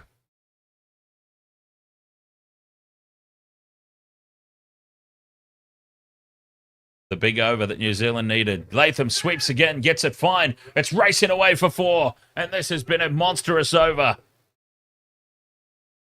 16 off it. And that ends Abrar's spell. 1 for 47. He was bowling so well up until that over. Latham goes to 87 off 87. All right, New Zealand, 6 overs to go. 4 for 240. Suddenly 300 looks well on. 310 could be the score now. Geordie Aussie, welcome back.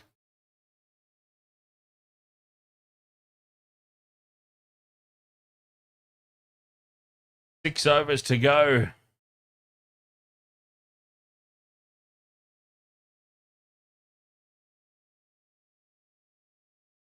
Nine and over gets them 294. What we've just seen, they could go 10, 12 and over just as easily. As the lights are on,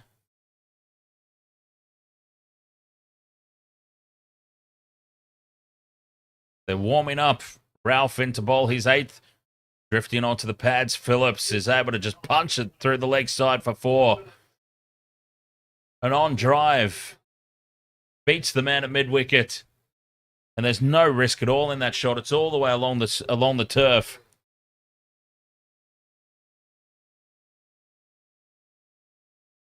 Beautiful shot. 4 for 244. Okay, well, here they go. The foot is down. The accelerator is pushed to the floor. And New Zealand, they're coming now for the big score.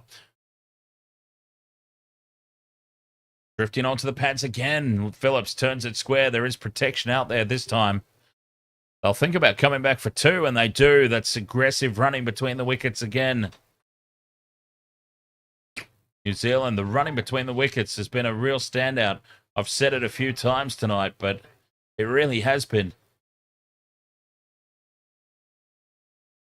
This will not be new news to people that have heard me say it. But they have just been racing between the wickets. Been very impressive. Partnership is 55 or 44. They're doing well here, these two. Phillips on strike. Drives. Just be a single. Down to long on. 7 off the over. The first 3 balls.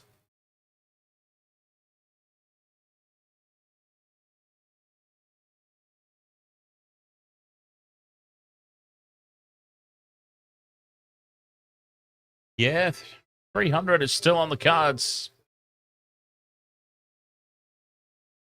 We may have overstated the what we considered to be a par score. I mean, we really didn't have any idea. We were just basing it on previous games.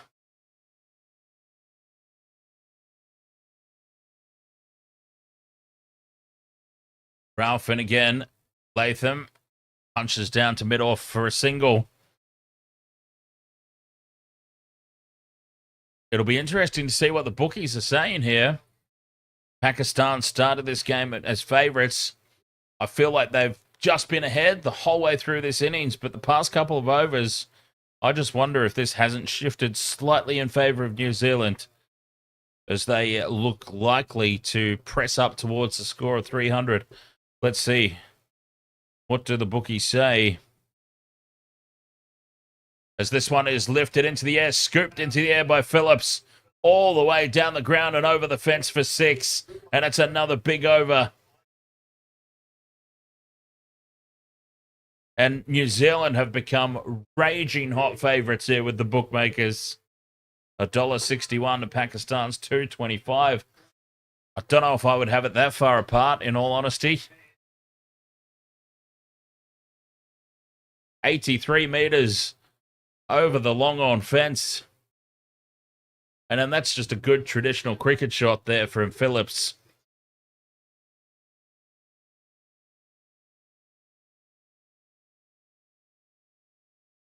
And suddenly, 300 is looking very, very likely. Phillips turns it to the leg side.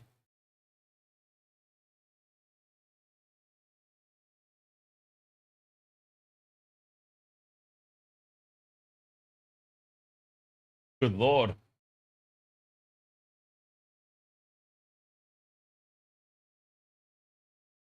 I wonder how long that's been like that.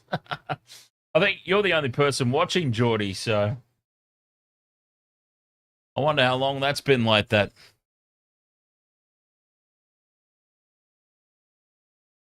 Anyway, it's all fixed now. 4 for 256. 45 overs gone. Okay. 5, at least 6 and over from here. Gets up 286. A couple of big overs in there. Yeah, 300's on.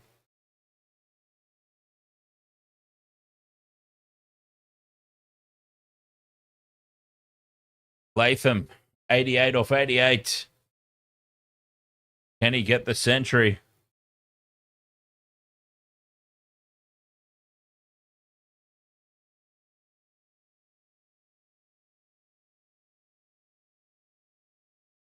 Naseem to bowl his last. 2 for 54 off 9 overs. He's bowled extremely well. Can he keep it up for one more over? 9 runs and over gets New Zealand to 301. That magical 300 mark.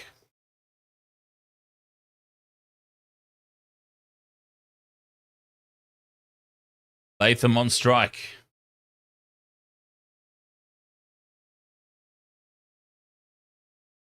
Naseem, slower ball.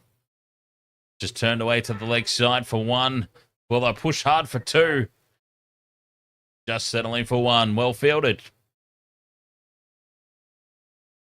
Phillips has just raced along to 32 off 26 balls. That sort of happened out of nowhere. He's had a couple of big hits his way. Couple of big sixes back to back.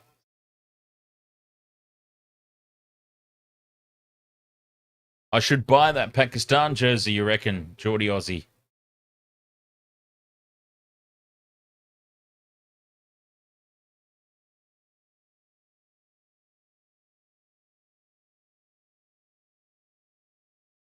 Well, I think, I don't know.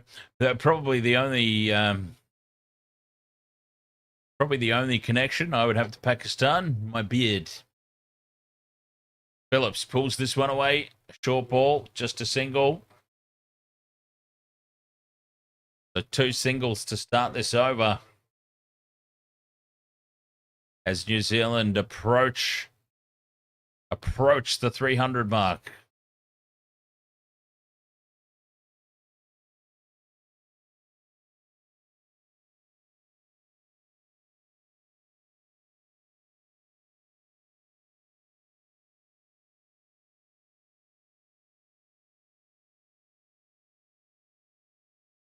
They're still behind their over rate here, Pakistan, quite badly. Naseem. Latham scoops it. Scoops it over the top of fine leg for 4. Well, we don't like these non-traditional cricket shots, but this one's worked out. Premeditated from Latham. And Naseem didn't adjust his line all length. Banged it in short. Premeditated ramp shot. Just scooped up perfectly. Latham moves to 93.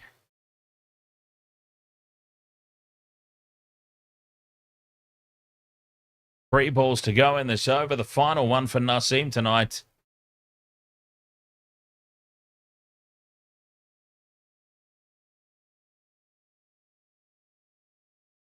Slower ball. Banged in short. Latham pulls it away for 1. Square on the leg side.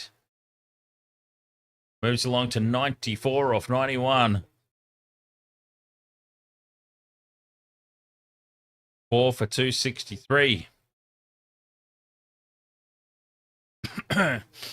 Matty Hayden's in commentary, is he?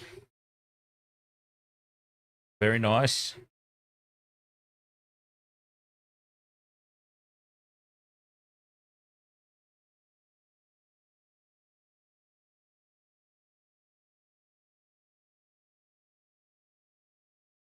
Two balls to go this over. Phillips pulls it away. Another short one. There is protection out there on the fence. And another single. 8 off the over. 1 ball left. 4 for 264.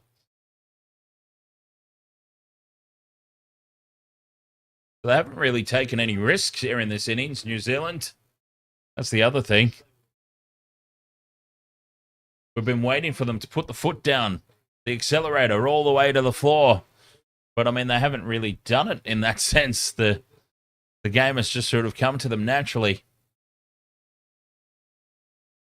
Can Latham go big here, bring up the century? They haven't really taken any chances this innings. I can't imagine they'll start now. Naseem to Latham, full. And onto the legs, he turns it away for 1 at least. Just a single they'll settle with. Latham moves to 95. They've seen Naseem off. 9 off the over. 4 for 265. 4 overs remain. Can they get themselves up to that magical 300? They've recovered nicely after those early quick wickets. Will Young doing a majority of the damage. Geordie Aussie says Big Doss loves his cowboy hats. Big Haydos. Yes, so 4 for 265. We'd been talking sort of all innings about 270, 280 is probably what they were on target for. It looks like they're going to go a little bit beyond that. On the back of some big hitting from Phillips, primarily. And Latham.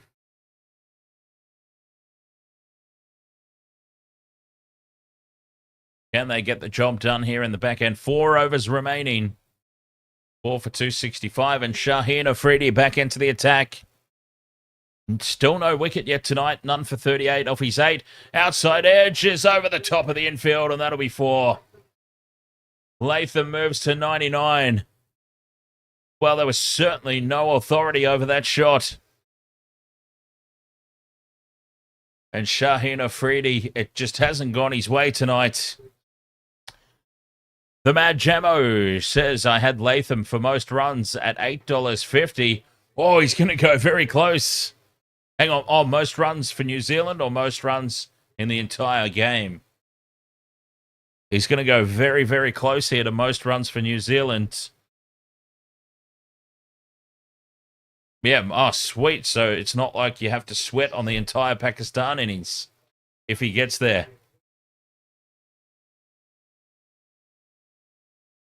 Shaheen in again. Cover drive. Fielded. They come through for the single, do they? No, it's a top ball. So Will Young got 107. Oh, it's going to be tight, isn't it? With just a couple of overs left.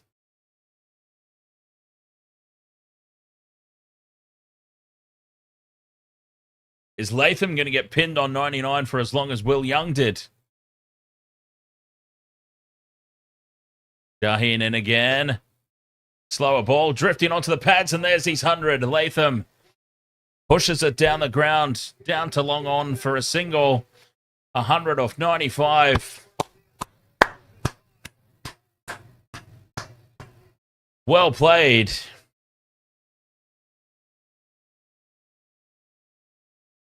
Ball for 270 for New Zealand. Herbalist Ali Azam, ahoy there. Welcome along.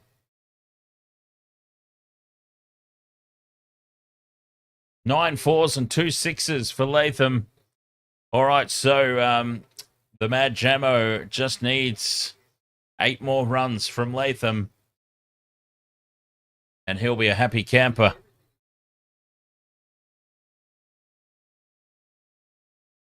Three deliveries left in this over. 5 runs from it so far. And Phillips pulls this away with authority over the top of mid-wicket. Oh, there was a chance there for the catch, but he gets it just over his fingertips. And Shaheen Afridi has been taken to task tonight. Usman Raja, ahoy. Welcome along. 76 meters, and that was flat and hard.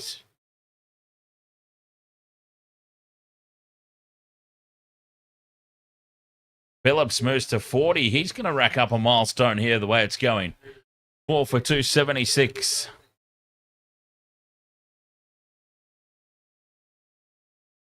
And he goes again. Phillips square on the leg side. Has he got enough on it? Just again.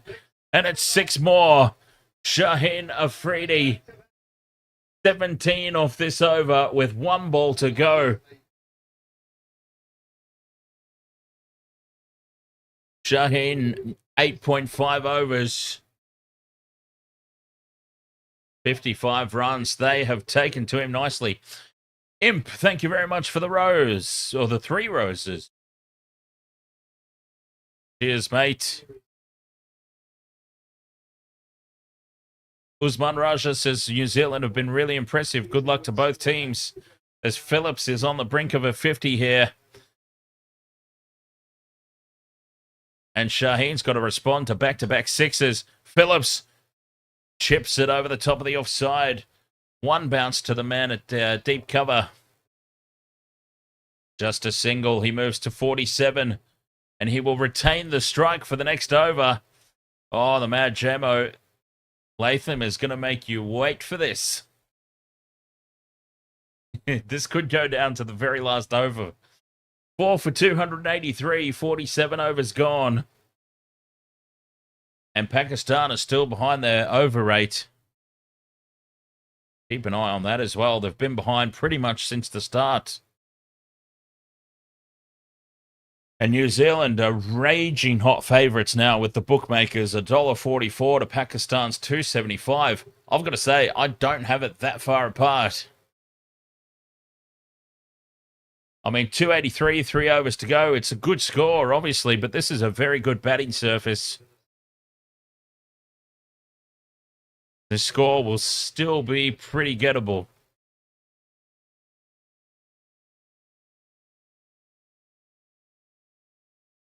Phillips on strike. Approaching his 50.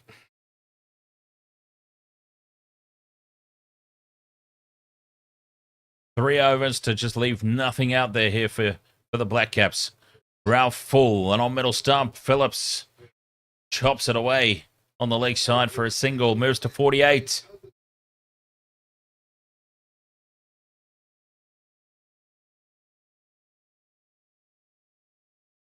4 for 283.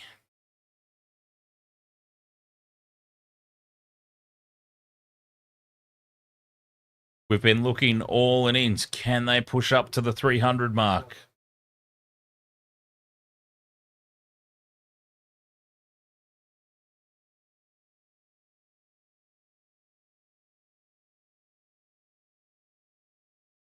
Latham back on strike. The pressure's off. He's got his 100. Ralph, a half volley. Latham lifts it over the top of the fielder for 6. Wow, the man at deep square leg.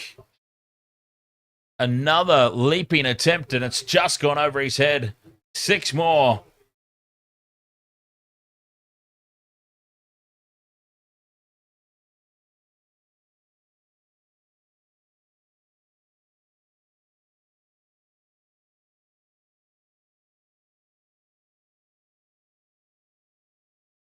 Two more runs. 2 more runs is all he needs to be the top scorer in the innings. New Zealand 4 for 290. They're going to get the 300 with ease in the end here. Ralph, as Latham backs away, edges it back into himself, and they come through for a single. Latham moves to 107, tied with Will Young. Oh, and he's hurt himself here, has he, Latham? He edged that ball back into himself. Let's see what's happened here. Oh, straight into his helmet, and he'll be doing a head assessment. God, wouldn't it be terrible? The Mad Jamo tied on 107 each now, Latham and Young, if he fails this concussion and has to leave the field. Could you imagine that? I wonder what happens. I wonder if you still get paid out in the event of a tie. Not normally.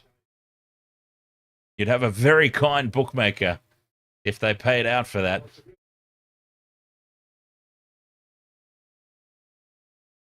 So we've got a little bit of a timeout here as Latham has to prove that that little blow to the head was nothing major. He's all good, and then he can play on.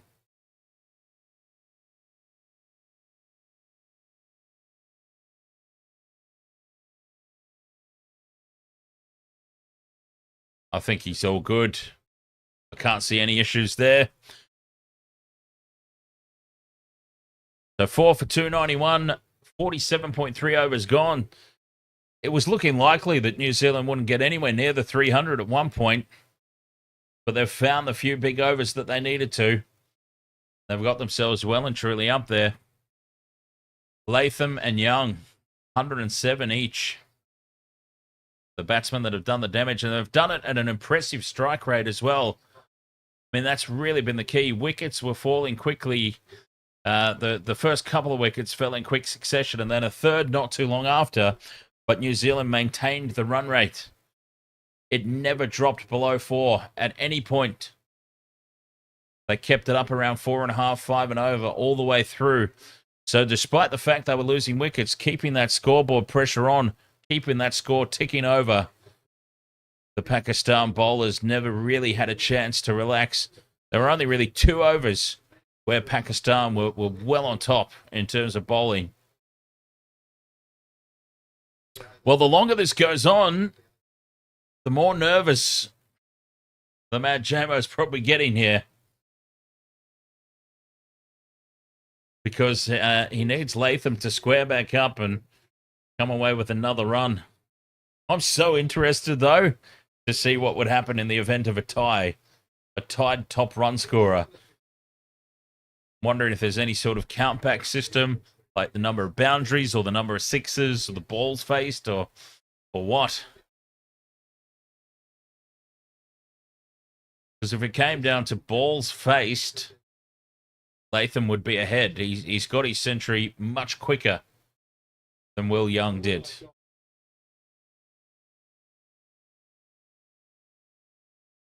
that's basically what's happening at the moment. Latham has copped a blow to the head. He edged the ball back into his own helmet. And he is now getting a replacement helmet. had to pass a concussion test, prove that he was all good to continue. I believe he's done that. And he's just fixing up his equipment at the moment, and we'll be back into the contest.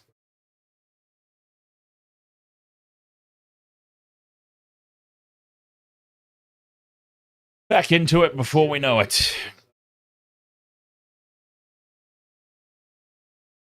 So that's all that's happening at the moment. Whoops. Dropped my stubby cooler.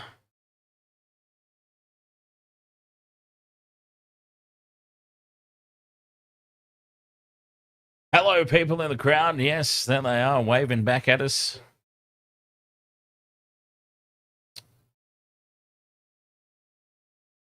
Now, our attention can turn to Phillips. Phillips is on 48 off 32.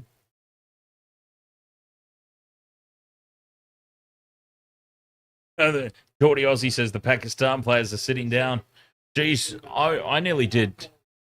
I nearly had a little sit down as well. I'll tell you what, I can't wait to have a sit down in the innings break. 50 overs. Oh, what? We've been going for 4 hours.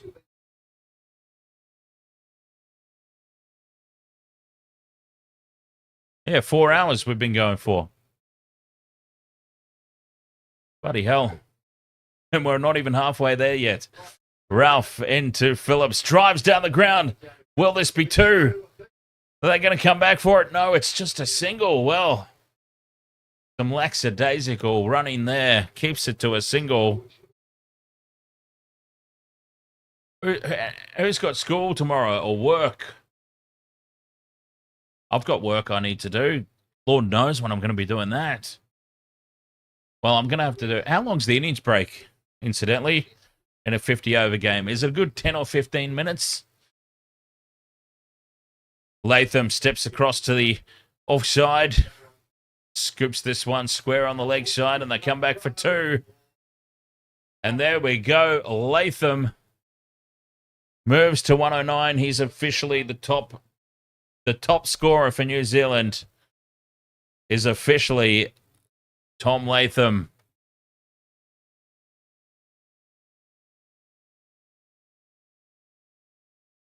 Some nice running between the wickets again. Final ball of the over. 11 off it so far. 4 for 294. New Zealand. Full toss. Gets away with it. Chopped away to backward point. 294 for 4. 2 overs remaining. Wow, how about that? They got themselves to 300. I mean, probably going to get around 310. Unless there's another really, really monstrous over. One or both of them. Amazing effort here from the New Zealand batsman. It all looked lost a couple of times. Or not lost, but it looked like it was falling away.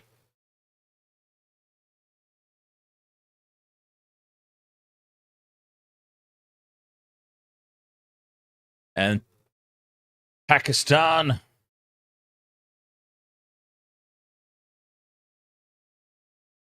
behind their over rate. And the punishment has been enforced. The punishment, of course, is, well, in the Big Bash, it's an extra man out. Or an extra man up, I mean. Anyway, Shaheen to bowl his last. And Phillips brings up his 50. Phillips brings up 50.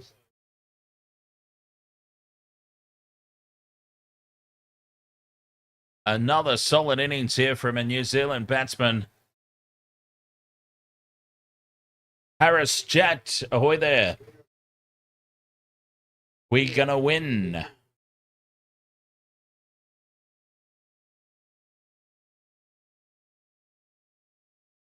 Latham back on strike. 109 off 99. Backs away. Gives himself room and just guides this through the gap. That is an amazing cricket shot. That is an unbelievable cricket shot. Latham just backs away, gives himself room, and just guides it.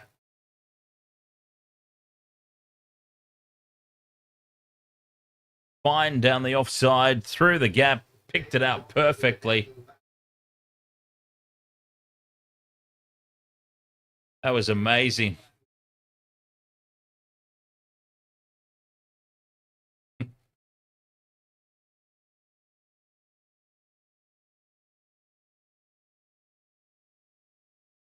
Shaheen in again, fallen on middle stump, and again Latham just opens the face, picks out the fielder this time. 300 is up. Wow, it certainly didn't look like they were going to get that for the longest time. It looked like it was quite a ways off. This has been a remarkable turnaround in the innings for New Zealand. I'll tell you what, though, it's a good-looking batting surface. Wickets have clearly been hard to come by. If the batsmen don't take chances, that's a full ball. Phillips drives down the ground. Shaheen has just got his length wrong here, and Phillips has punished it. A 4 straight down the ground. He moves to 54. It's a good-looking batting surface, and we've seen if the batsmen don't take unnecessary risks, wickets are hard to come by. There were 2 absolute belter deliveries. Mitchell, I think it was, threw his wicket away, and you could say that Will Young kind of threw his wicket away in the end there as well. It was a good catch, good fielding. So it's going to be chaseable is basically what I'm saying. Any score on this wicket is going to be chaseable if Pakistan bat smart.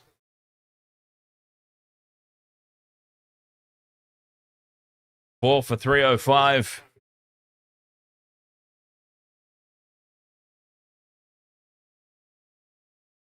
Yes, exactly. The Mad Jammo New Zealand really took no chances.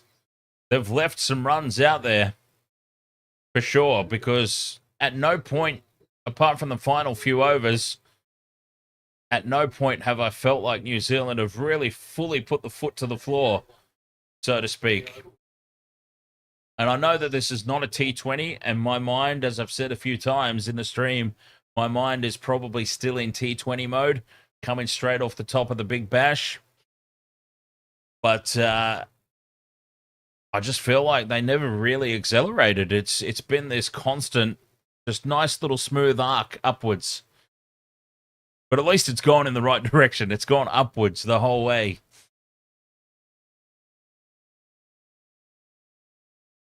And they've played a really largely risk-free innings. If Pakistan now come out and look to chase this down, take a few risks that New Zealand didn't, and they work out, they could actually chase down this 306 fairly comfortably. Or whatever, 306, whatever it ends up being. It's 306 now. There's an over to go. And to bowl the final over, we don't know who it is yet because the name's not up. Into the pads and a leg bye to start.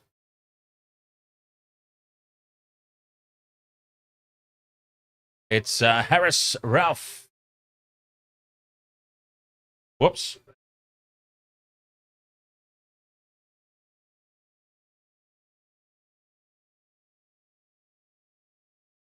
I didn't do it on purpose. I bumped this into the button.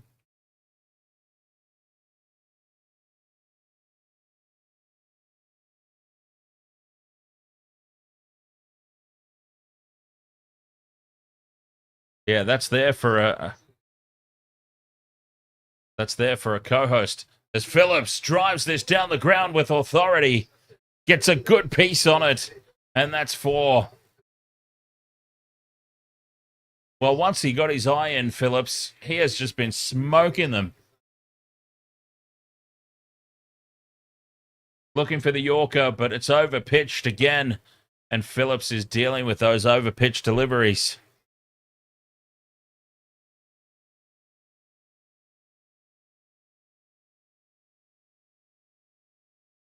4 balls left in the innings. Yeah, so I'm just wondering how long the innings break is. As this is wide, well wide down the leg side. Keeper gets a glove to it, but they should come back for a second.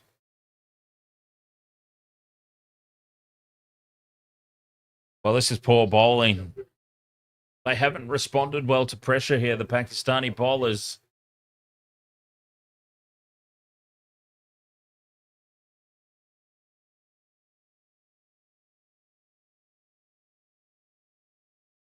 Yeah, because I've got some work to do. 15 or 20 minutes, sweet. Yeah, I should be able to rip through some work in the innings break.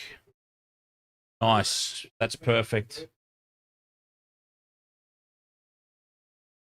That is absolutely perfect. I'll leave the stream active.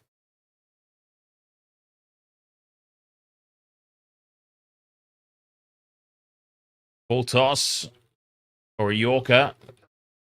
They'll come back for 2. Pressure on the fielder, and it would have been a run out, but he couldn't hold it.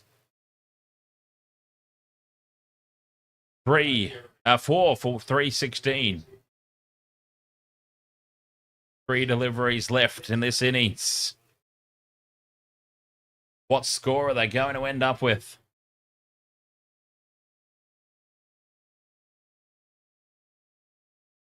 Well, that would have been out by a long way. But the bowler couldn't take the ball.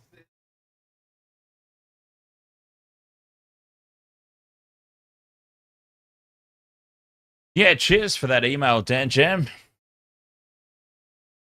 Yeah, very interesting read as Phillips looks to scoop, and he's out. He has just scooped it straight to the short third man. And that is the end of the partnership. That is the end of Phillips. But there's only a couple of balls left, so they go for the big hits. 5 for 316. Phillips has done his job, played his part. New Zealand have got themselves a decent score to bowl at here.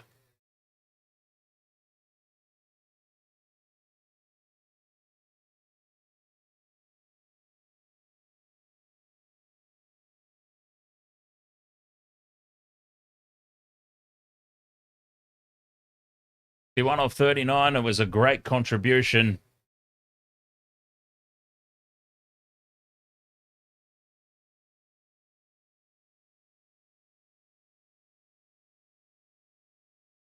Bracewell comes out to face the final 2 balls, or at very least one of them.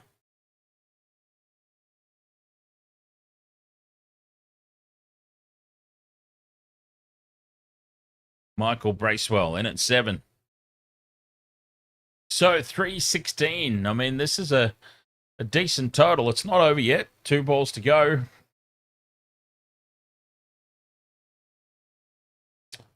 But it's a good batting surface, as we've seen.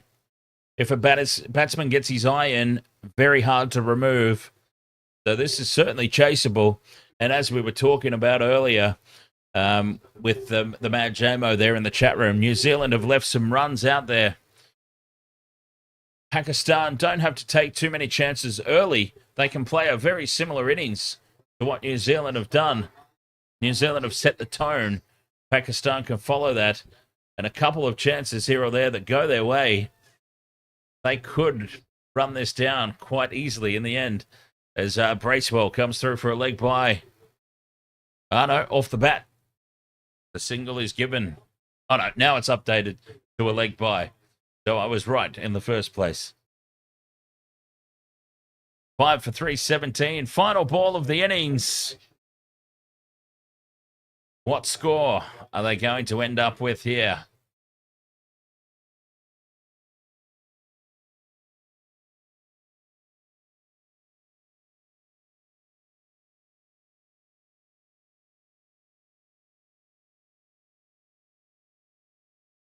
Final ball. What do we reckon? 6? Latham will go for it. Ralph in, bangs it in short. Latham does lift it over the top of the infield, and a misfield almost cost them 4, but they will come back for at least 2. They push for a 3rd. Unbelievable. Well, that's really poor fielding, and that just sets the tone of the whole innings, really. Poor fielding to end. Three that should never have been, and New Zealand get up to 320 after their 50 overs. Well, how critical could those final 2 runs come? We might be looking back at that moment. That was really, really poor fielding. And we might be looking back at that as a massive moment in the game. Potentially. Well, there you go. New Zealand. They have got themselves up to 320. Not far off what we said at the start as a pass score. But still, it's going to be chaseable. What can Pakistan do in the run chase? We'll find out very, very soon. YouTube, I will keep the stream active during the innings break. We'll just cut over to a countdown. And I'll put the countdown at around about, well, let's start it at 15 minutes. Well, let's start it at 15. Well, let's start it at 10. Hang on. I'll find out exactly. Let's see if I can get an exact thing. But I'm going to end the TikTok stream and start a new one for the run chase.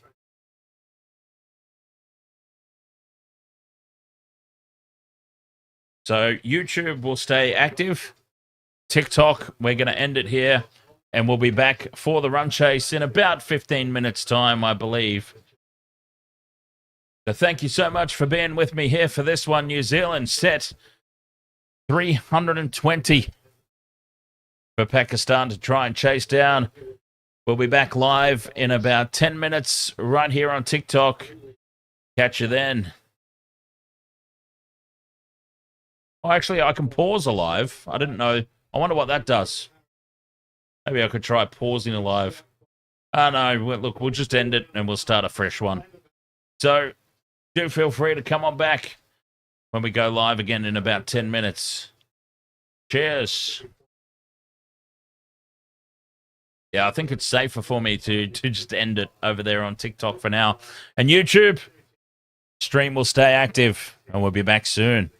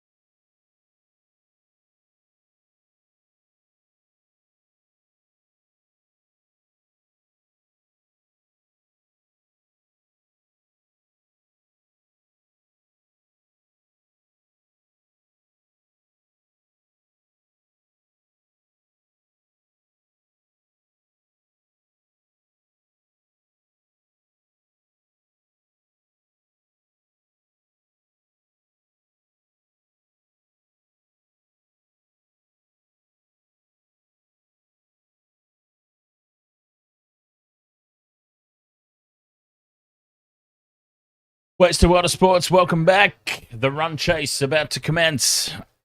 Thank you so much for being with us here on this extremely long night. 50 over cricket. Wow. It's been quite some time. Probably World Cup final, Australia versus India, where we actually streamed that one as well. World Cup final, Australia versus India. Honestly, that is the last time that I sat down and watched a 50 over game from start to finish. I forgot how long they were. I really did.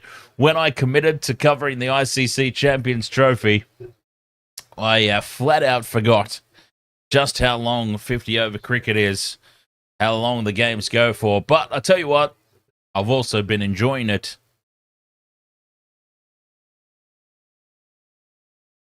No regrets. As the teams are out for the run chase, Pakistan need a 321.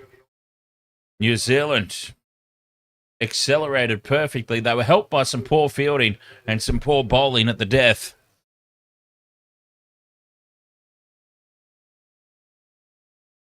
But they ended up with a score, I think it's safe to say, beyond what we probably expected. Certainly for a lot of period of time during those middle overs, it didn't look like they were going to get anywhere near 320. So they've done extremely well here, the Kiwis. Pakistan, 321. It's achievable. It's going to take a monumental effort, though. Let's be honest. Let's be real. Babar Azam could hold the key. Could very well be the key. The Will Young style.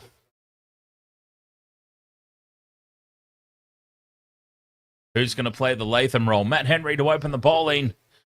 Ranked number 8. The ICC ODI bowling stakes.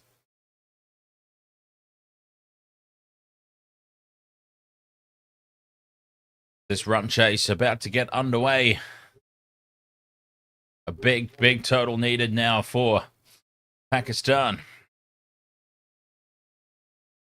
Shakil to face the first delivery. PJ says Latham is incredibly unrated.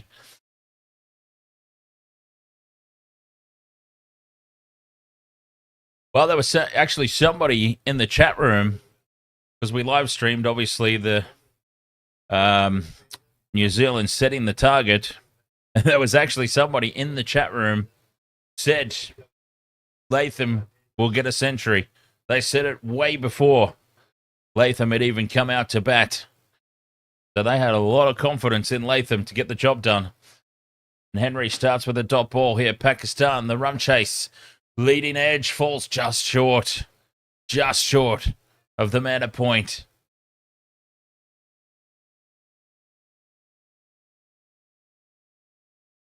The last thing Pakistan need here is early wickets. So there would have been some hearts in mouths there. Absolutely unreal call. It was... oh, God, I feel so bad now. The name escapes me. If they pop back for the second innings in the chat room, I will remember immediately the name once I see it. The Mad J-Mo, I think that's who it was. 3 dot balls to start here for Henry. For Pakistan, they'll have seen the way that they need to play. I mean, New Zealand set the blueprint perfectly, didn't they? In terms of just getting yourself set, getting your eye in, not taking too many risks. Wickets will be hard to come by.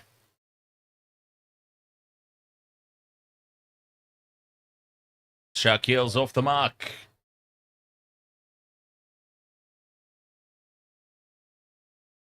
Enjoy, PJ. No sleep for me for quite some time. But hey, that's what I get for committing to 50 over cricket games. No, as I said, absolutely no regrets. I'm enjoying every minute of it so far. And hopefully we get an exciting run chase. Henry in again. Nice straight delivery. A little bit of outswing. And it's just fended down to mid-on. No run.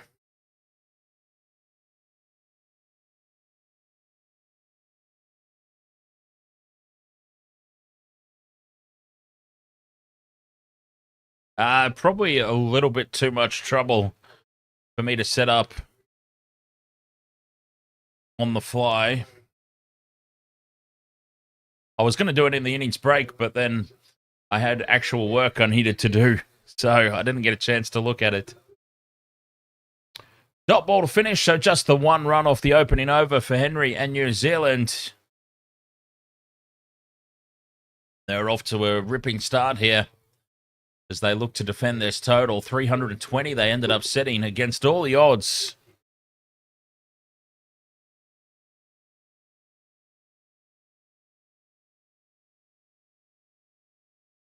Let's see if I can quickly scramble this up.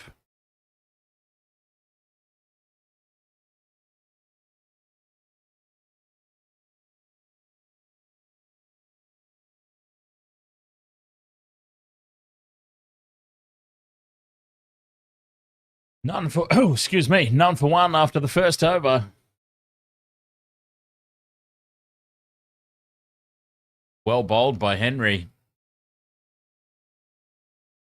William O'Rourke, 23-year-old right arm medium pace. Yes, Fakar Zaman is okay. He will bat. He's got to wait a certain period of time before he's allowed to bat, but good news there. He's all okay.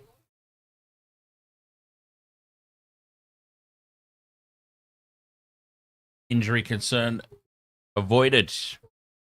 All right. So, what am I doing? Expanded bats, yes. I'm fixing the game summary. Doing.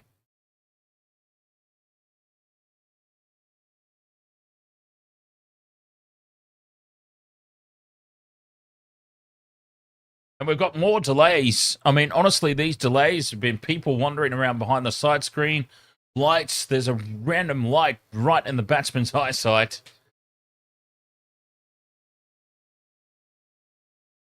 I mean, honestly, they need to get that sorted out. And O'Rourke starts with a wide.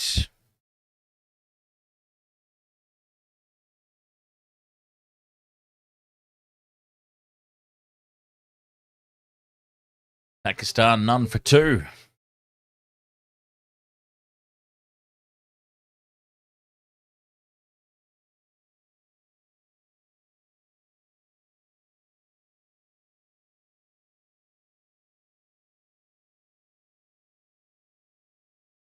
And that's a better line and length. A good response from O'Rourke. That's just left through to the keeper for a dot ball. Much better. That's the line and length, young fella. Power play 1, overs 1 to 10. No more than 2 fielders permitted outside the 30-yard circle. That's what we've got at the moment. And again, just frustration here for the batsman. All these issues down behind the sight screen. People wandering around. Lights on.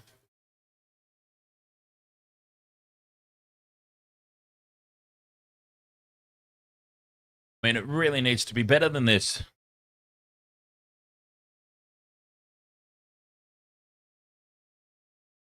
O'Rourke in again. Chopped back past the stumps. Very nearly a wicket.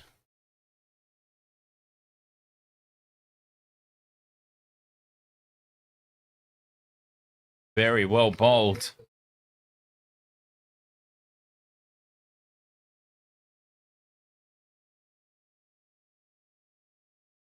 All right, so here we go.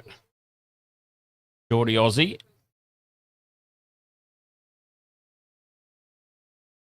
Let's see if I can get this up quickly as an outswinger. Left through to the keeper. Pakistan none for 2 off 1.3.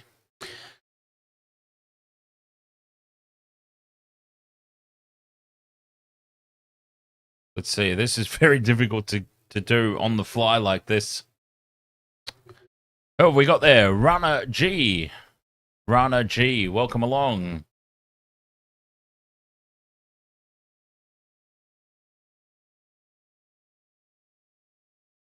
Driven back down the ground. Won't beat the man at mid-on. And a dot ball.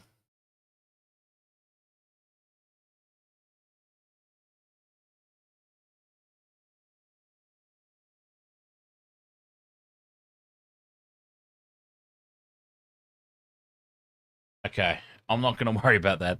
That's too much for me to try and coordinate and stream at the same time.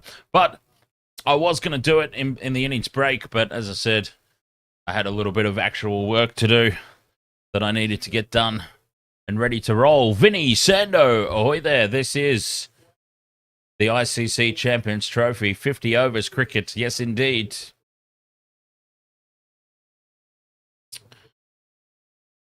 Pakistan versus New Zealand, the opening game. Just the wide off this over from O'Rourke so far. Otherwise, it's been a very good over. The loosener to start. But he tightened it up. Can he end well? Yes, he can. Squares him up. Saad gets a single off the final ball of the over. Pakistan, none for 3 of 2.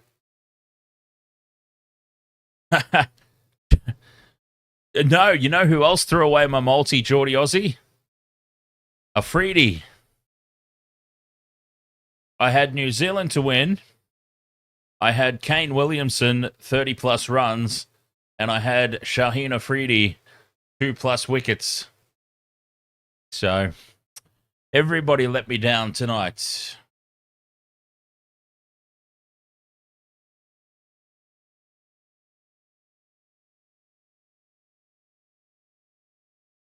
Driven straight to the man at cover.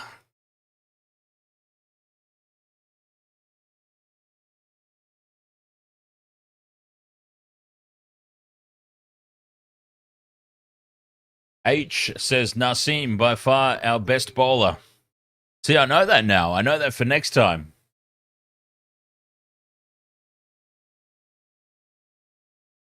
I came into this game a very big fan of Afridi. He let me down as now a nice off drive into the gap. It won't go for 4. New Zealand fielded on the rope and they come back for 2 runs. Samia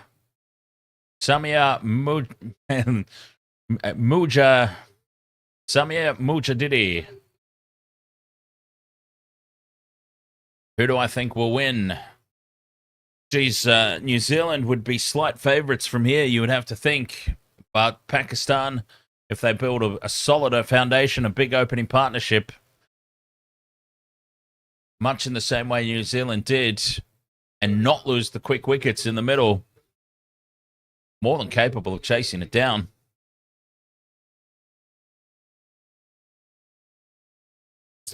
It's going to be a very exciting final few overs. That much I think we can be sure of.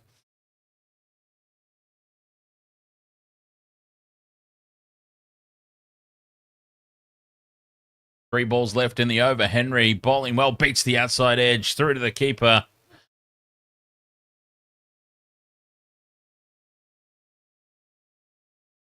Runs hard to come by.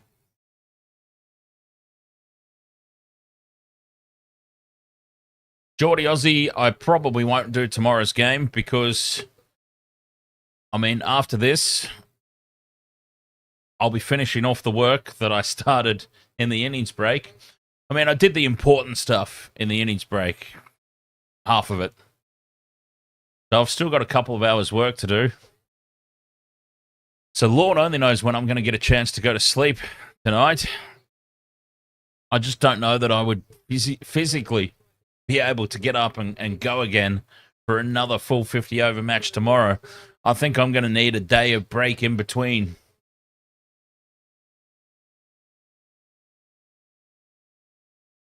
Final ball of another solid over here from Henry. And he's right on the money again. Punch back down to mid-on. No run. No wicket for 5 off 3 overs. 316 runs in 282 balls. That's the equation here. And they'll just have to keep an eye on that. Scoreboard pressure is obviously a big thing, especially in cricket. They won't want that required run rate to drift out too far. Babar Azam on strike. Still yet to get off the mark. 2 deliveries faced. And O'Rourke into bowl. Slip in place. Nice full delivery. Punch down the ground. Won't beat the man. Dive in at mid-off. But they do race through for a single. And he's off the mark.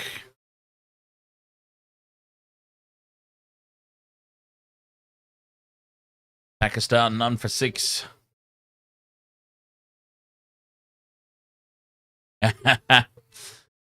You just want to see me try to pronounce the Bangladeshi names.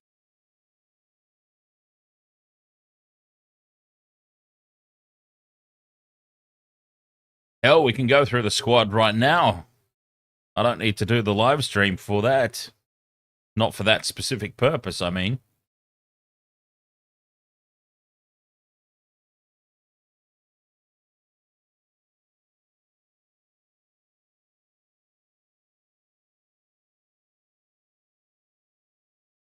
O'Rourke and Henry bowling well here for New Zealand.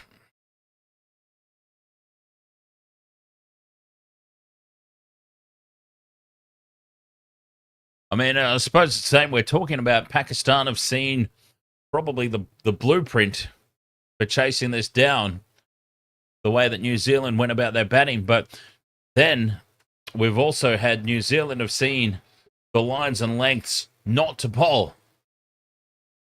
as well. So a little bit of a leg up for both teams, perhaps, as this one's turned away square on the leg side. They come back for 2.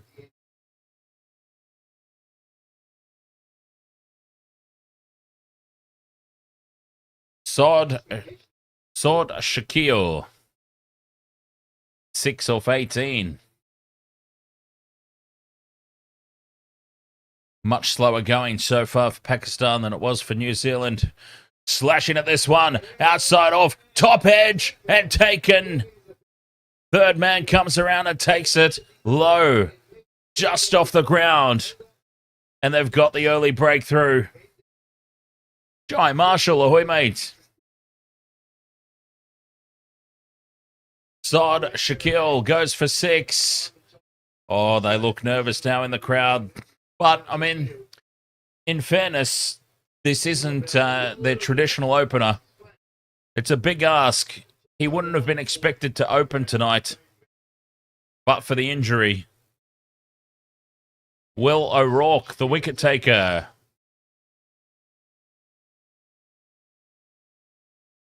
So in fairness to Saad Shakil, he wouldn't have expected to open tonight. There's an injury.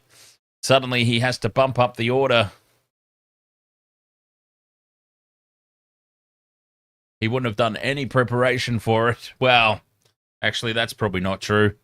It'd be pretty poor planning if they haven't done any practice at all for what might happen in case of an injury and somebody else has to open the batting. But still, it would have been unexpected. Out there in the heat of the moment, the game's already going.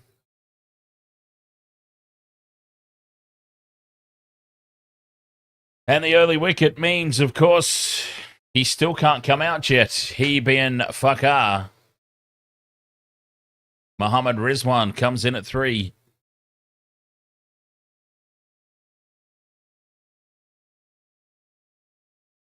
And he looks very happy to be out there. Oh, you've got to love that. You've got to love seeing that. They love their sport. Big smile on his face. Thrilled to be out there.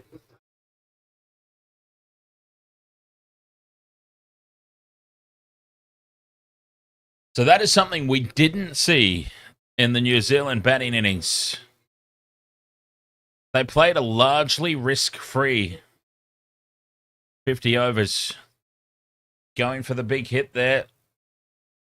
Cost him his wicket.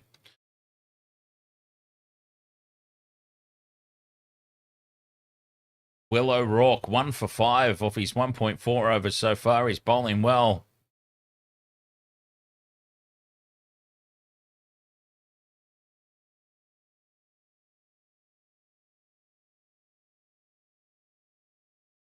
And again, very slow to... It's people behind the side screen. Okay, a lesson learned here is that here at this stadium, they need to build that sight screen up. That's probably a members area or something, though. But people are moving about everywhere. And that's caused a lot of delays. The batsmen get ready to face the deliveries. You don't want people moving around right in your line of sight.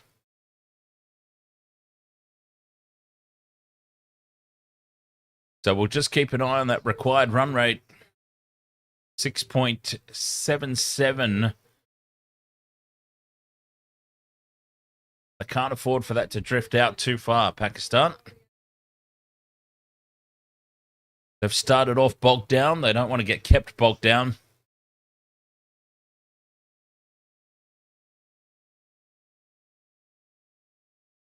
O'Rourke with his final delivery. Rizwan fends away to the offside, no run.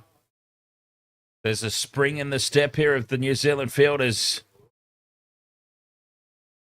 They'd be feeling like they're well on top here in this game. Pakistan, 1 wicket down, 8 runs on the board. 4 overs gone. The required run rate, 6.8 and over.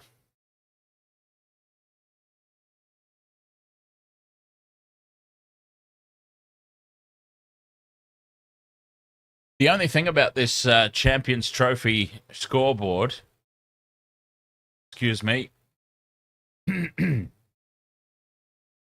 Yeah, so the only thing about this Champions Trophy scoreboard that I've got here is it might just be that the blue might be a little bit too fierce on the screens.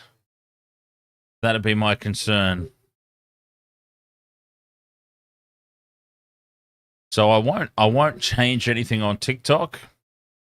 This change will only apply on the YouTube feed. I think the way it should work anyway, as far as I'm aware. But okay, let's call it test scoreboard for now, as Baba drives, can't beat the bowler. Another dot ball. Frustration will start to be building up here. Pakistan have got to be patient. We saw how free runs can come at the back end of the innings if they just take the time to get themselves set. Don't take any unnecessary risks. They've just got to resist the frustration here. Nice forward defense, straight back down the pitch. So yes, we'll call this test scoreboard.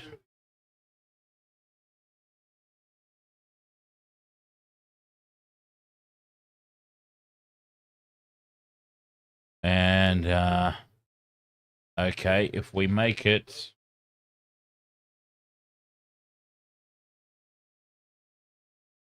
bend it down to mid-on, another dot ball.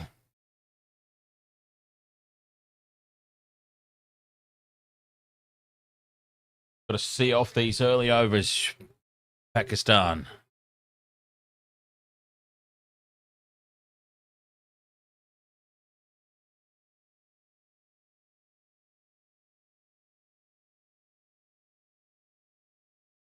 Henry, nice full delivery, but this has been driven through the offside for 4. There we go. Playing each ball on its merits. And that is a glorious shot from Baba. Punching it through the offside, through the covers. Just a regulation off drive. Beautiful shot.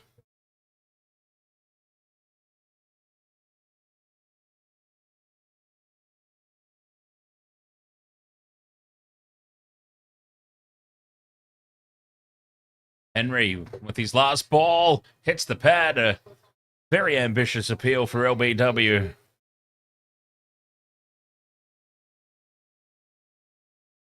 Slightly going down the leg side. I think it was going a fair whack down the leg side, to be fair. End of the over.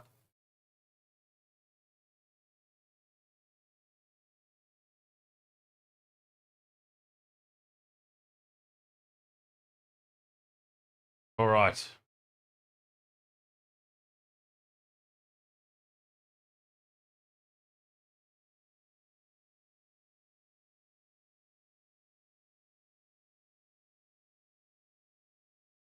Okay. I can't even see that. Anyway, this would obviously be a work in progress.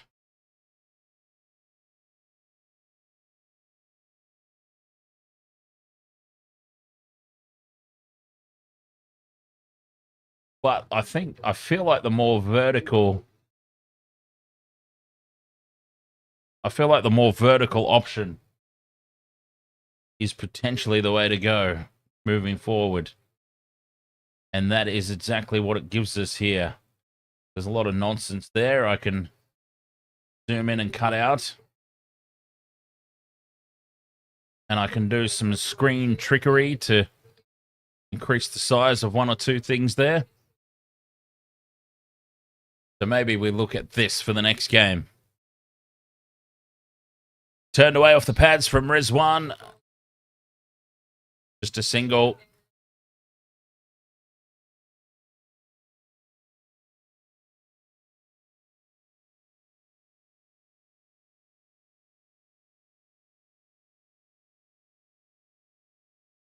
Yes, it'll just give me the ability to just make all the key stats a little bit bigger.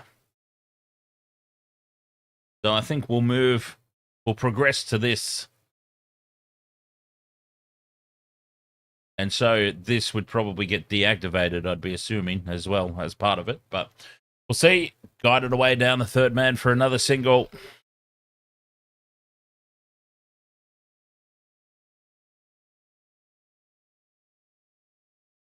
Pakistan 1 for 14. They're into the double figures.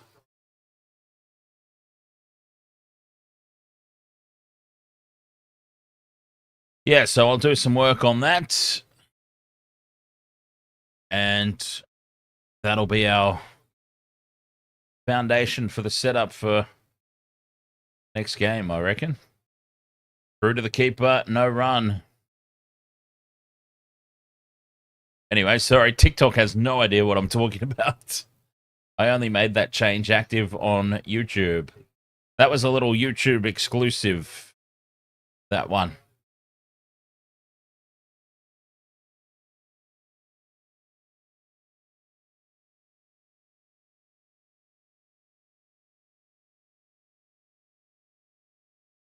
So, all right, focus back on the game. 1 for 14, 5.4 overs gone. O'Rourke, just two singles off this over. Another good one. He's 1 for 7 off his 2.5 now.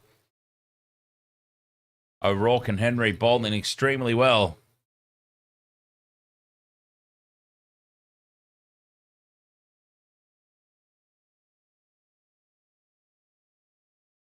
Pakistan 307 needed off 265 balls. That run rate required now. Just creeping up towards 7.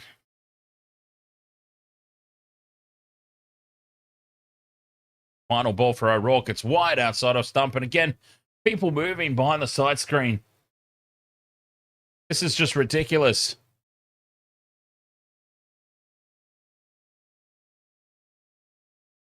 Ridiculous. Needs to be sorted out.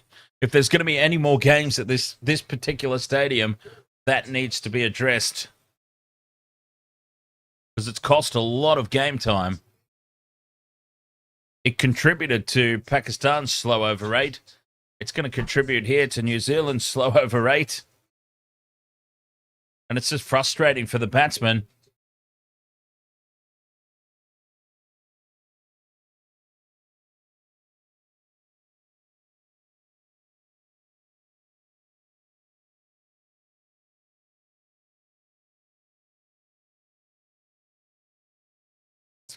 What else have they got here on this screen I can put on? I'll have to suss it out. Nice forward defense from Bubba. No run. But very solid forward defense.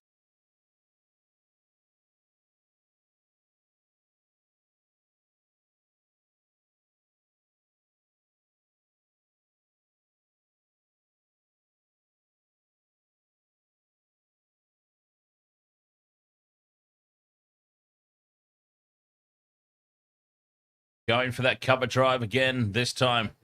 Can't make contact.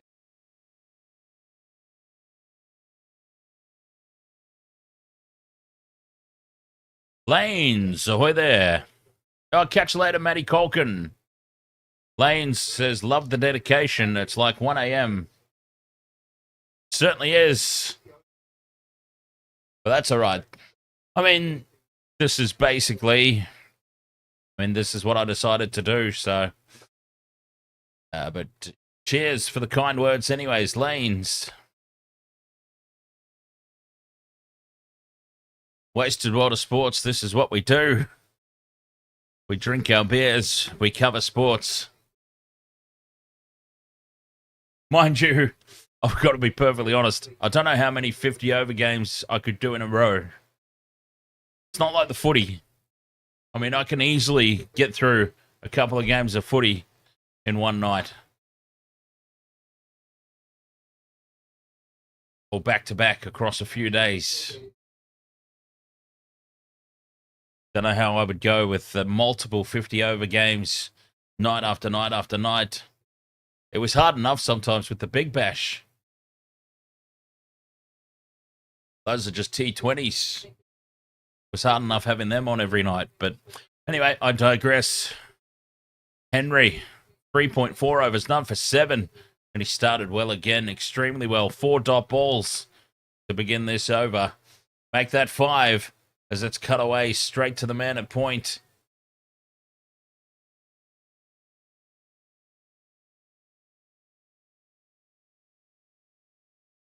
Been a great performance from Henry. Matt Henry, 3.5 overs, none for 7. Can he finish it off now?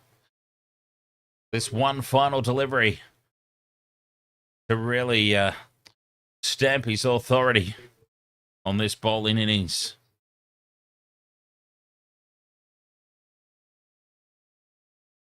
Baba Azam on strike.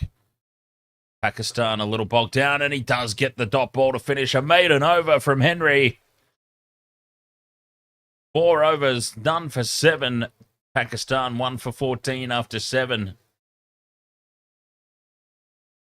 Group A, Bangladesh, India, New Zealand, Pakistan. Group B, Afghanistan, Australia, England, South Africa. This is an unforgiving tournament. That's what I like about it. No second chances, really, is the way that it feels. Pretty much got to go ahead and win every game. Not like the World Cup, where you can lose a couple along the way and still get through. O'Rourke back into the attack, and here's a big swipe from Rizwan. Pakistan are getting frustrated. The bowling not giving an inch. And you can just sense the frustration here from the Pakistani batsman. Building and building and building. The rash shot is on its way. The rash shot not far off. You can just sense it. And it might just come off and turn this momentum around a wee bit. But O'Rourke bowling extremely well. Henry bowling extremely well. Rizwan on strike. Banged in short. Cuts it away. Straight to the fielder. Straight to point. And it's another dot ball. That's 8 in a row now.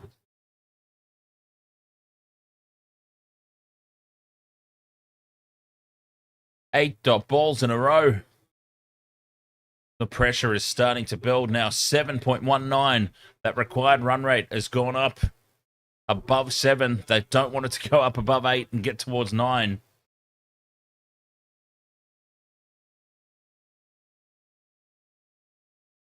Balling on the pads, swing and a miss.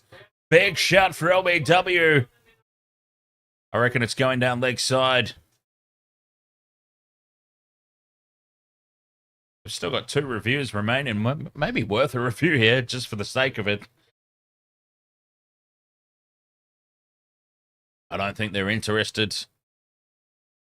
It was drifting down the leg side, I felt. Seeing it live.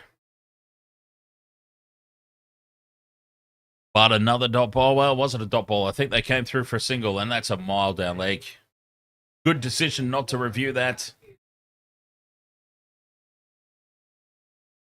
But I think it was another dot ball. Yes, that's 9 in a row now. 9 dot balls in a row. Something has got to give. Rizwan punches through the offside, and they'll get a single.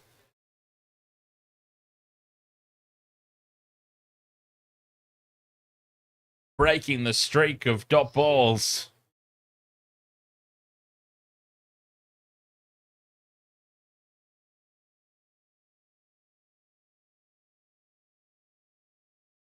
$306 for Pakistan to win. 254 balls at 7.22 and over.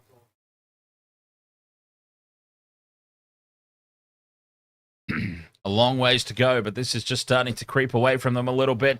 Cut away through the gap for 4. Right as I finished my sentence. Baba Azam slashes this away through the gap, past the man a point. And it beats deep backward point to the fence. A much, much needed boundary. Boy, did Pakistan need that.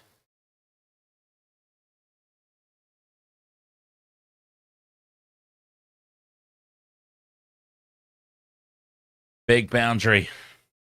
1 for 19. Final ball of the over. O'Rourke beats him. Fantastic response from O'Rourke. 5 off the over, a good one for Pakistan, but still not as good as they need. 1 for 19 after 8. Yeah, they just want to watch that required run rate. You don't want it drifting out too far. What New Zealand were able to do was push the singles. They were able to keep that run rate, even when they were losing wickets, the quick wickets. And they kept that run rate around 4, 4.5, 5. It was constantly around that mark. Pakistan have just allowed themselves to get bogged down a little bit here.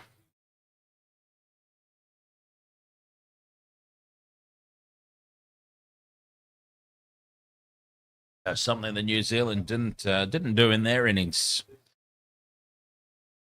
Apart from a couple of overs when the spin first got introduced, New Zealand had some troubles in the opening couple of overs, but outside of that, as Rizwan doesn't really get hold of this, but manages to get it away for a single.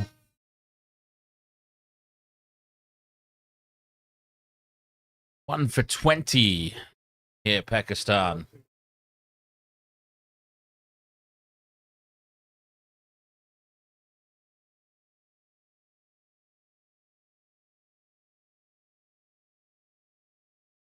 Oh, it's after midnight here. The witching hour. Is that what they say? Henry appeals for LBW as he beats the bat. No movement from the umpire, and I think height will be the issue here. Not even considering a review.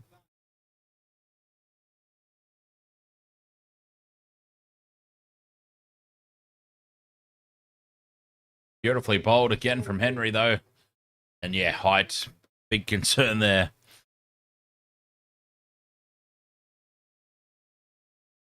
One for 20, 8.2 gone. Henry in again. No option there from Baba Azam, just a forward defense straight back down the pitch. And the pressure continues to mount up to 7.25 and over.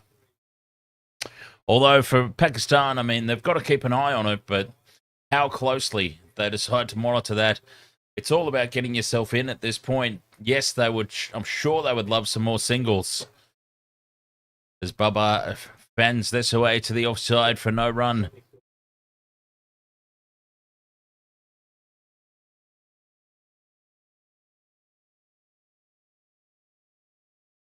Been amazing bowling so far.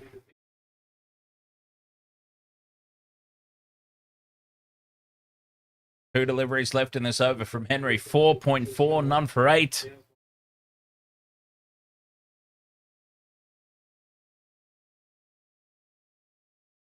At a little bottom edge. Back to the keeper. They'll come through for a single.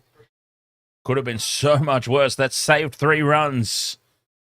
That's our boy Latham behind the stumps.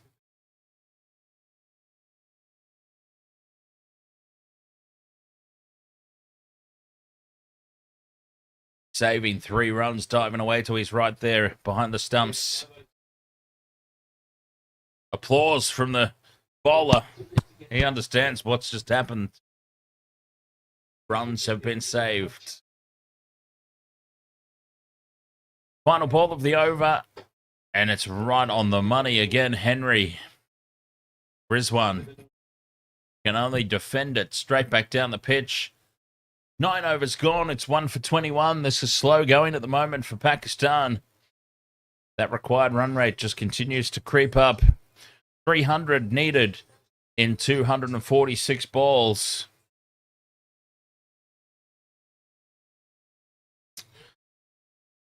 I mean, it's still a gettable score. They've just got to make sure they don't lose too much.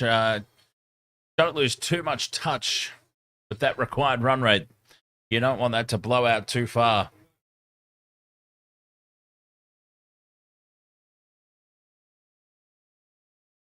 Yeah, I've got to say, H is saying that Fakar not being able to open is the dumbest rule ever. And I've got to say, it is a little bit odd.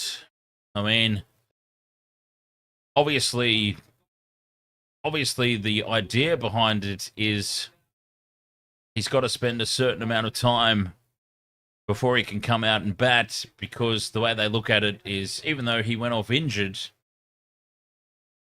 he's not been out there fielding, therefore he's had a little bit of a rest too long. But, I mean, he went off injured. It's not like he purposely went off to have a rest. You know what I mean? He was off injured. He hurt himself. The extent to which he hurt himself, you know, whatever. But, yeah, it is a little bit weird. Is this a test match? No. No, but, geez, the way Pakistan traveling along at the moment, around 2.5 and over, you would think so.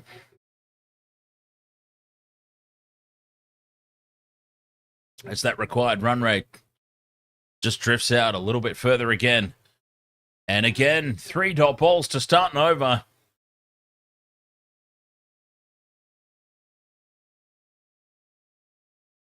Maybe they think it's a test match. Has anyone told them? Champions Trophy, 1-day international. Watch them go absolutely ballistic towards the back end, though. Like, once the power play's over, watch them go absolutely wild and chase this down. O'Rourke has bowled well.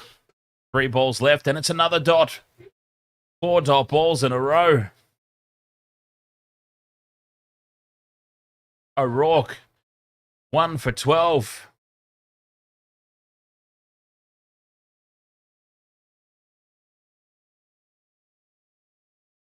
.44, that required run rate. It started at what, 6.2?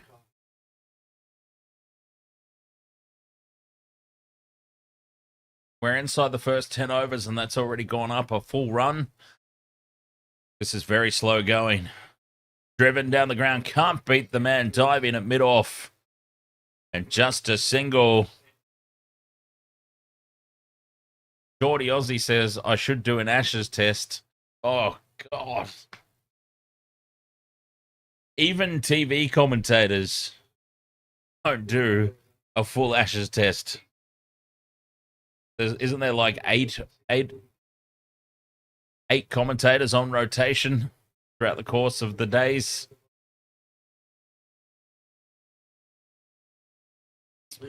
It'd be a challenge, that's for sure. Short, Rezwan cuts away and diving and taking a majestic catch.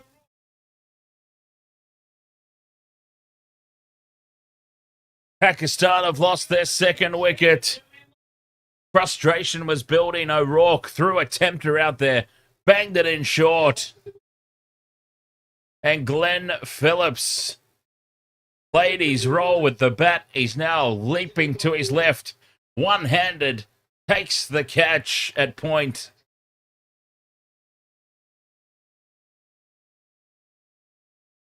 Pakistan are getting themselves into... 2 for 22. Pakistan are 2 for 22. A salute to Richie. 2 for 22. God bless you, Richie.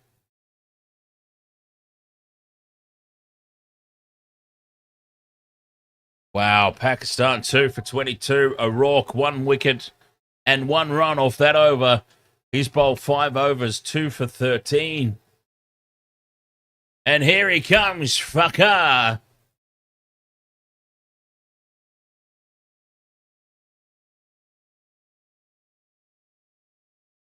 Babar Azam and Fakar. Now, my understanding is this should have been the opening partnership. I am led to believe this should have been the opening pair.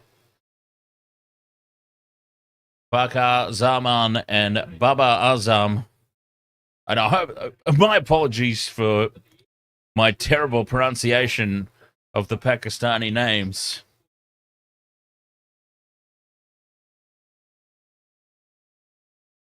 Two for 22 after 10 overs. And now there is a lot of work to do for these two. Fakar and Baba. And Michael Bracewell into bowl spin has been introduced. So essentially the opening partnership is now. We've got to look at this a little bit differently. Because Pakistan weren't able to open with him.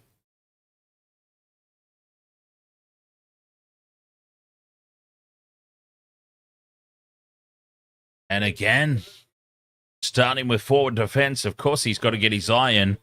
I'm certainly not suggesting he comes out and tries to whack the leather off the ball.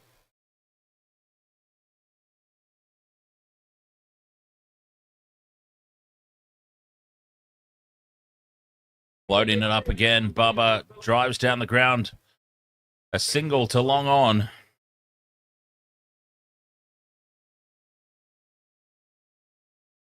And a nice replay there of the catch. What a catch it was.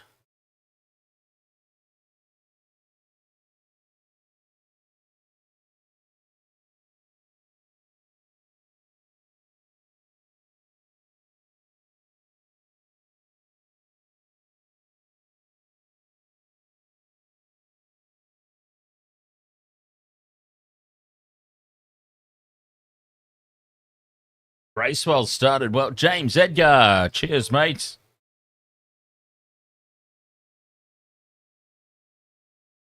Bracewell. And again, just forward defense. I mean, look.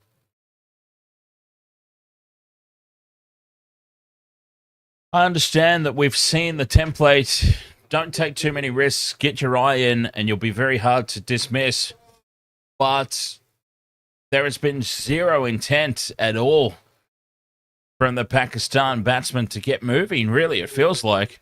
And then in fairness, I suppose the one time that they did, they've got themselves out when they've gone for big shots. So, I mean, that'd sort of get you to pull your head in pretty quickly.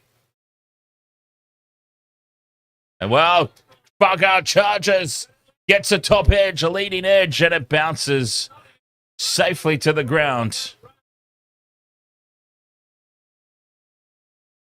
Oh, and it's just a single. Is he allowed to have a runner? He's clearly got not a broken leg, but he's clearly got a severely injured leg. He couldn't run. Here we go on replay. He advances down the pitch, gets a leading edge that could have gone anywhere. It lands safely just behind the man at backward point, and he couldn't run. He had to jog through for the single. They could have had two there. Well, this is going to be very difficult for Pakistan. If you've got a batsman out there that can't run properly,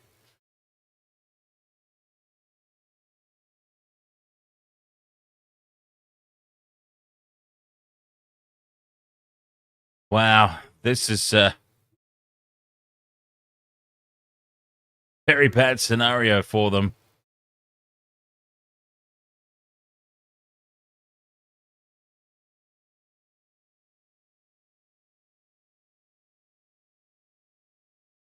Well, that's disappointing. Very disappointing. Geordie Aussie says if he bats 10, I think he can. O'Rourke back into the attack, and why not? 5 overs, 2 for 14, keeping the pressure on. Bakar turns it away for a single.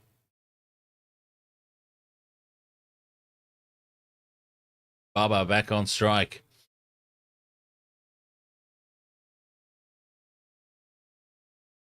This is going to be very tough going here for Pakistan now. That required run rate creeping up towards 8 and over.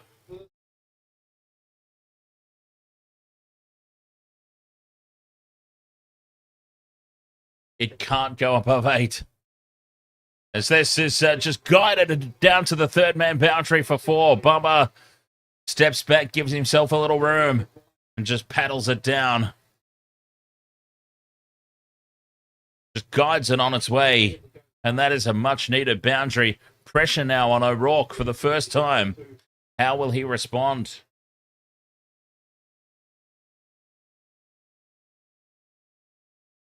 We haven't really seen this from the New Zealand bowlers.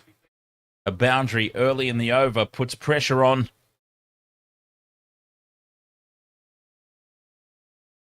O'Rourke in again. Slashed away. Uppishly played, but fielded at point. Phillips again. Got a safe pair of hands there, Phillips.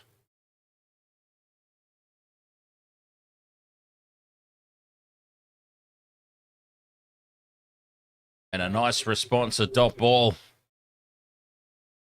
Gave him a little bit too much width there, though. More than he would have liked.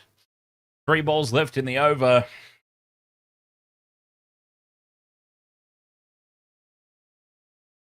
O'Rourke to Bubba. Drops it in short. Immediately looks to square leg. That'll be 1. Beautiful ball. Back-to-back dots again.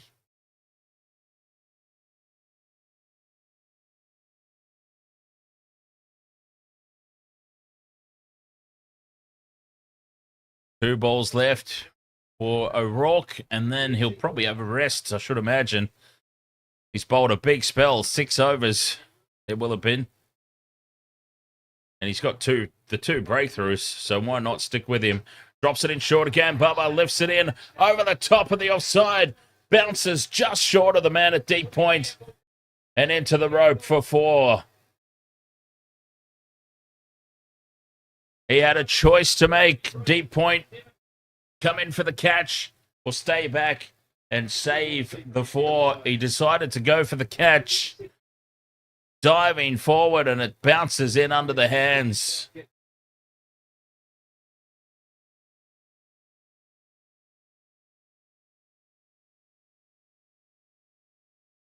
Two for 33. 9 off this over so far. It's been a good one for Pakistan. Their best by a long way. And well fielded by Phillips. At backward point again. Diving away to his left. Clutching it with one hand. And you just can't get the ball past that man. 12 overs gone. 2 for 33. I'll have a quick break and be right back.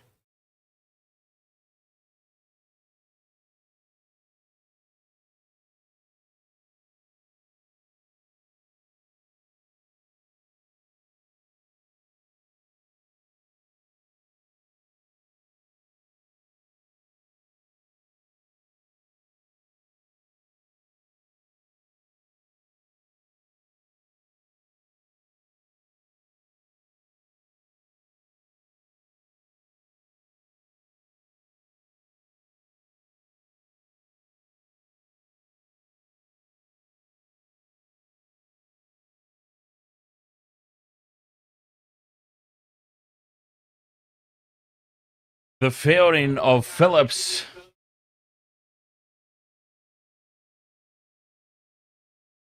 There's been a big point of difference here. Farquhar against Bracewell. Sweeps one bounce just short of the fielder. Well, they are riding their luck here, Pakistan.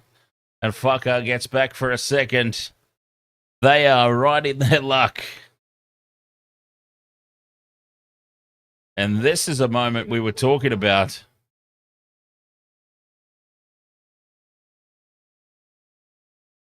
Very nice setup. Geordie Aussie. Bracewell in. Farquhar pushes to the offside. Can't beat the diving Young.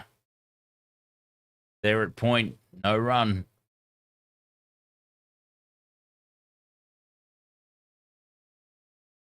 Yeah, so they're taking their luck all the way here, Pakistan. Farquhar Zaman, a leading edge that fell safe. A sweep shot just before in the air. Landing just short of the man at deep square leg. Swing and a miss at this outside off. Bracewell readjusts his line.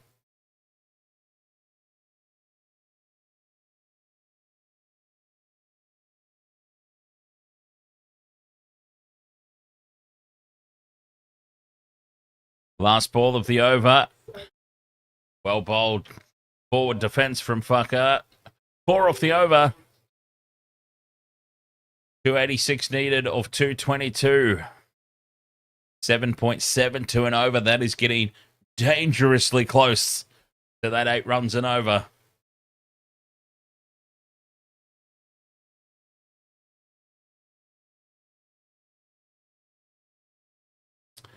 And this should have been the opening partnership. And Farquhar has to play it injured.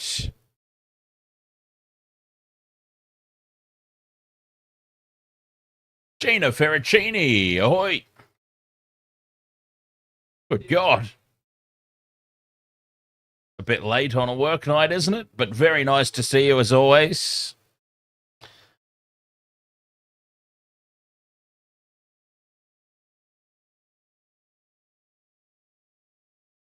Well, Glenn Phillips has got the ball.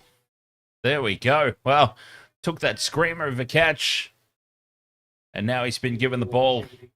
Go have a bowl, mate. Get us another wicket, would you?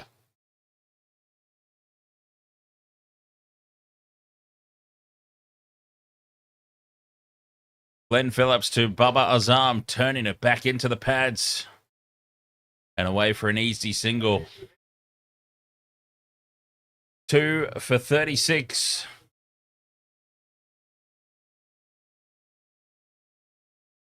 .1 overs gone, and they're starting to find the singles now as well, Pakistan.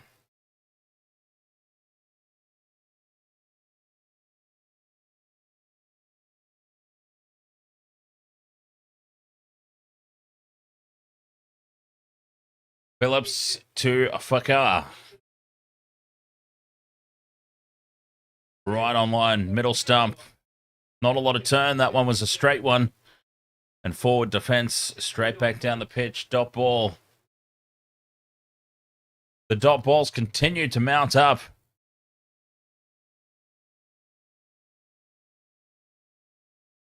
Phillips in again. Fakar charges. And straight drive. Right back down the ground.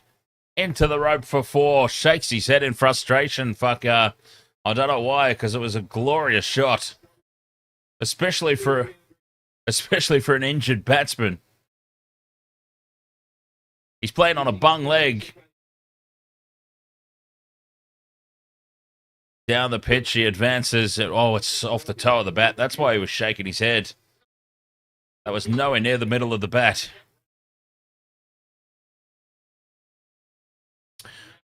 That explains him shaking his head. He's also hurt himself even more by advancing down the pitch. I don't know if Fakar's going to be able to see out the innings.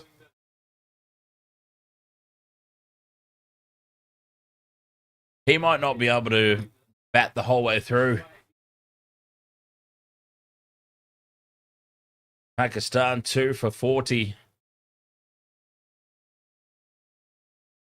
Fakar bravely fights to 8 of 12, but he is really not in a good way. Backs away, gives himself room. Oh, he's hurt. Oh, he's done. He can't keep going. He's down on his knees. He's back up again. Yes, he's called the trainer out now. He's done. Oh, the poor guy.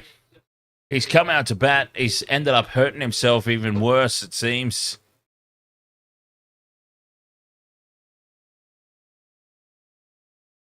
Immediately falls to the ground after that swing.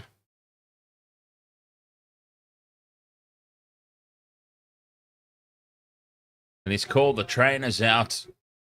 I can't imagine, even with the old magic spray, I just can't imagine that he's going to be able to see this out.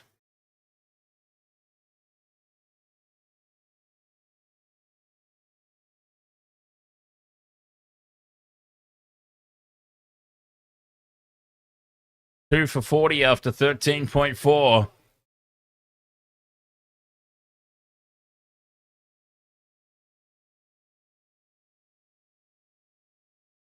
But you get the feeling Fakar Zaman is not going to be able to continue.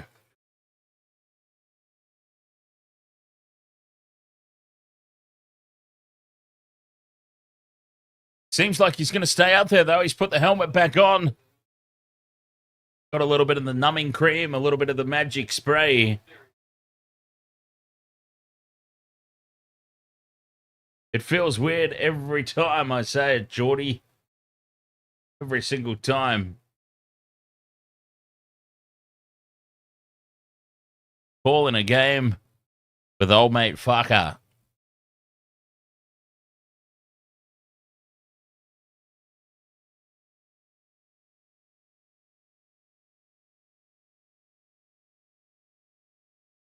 Kind of got a little bit of the meet the Fockers about it.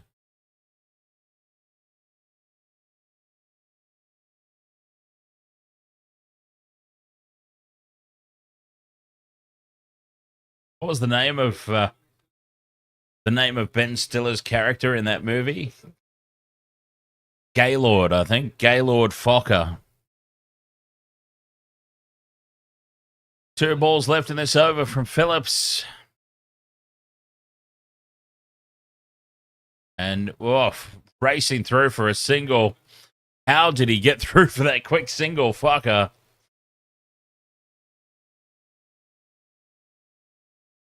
Oh, Gina, one of my all-time favorites. And, I've got quite a few favorite Ben Stiller movies, actually. But yes, Meet the Fockers. Or Meet the Parents was the first one, right? And then Meet the Fockers was the sequel. And then Little Fockers was the third one, where it kind of jumped the shark a wee bit, so to speak. But Night at the Museum was fun. I enjoyed the first one. The second one was a bit much, but I really enjoyed the first one. And probably my all-time favorite. So you would think that I would remember the name without having a look. It's just been so long, is all. The Heartbreak Kid. The Heartbreak Kid. I can't believe that I had to look that up. Bracewell back into the attack.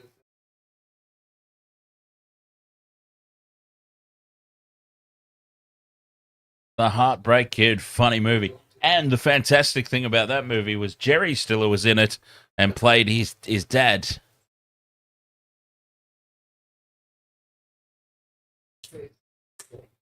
Two dot balls to start this over from Bracewell.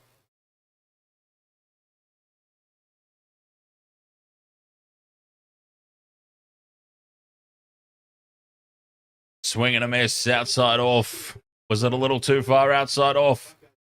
Parker wants that to be called wide.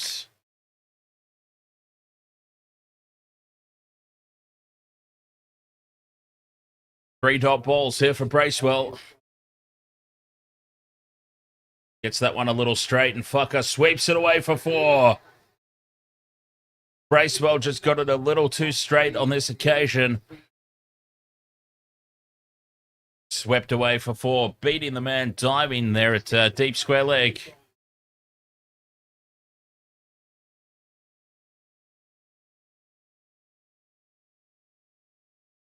Two for 45.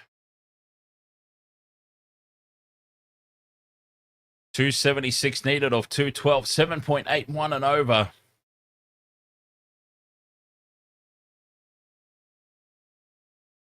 Defended back down the pitch. There was nothing to do there. A big wind blowing across the pitch. They can certainly use that to their advantage, the batsmen. Bowlers as well, of course. Bracewell floats this one up. Fucker sweeps again and gets it to the boundary again. Same shot, same result. 8 off the over. A good one for Pakistan.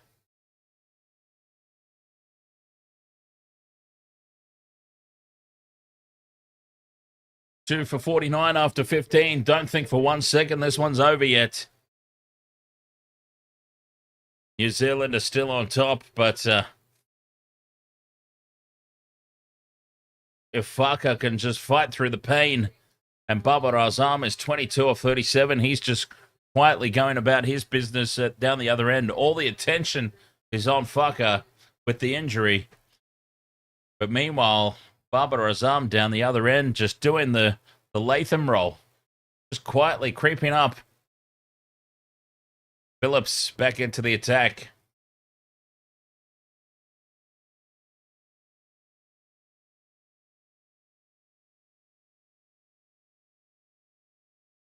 They could still pull this out of the fire, Pakistan. Phillips drops it in. Bubba pulls it away and gets it just fine enough to be four. Just wide enough of the deep fine leg. 2 for 53. Well, they're certainly not going to go out wondering. They're going to fight tooth and nail all the way to the end.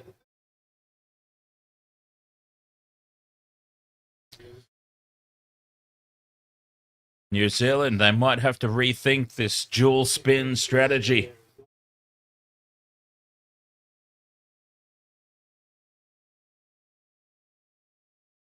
Phillips adjusts, puts it outside off.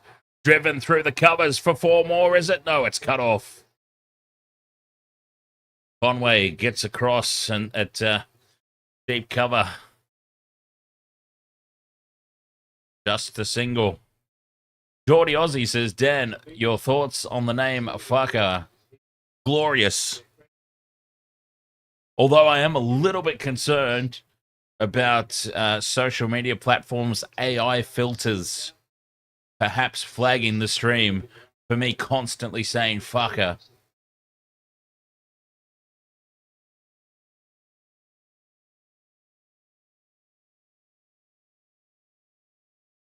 Five off this over. And a dot ball. Probably would have been a single there if he was healthy.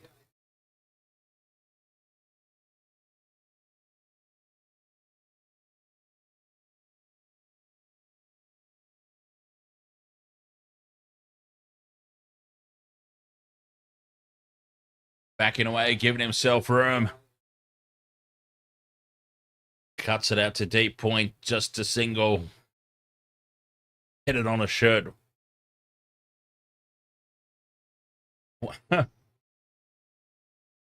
Wasted world of sports. Yeah, okay. Here's what the shirt would be. Wasted after this ball. Phillips in to bowl the final ball of the over. Leading edge will drop short of the fielder. Oh, frustration from Babar Azam. Feels like he should have turned that one away. 16 overs gone. Drinks break incoming. I'll have a quick break myself, and I'll be right back to tell this T-shirt idea. As Pakistan 2 for 55. It's drinks here. The opening game of Champions Trophy 2025. Thanks for being with us thus far. And yes, quick break. Be right back. Drinks break.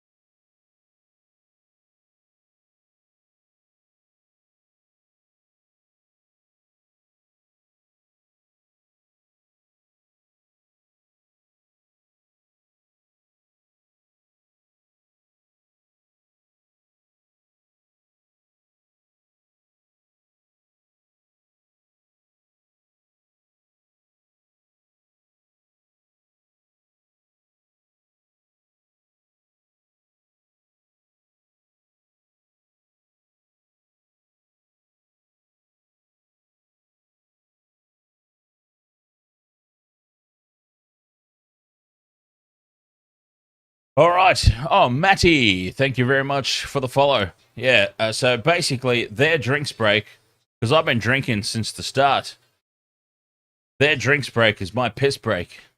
That's basically how it works. Yeah, so I reckon Wasted World of Sports logo on the front of the T-shirt, and underneath, sort of slight angle, like 25-degree angle, with like really rebellious looking broken text. Wasted World of Sports. And then underneath, Parker, yeah. Parker, yeah.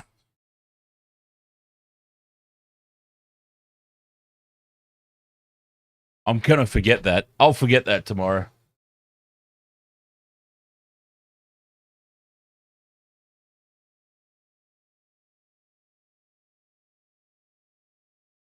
That could be part of the Wasted World of Sports cricket range.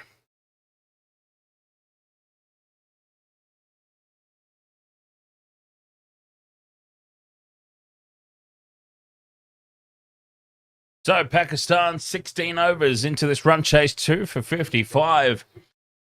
Oh, geez. I tell you what, I'm loving the fact that Babar Azam and Fucker are out there at the moment.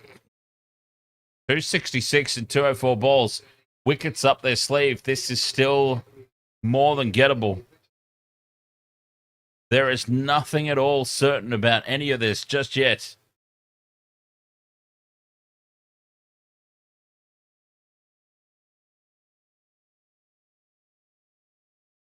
What do we got on the stat screen? Charts. Nice. I can even pull some charts up. Yeah, okay. I'm definitely going to move over to this scoreboard for the next cricket stream. Whatever the next cricket stream may be, we are moving over to that scoreboard for sure.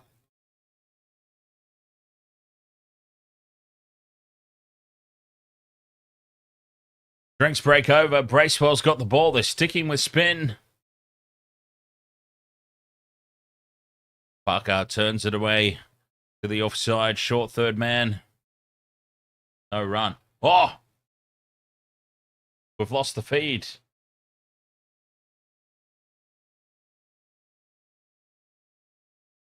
They can't do this to us. Not now. Things are just heating up.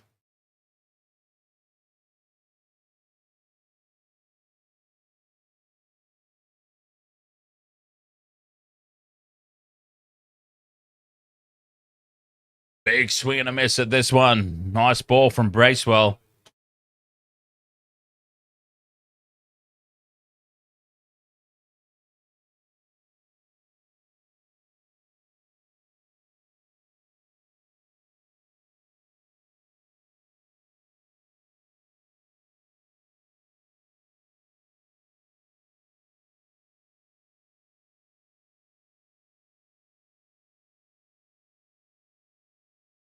Forward defense back down the pitch.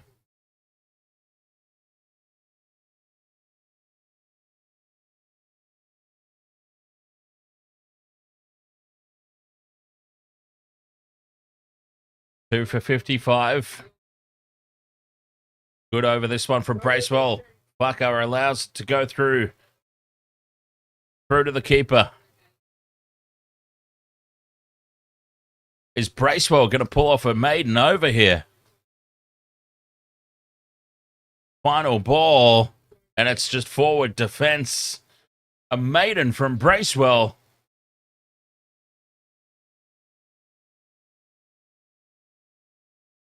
Well bowled from Bracewell.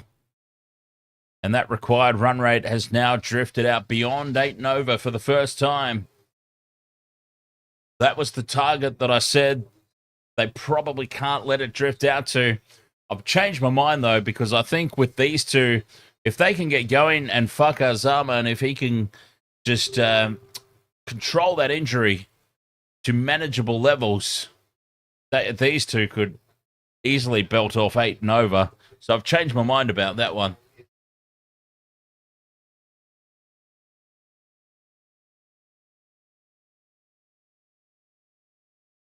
They could certainly still fight their way back into this. Babar Azam pushes to the offside for a single. Geordie Aussie, you found some great cricket names. Very nice. What have we got?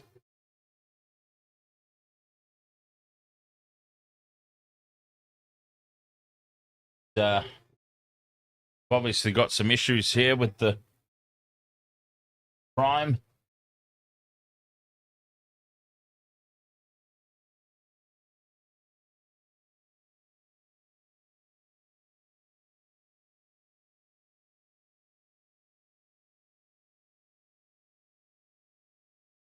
Snuffy Brown, Oscar DaCosta.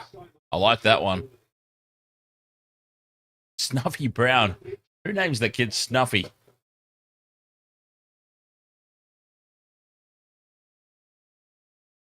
Down to long on for a single. Fucker moves to 19 of 29. Baba Azam 29 of 43.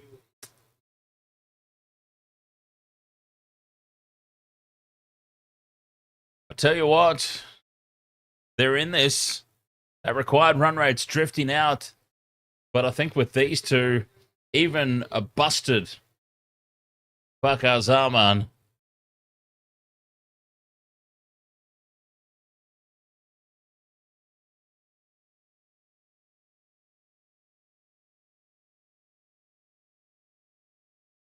Great catch there from Phillips, showing us the replay. The classic catch.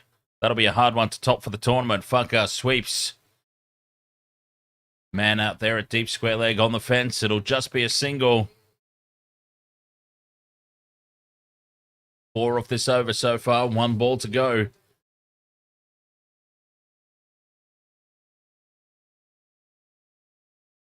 Comparison, New Zealand was 79 for 3. This will just be another single. Turned square on the leg side by Babar Azam. 2 for 60 at the end of 18. So, yeah, comparison, New Zealand had lost that extra wicket, but they were 13 more runs along.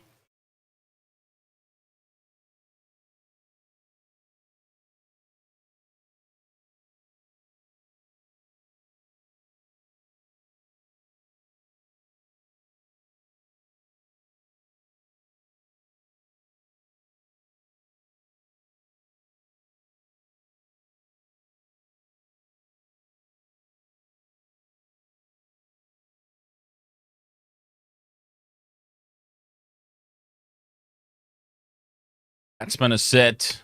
That's the key. We've seen if the batsmen can get themselves set, very hard to remove. Bracewell's going to continue. 4 overs, none for 12.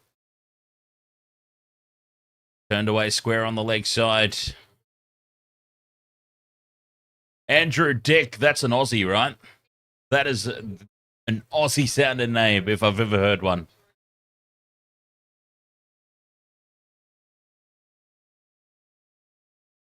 Andrew Dick, that's got to be an Aussie cricketer. Bucker sweeps. One bouncing over the rope.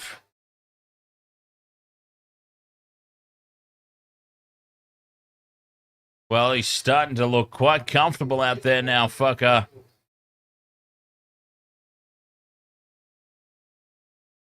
Pakistan, this, aside from the injury in the opening innings, this would have been the opening partnership, and we're getting just a little preview of how different things could have looked. Wide outside off stump. Is it too wide? No. He's still in pain. Just backs away from that. He didn't want to reach.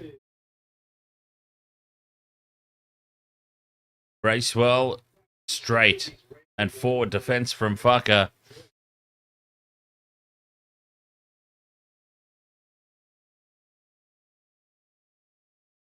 The required run rate's up over 8.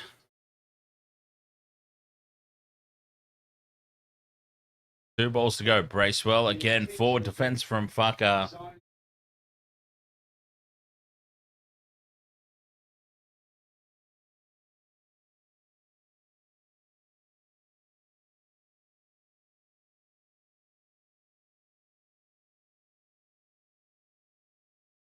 And again, a dot ball to finish. A good finish to the over from Bracewell. After leaking 5 runs at the start, he comes back with 4 dot balls. Ends the over superbly.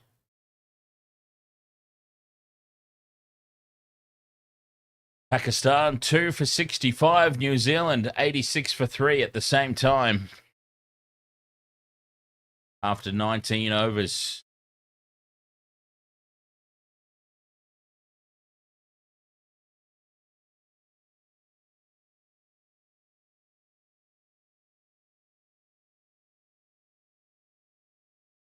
Phillips back in again. Well, they're keeping this dual spin going.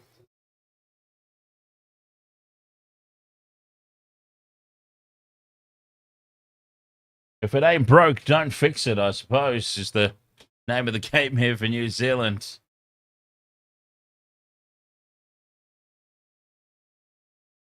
I suppose for them, for New Zealand, there's no real concern about if they can race through these overs. There's no real threat about giving up 5 or 6 and over at this point. The required run rate up over 8. Direct hit. I think he's safely home, though. Throwing to the end of the injured player. It's smart.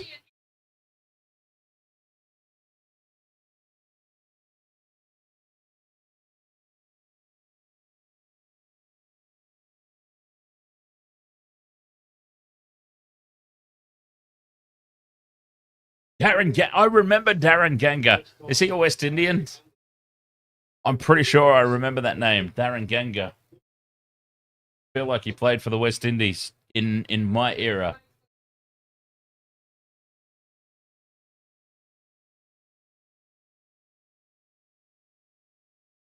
That name just leapt out immediately.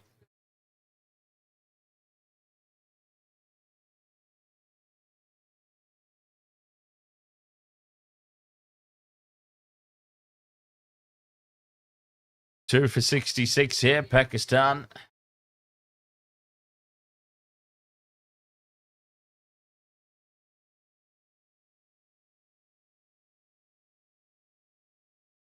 Phillips, great one. And kind of skidded onto the bat. Pushed away to the offside dot ball.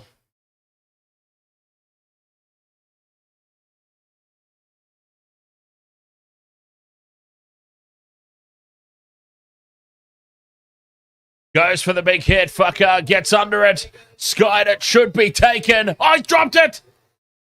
It's been dropped. Should have been caught. It's gone to ground. It was in. It was out. A big let off here for Pakistan.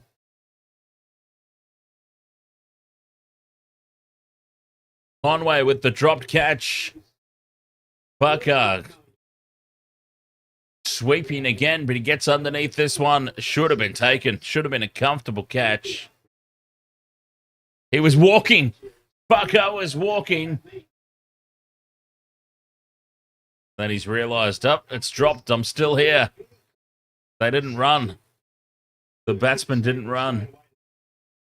And now forward defense for another dot ball. Not taking any chances this time around. Well, that was a let-off and a half. I mean, he had to make a lot of ground, Conway, but it should have been taken. Bakar goes for the ramp. Can't get hold of it. It's a dot ball. 20 overs gone. 2 for 66. But the let-off, the dropped catch. Mind you, it's one of those scenarios, like it'd be dangerous to think this way, but are New Zealand actually better off not getting Bakar Zaman out at this stage? Is it better for New Zealand to have an injured batsman out there? Again, I suppose it all comes down to the extent of the injury and just how much he's going to be able to actually do, especially at the back end of the game. But I just wonder. I just wonder if it's not beneficial. Now, I'm certainly not suggesting that they dropped him on purpose, as Bracewell gets this one to kick on straight. Appeal for LBW, ambitious at best. I can't help but just wonder.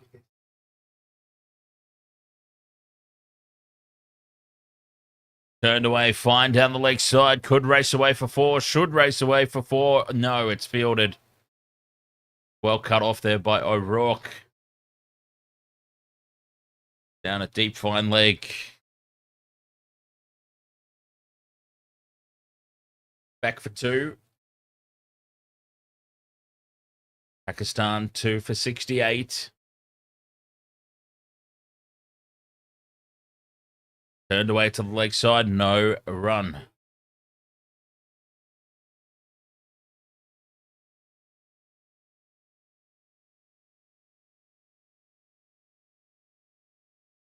.253 needed off 177 balls. This one fine down the leg side. And O'Rourke races around the field. Just a single. 3 off the over so far. A good one for New Zealand. That required run rate now just creeping up towards 9. 8.5 it is. Bowled him. Well, Fakar's gone.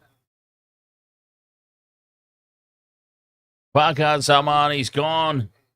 He got given a let-off in the last over, but Bracewell has towed him up. Clean bowled. A brave effort from Fakar. I mean, this is an injured batsman getting 24 or 41. Halfway up middle stump.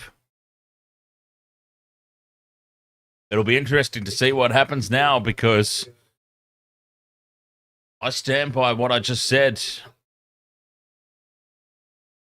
Would it be better for New Zealand to have an injured batsman still out there? But the breakthrough, 3 for 69. Pakistan, 252 needed off 175. That required run rate just creeping up now. 8.64. I said that it couldn't get above 8. But with those two still out there, I still gave them a chance. If it creeps up above 9, they could be in big, big trouble. Salman Ali Aga. I probably said that horribly wrong. Ali Aga. Ali Aha. I'll just call him Salman. Salman to the crease. Pakistan 3 for 69.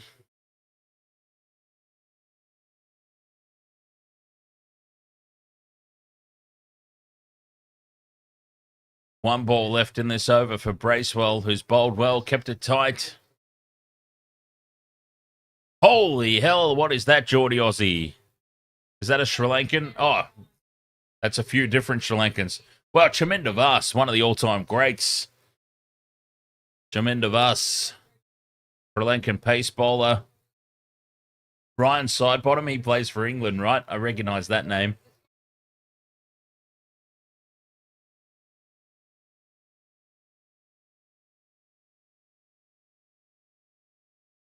Bracewell, 5.5 overs, 1 for 20, one ball left to go. Salman on strike, forward defence, stop ball. Stop ball number 642. Well, probably not that many, but it feels like it. 3 for 69, Pakistan in this run chase.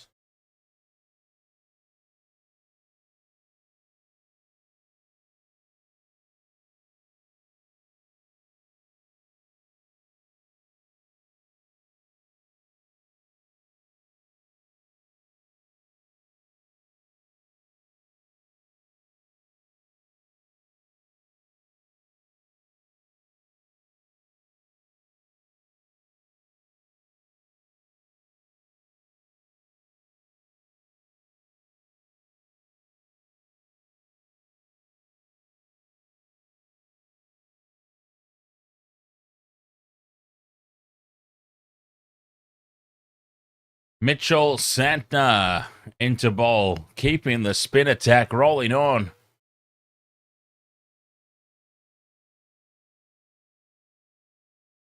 Geordie Aussie, you found a better name than Fucker. Well, this we've got to hear. Santner starts with a dot and back-to-back dots. Well, they're running out of time here. Pakistan have been a little bit overly defensive.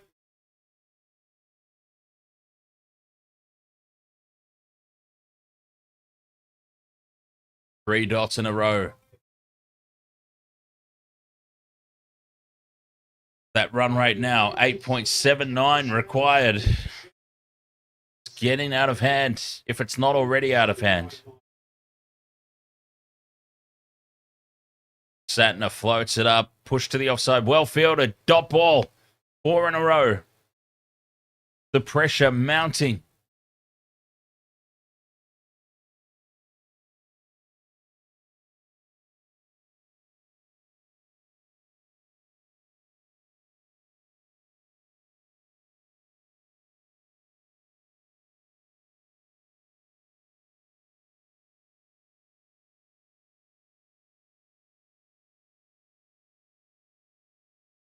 Yeah, Chaminda Vas. What the hell?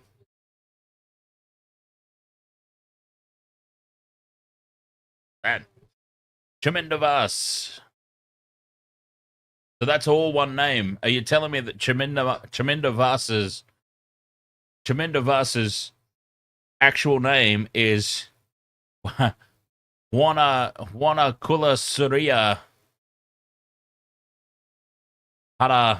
Parabadish Yusantha Joseph Chaminda Vas?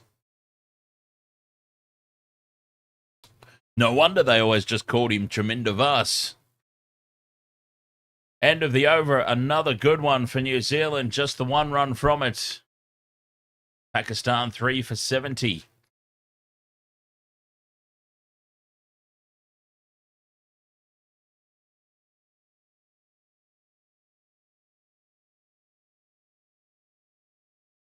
$22 overs gone.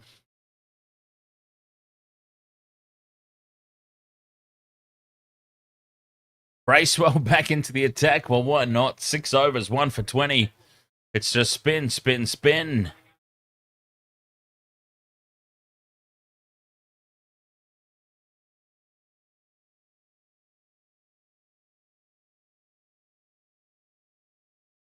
Pakistan perhaps trying to get New Zealand into an awkward position of running out of bowlers. As Bubba gets an inside edge, races away into the outfield. They come back for 2.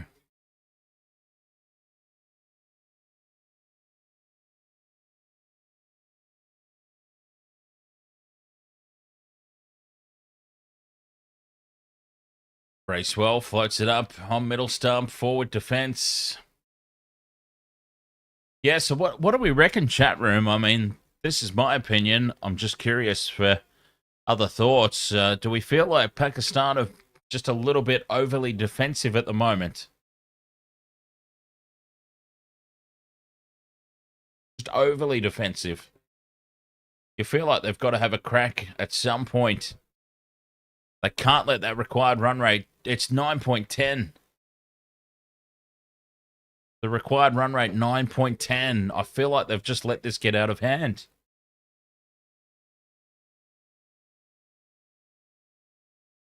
Are they only batting as well as New Zealand are allowing to? It doesn't feel like, outside of Henry and O'Rourke, doesn't feel like New Zealand are bowling that exceptionally. 2 runs off the over. What's going on here? Pakistan just can't get them away. The required run rate, 9.22.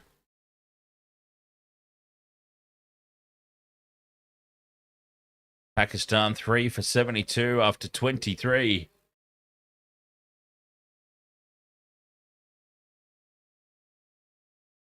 Henry, 5 overs, 1 maiden. Bracewell, 7 overs, 1 maiden. Bowling maiden overs in one-day international cricket. Unforgivable, really.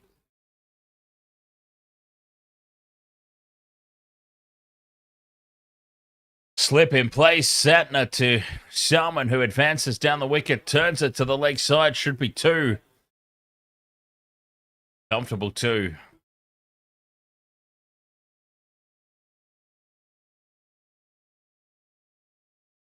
$247 to win off 161 balls.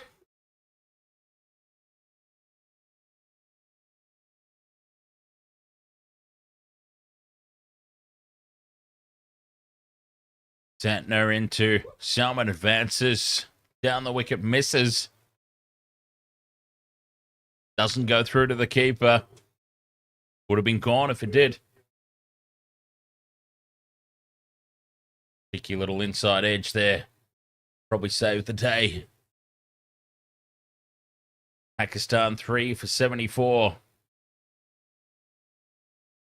Swing and a miss. Takes the...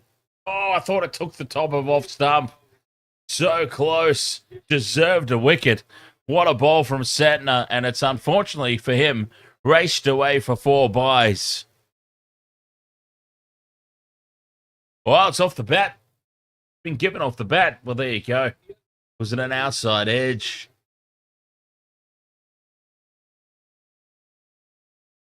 Beautiful delivery. Santner frustrated.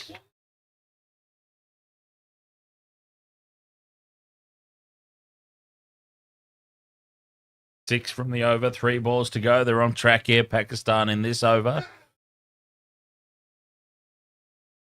Wildly ambitious shout for LBW as that ball was going a long way down the leg side. An all-important dot ball, though. Comparison, 23.4 overs. Pakistan 3 for 78. New Zealand were 3 for 110.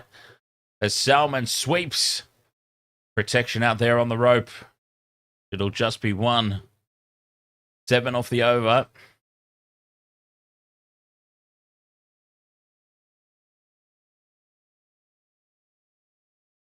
Well, I feel like that's clipped the stumps. I did feel like it hit the stump, that last ball. Anyway, final ball of the over. Baba backs up in the crease, cuts it away. Man out of deep cover. A single. 8 off the over. It's 3 for 80. 24 overs gone.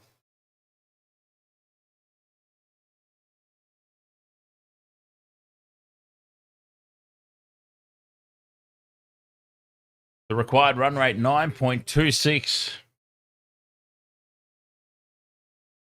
And yeah, just feeling like they've been a little overly defensive here, Pakistan. They could have gone a little bit more aggressive. I do appreciate what they've been doing, just playing balls on their merits, essentially. But I mean, they're running out of time. It's basically what it comes down to. 24 overs gone. Persisting with Phillips. 4 overs, none for 18. I mean, they've got to get after somebody at some point. Babar Azam, 39 of 63. I mean, that's test match scoring rate. Salman, 7 of 7.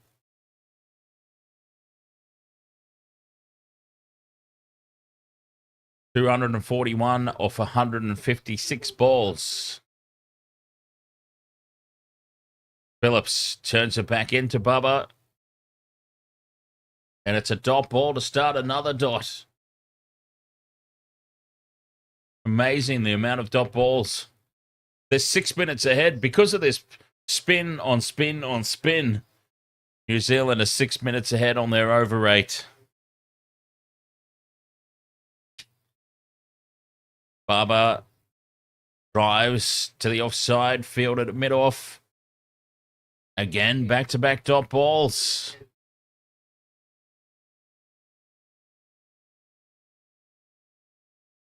This really is incredible. Baba scoops this one away. Over on the onside. Just the one. They had a boundary rider out there at long leg.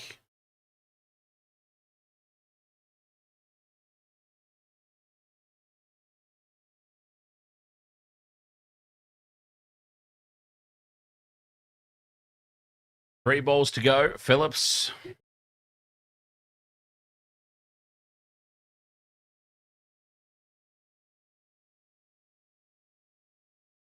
Barber creeping towards his 50. Salman drags this from outside off, sweeps it square on the onside. Just a single. Any names for me to add to the funniest names? 11. Oh, I'm sure if I had the time to sit and think about it, I'd come up with a few.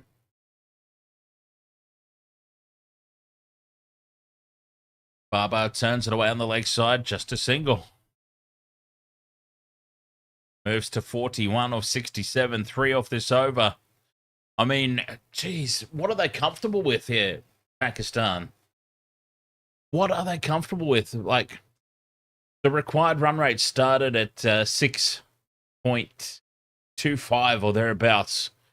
It crept up to 7. It crept up to 8. We're now up to 9.5 required and over. Like, what are these guys comfortable chasing? Surely it's already at a point where they'd be thinking to themselves, we got to go here. We got to try and reel this in a little bit. Well, we saw at the back end of New Zealand's innings, I suppose, with set batsmen, how quickly the runs could mount up. But are you really going to base your entire run chase off those final 10 overs? Seems like a bold and dangerous decision. Santner back into the attack. They are racing through these overs here in New Zealand. 238 off 149 balls.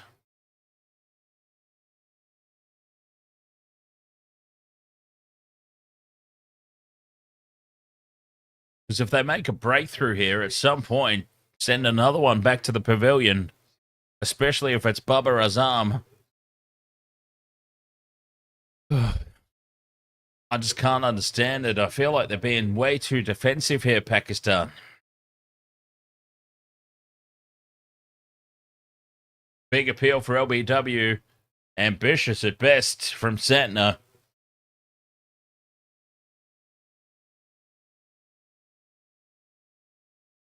Height and down the leg side for sure. Arman, ahoy there. Which team am I supporting? Not really supporting anybody, to be honest. I don't have a dog in the fight. But I did tip New Zealand to win.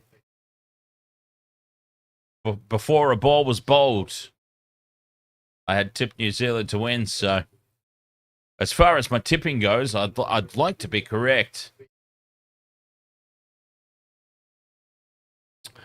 But, you know, I just want to see a good game. Very slow scoring from Pakistan, says the real thing. 100%. Yeah, I'm just... The required run rate's now creeping up towards 10 and over. And I'm just wondering what they're waiting for. Dot ball, dot ball, dot ball. One off the over from Santner. 3 overs, none for 10. 237 off 145. I mean, look, 10 and over in modern day one-day international cricket is gettable. It just seems like a risky game plan to leave it this late to go after it. They're well behind what New Zealand set. Jeez. And I don't think New Zealand are bowling that exceptionally good. You know what I mean? There's been no real reason for Pakistan to be this defensive-minded.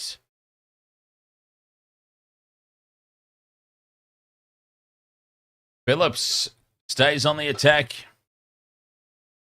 Baba cuts away. Protection out on the rope.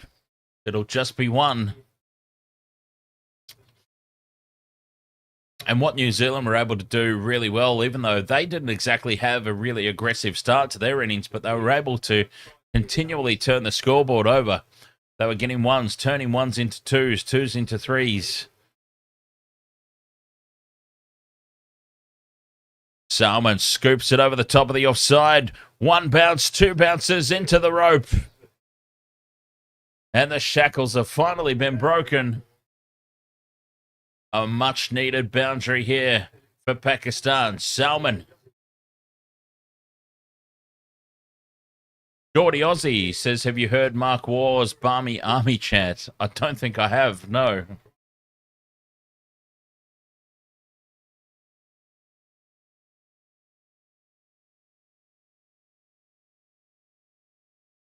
Don't believe I've heard that one. 3 for 89 here, Pakistan.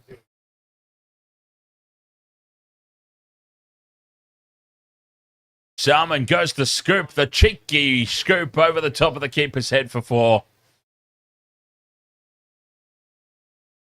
Back-to-back boundaries for the first time in the innings for Pakistan, I'm sure. 9 off the over. This is the sort of over they've needed.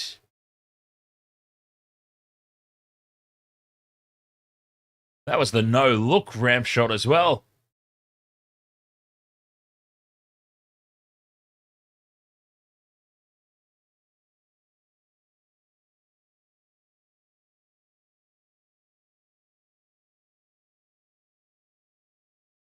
Three balls left in the over, and New Zealand might just need to change it up here. As one bounce to the man at deep square leg. Just a single, but 10 off this over. A good one for Pakistan. A very good one. And it might just force New Zealand into a little bit of a rethink at the 27 over mark.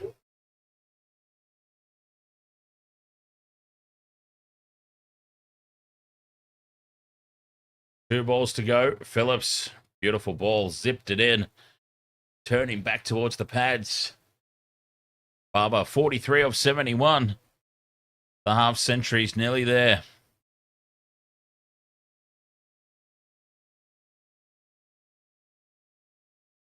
Final ball of the over. And no run. Oh, don't get run out. That's the last thing Pakistan need. No run off that one. 10 off the over, though. A great one for Pakistan. They need a few more of those from here on in. So, what is this Mark Waugh Barmy Army chant? Mark Waugh is an Aussie. He wears a baggy hat. When he saw the bookie cash, he said, I'm having that. Went out with Warney and had some beers. When the ACB found out, they covered up for years. And there's a clip, apparently, of Punter singing it. Santner. Well, they're staying with spin. Cut away by Salmon for 4. Salmon has decided it's time to go. And he takes Santner to the boundary on the very first delivery.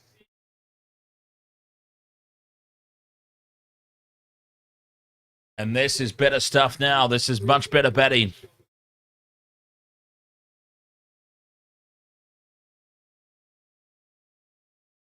Pakistan 3 for 98.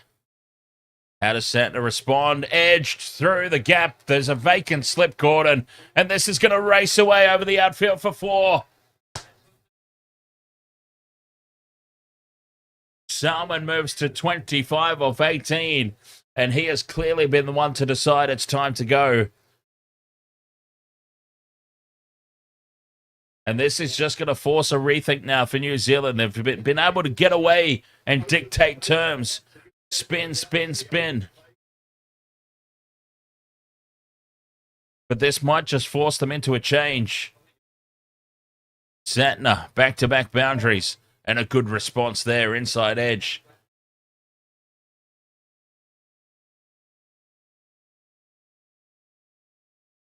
And a dot ball. Business back to normal. 9.73, the required run rate. So they still need a few more runs in this over.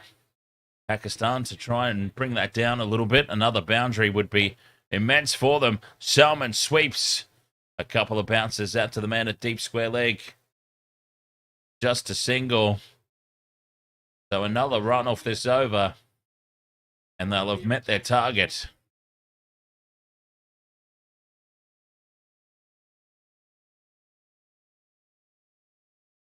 Two balls left. Baba just pushes to the offside. Dot ball. Salmon 26 off 20. Baba Azam 43 off 73. Final ball for Santner. Floats it up. And, oh, run out chance, but a misfield. Run out chance, but there's a misfield. 28 overs gone, 3 for 104. Pakistan, 218 to win off 133 balls, 132, sorry. At 9.86 and over. Can they do it?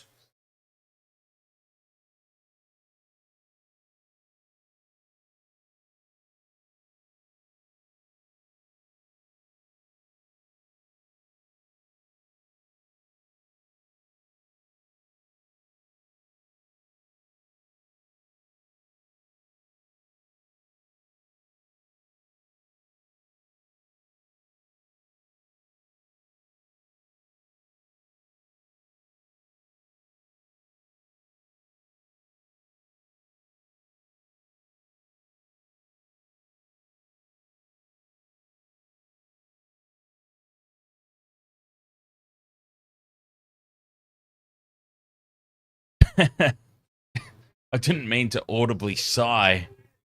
It's just been a very, very long stream. Phillips, well, they're sticking with the spin here, New Zealand. I mean, is this their only options? They can obviously go back at some point to O'Rourke and Henry, but are they carrying spinners all through the bowling lineup here in Pakistan? I mean, for the conditions typically that we expect of Pakistan wickets, it makes sense, I suppose, to have a very spin-heavy lineup. But I would have thought that they've kind of been forced into changing it up a little bit with Salmon going on the attack.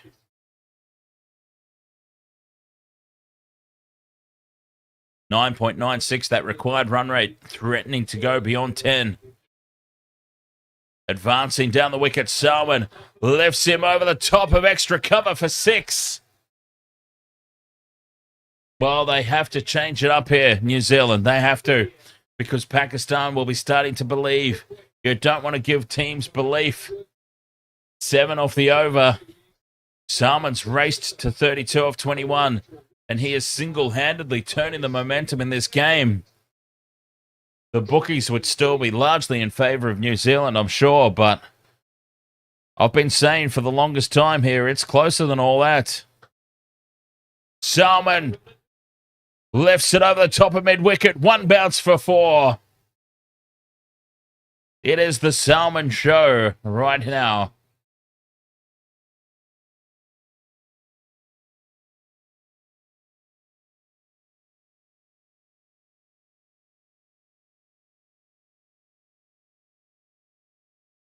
They are taking their chances. This is what we talked about in the innings break.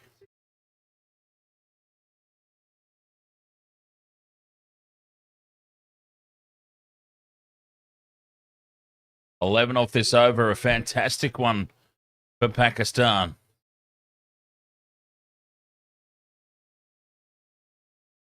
The required run rate, 9.66.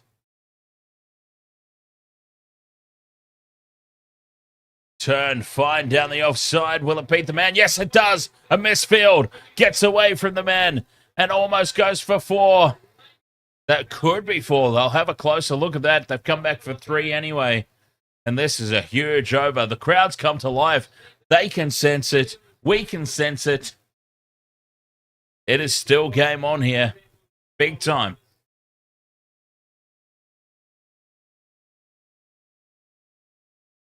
Pakistan, very slow going at the start. He's done well there to save the 4 in the end after the initial misfield that nearly cost the 4 in the first place. They're starting to sing now in the crowd. The belief is there. Will it rip through the team and lift the Pakistanis home? Babar Azam turns it off the pad, square for 1. Big over that one, 15 runs from it. 29 gone, 3 for 119. Babar Azam, 46 of 77. And Salman chomping at his heels. He's on 39 of 23.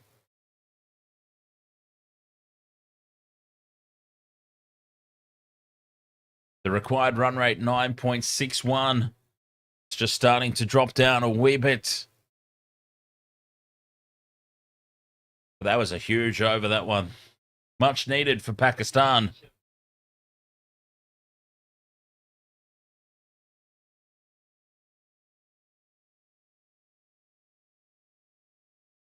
Setner staying in the attack. Babar goes for the pull. Gets it into space. Bounces well short of the man at long on. And they've come back for a second. Well, they're starting to go for it now, Pakistan.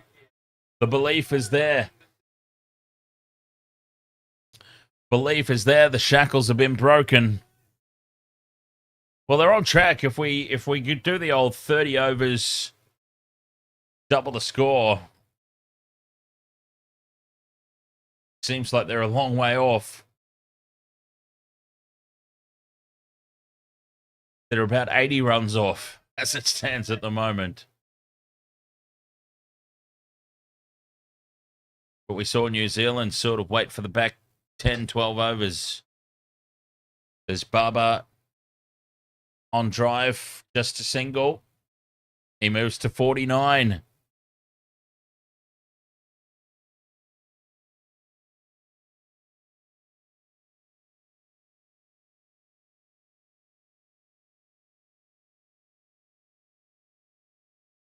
$199 off 123 balls. The crowd well and truly back into it.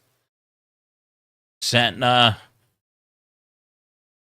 drifts this one up outside off. It's just punched down fine. But Will Young gets back, saves the boundary. They come back for 2.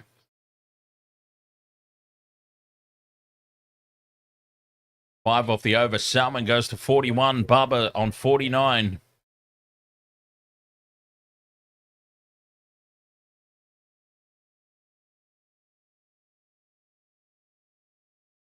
The momentum, you just feel it. Turning back towards Pakistan ever so slightly. Santner with 2 balls left. Dumping attempt to Peel. He's not taking his back foot off the crease at any point.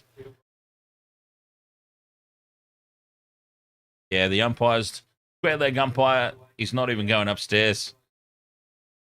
Doesn't care at all.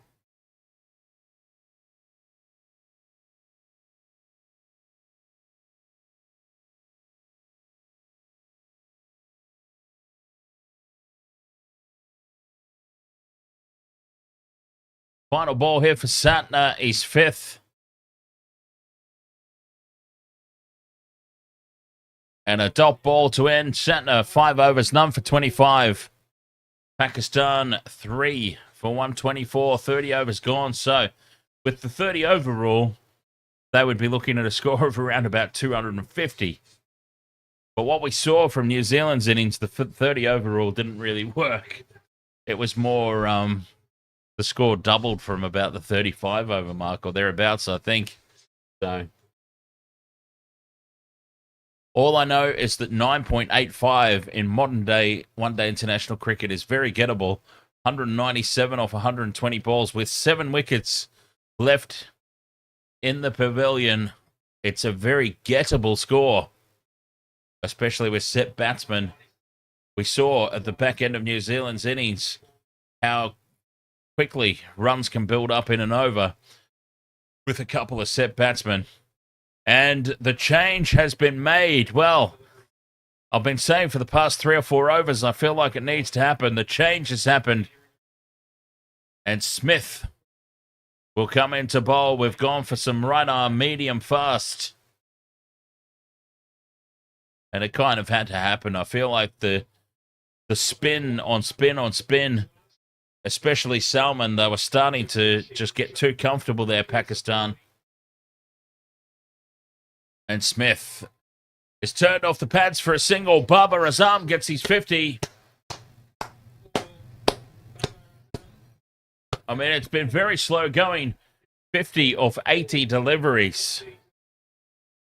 That is not a typical one-day international strike rate, but it is a crucial 50 in the context of this game, the context of this run chase.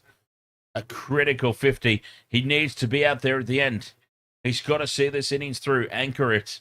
And that's exactly what he's doing at the moment. Babar Azam, 50 off 81 balls. Salman now, he's approaching his 50. Pushes to the offside, just a single, moves to 42. A much better strike rate for him, 42 off 27.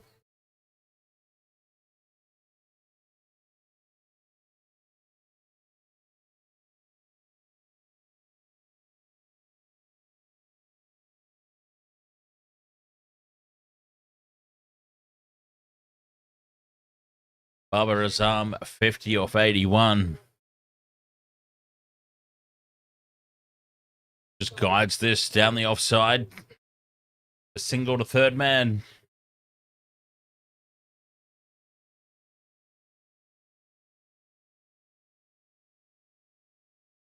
Three singles from the over so far. 9.94, that required run rate is about to leapfrog the 10 and over.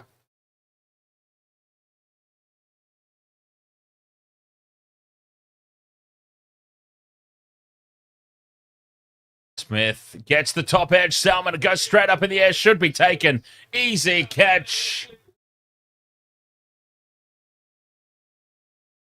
And Smith gets the breakthrough. The change of pace gets the breakthrough.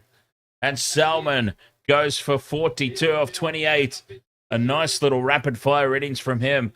Started to get Pakistan moving in the right direction. But ultimately, he charges down the wicket at this. Doesn't get to the pitch of it at all.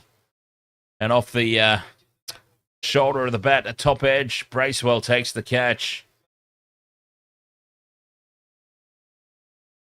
Frustration for Salman. The breakthrough for Nathan Smith. New Zealand back on top, and it's brought a hush over the stadium once more.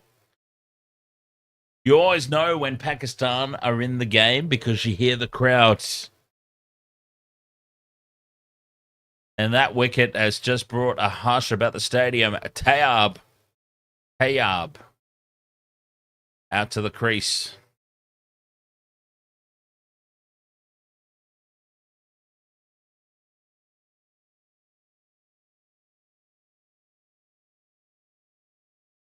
Big wicket, that one. I mean, it would have been a Williamson-like breakthrough if it were Babar Azam. Tayab Tahir.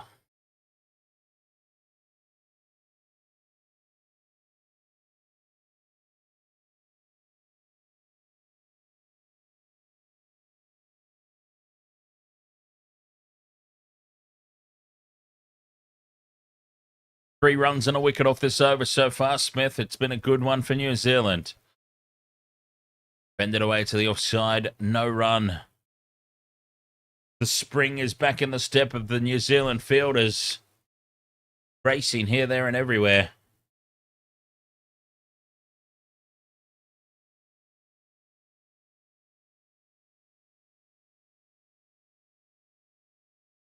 Pakistan 4 for 127. I thought we'd forgotten about that. The Bangladeshi team sheet. Tayab gets it fine on the offside. Just a single to finish, though. And there's a... What the hell is that? Oh, it's a cat. Just a random cat out on the field. Off it scurries. A black cat, too. That's bad luck. Who's getting the bad luck?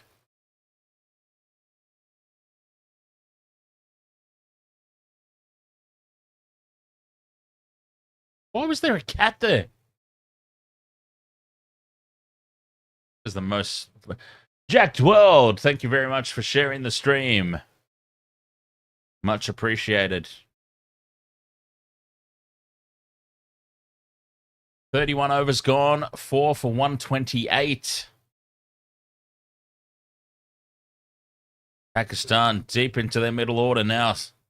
Asantna beats the outside edge. Huge turn there. Away from the right-handed batsman. Unlucky to have not caught an edge.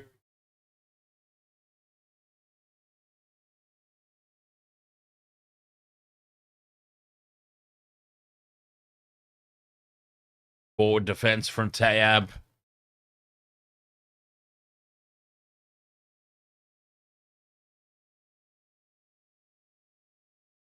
Two dot balls to start for Santner here. Good start to the over. Tayab aggressively pulls this one straight to mid-wicket. And he's on his way. It's falling apart now for Pakistan. The crowd can... You always can judge by the crowd. And the crowd looks very defeated. Pakistan fall to 5 for 128. They still need 193 for victory. And they just left them... They were too defensive at the start. And they just left themselves too much to do here. You get that feeling about it. They might have backed themselves and they might have had a plan. And fair enough to that. But I just feel like that plan, if it was... They just left themselves too much to do here at the back end. And ultimately, it's proving to be their downfall. As Kushdil, he bowled well. Kushdil, can he bat well? What can he come up with?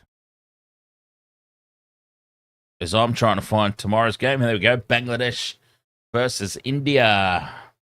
Squads. Good Lord. Bangladesh. Najmul Hossain Shanto, the captain.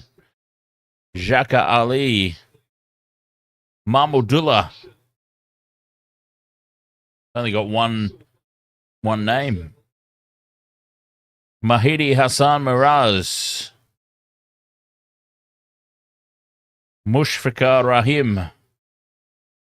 Mustafizar Rahman. Nahid Rana. Nasum Ahmed, Parvez Hossain Imon, Rishad Hossain, Soimya Saka, Tanzim Hassan Sakib, Taskin Ahmed, Towed Ridoy, or Hidoy. I wonder which one's silent there, the H or the R. There you go. I think I did not too bad, really.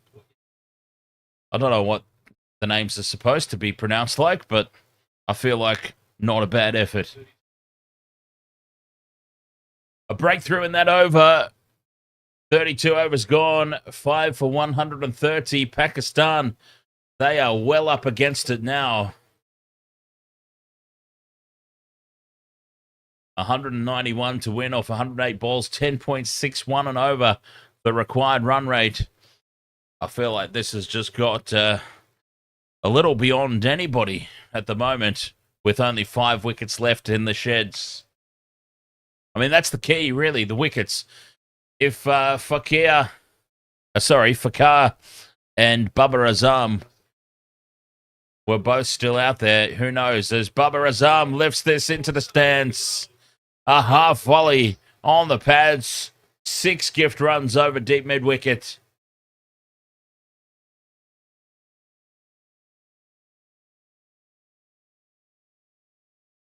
Moves to 58 off 85. He's got to get a move along now. There's just absolutely no point now for Pakistan to just not go all guns blazing. King, ahoy there.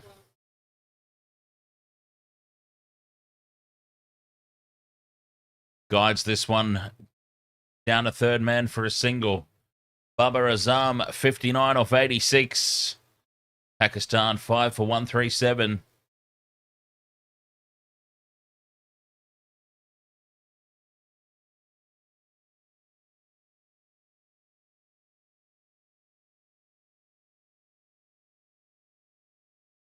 Well, the game's not over yet, but it seems like I got one thing right tonight at least. I did tip the upset. I did tip New Zealand to win. 7 off this over so far. Pushdill guides it square on the offside. Has he got it into the gap? He does, but it's well saved with the foot there. Conway just dabs the foot down in front, saves the boundary. And they come back for 2 runs.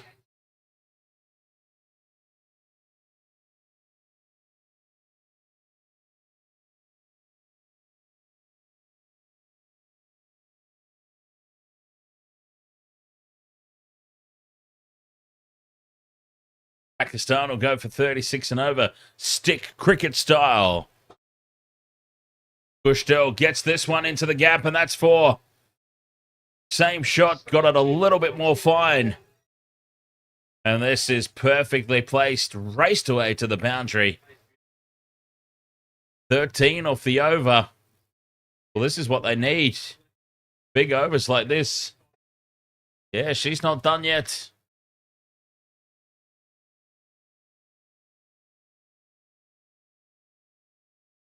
New Zealand have got to keep fighting for the breakthroughs.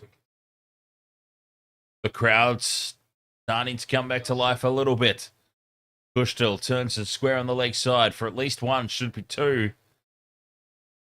And they do come back for the second. 15 off this over, another big one. It's amazing, really. Like, I've been fascinated with the crowd all night long, just the ebbs and flows. They go so quiet when a couple of wickets fall, but they get so excited when a big over is scored. You love to see it. Final ball of this over, 15 from it so far. Smith drops it in short. Pushdill pulls it away off the top edge, but it lands well short of the boundary riders out there on the leg side. They should have come through for a single to end the over there.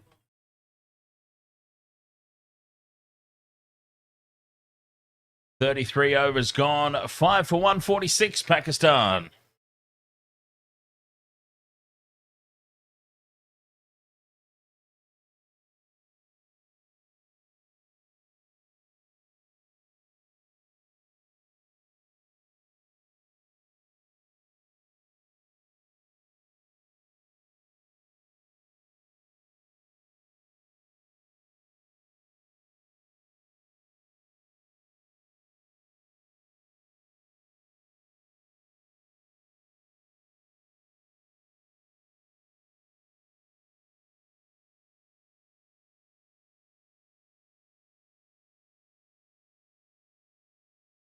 Santner staying in the attack. 33.1 overs, 5 for 147.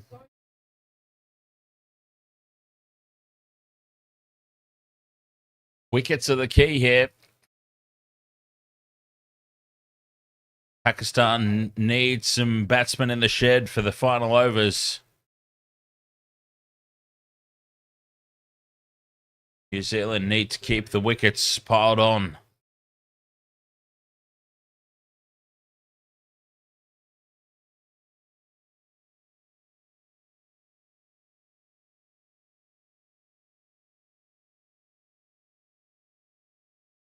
.173 off 100 balls. Pushed all. Earns it square. Just a single. 3 singles to start the over. And now the balls remaining is into double digits. 172 off 99. Santner floats this one up. Tempting for Babar Azam. Too tempting. Because he dispatches it. Gets down on one knee. Just lifts it through mid-wicket for 4. Beautiful shot. Santner floated that one up on purpose. Babar Azam was up to the challenge.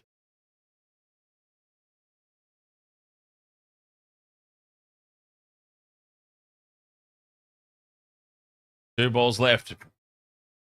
Advancing down the wicket. The outside edge, no run.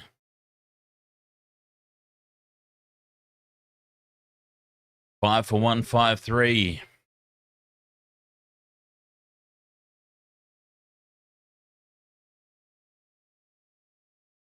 Final ball of the over. Santner gets the top edge. Babar Azam puts it straight up in the air. Should be taken. And Kane Williamson plants himself under it there and takes the catch. Straight up in the air. Babar Azam goes 64 off 90. And Pakistan, they are in a world of trouble now. The crowd falls deathly silent again. That was the big breakthrough. 6 for 153. Straight up in the air. And Kane Williamson at mid-wicket. Oh, it bobbled. It bobbled and it threatened to pop back out. Santner gets the wicket. The big wicket of Babar Azam. 34 overs gone. 6 for 153. They're into the tail now, I think. The lower order has been exposed. New Zealand well on top.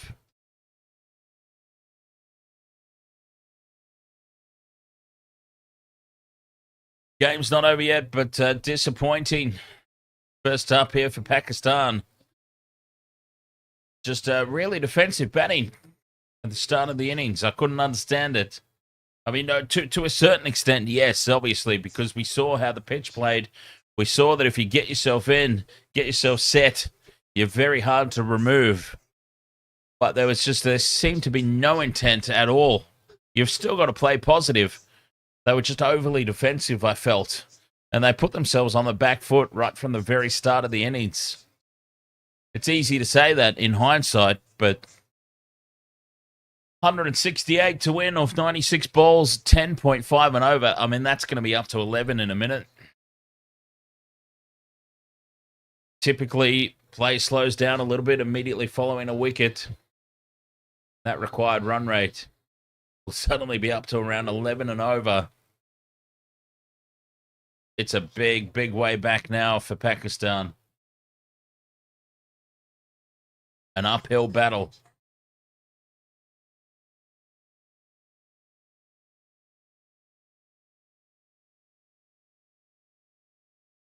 New Zealand, they might be looking to end it early. Bowl them out. I've got to be honest, that would work well for me at the moment. I've still got work to do after this stream. And I guess I may be misjudged a little bit, just exactly how long 50 over games go for.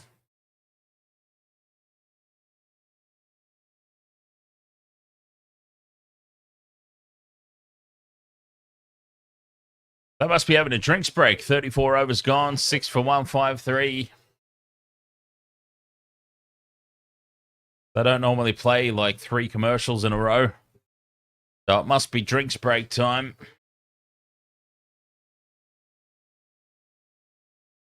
Ugh. Babar Azam, you feel, was the key if Pakistan were going to be successful back end here. And as you can see there, Kushdil and Shaheen Afridi.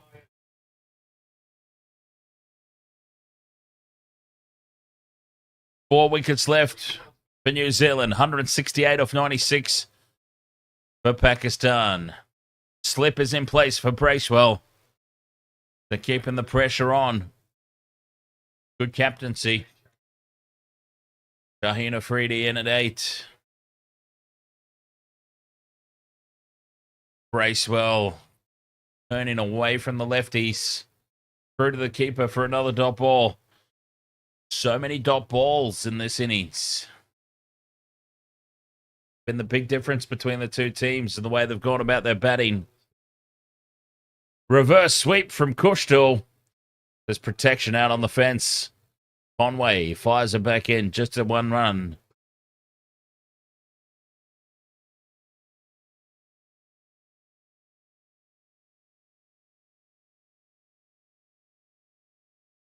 Disappointment in the crowd. Oh, they're leaving. Oh, the crowd is swarming out of the stadium. The crowd are departing in droves here. They've given up on their team.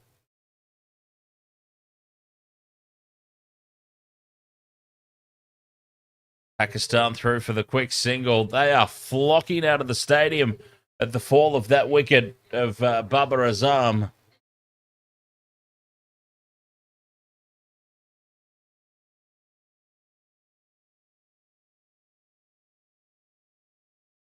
Two balls left in this over. Bracewell bowled extremely. The spin for New Zealand, they've kept things so tight. The required run rate, 10.95 now. It's about to make that leap into the 11s. Reverse sweep again from Kushdil. It's only enough contact for a single. Bracewell, 8 overs, 1 for 25. Pakistan, 6 for 156.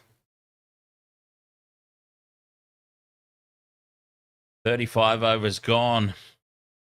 Looks like Satner's coming back into the attack, keeping the spin going. And they're officially at 11 runs and over required now. Pakistan with 4 wickets left, you'd have to feel like that's just a bridge too far. 165 off 90.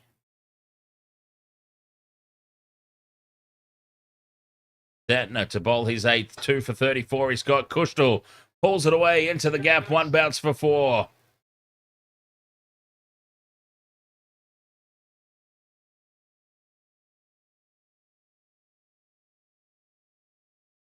Much needed boundary.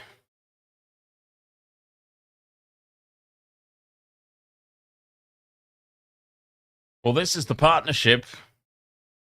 I'm fairly certain. I don't mean to disrespect anybody still to come in the batting lineup, but I feel like my understanding is this is the partnership. This is the last of the batsmen before they're well and truly into the tail. So if they're going to get close here, Pakistan, it's going to have to be these two.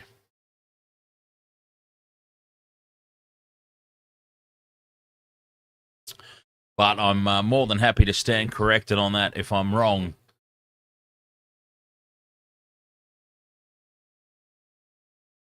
Five off the opening 2 balls, though. Kushdil is going to give it a red-hot crack. And so is Shaheen Afridi. That's off the edge of the bat and away for 1 run. 6 off the over. Needing 11. So another boundary here is what the doctor ordered for Pakistan. Another couple. Santner drops it in short. Kushtul can't beat the man inside the circle there at mid-wicket.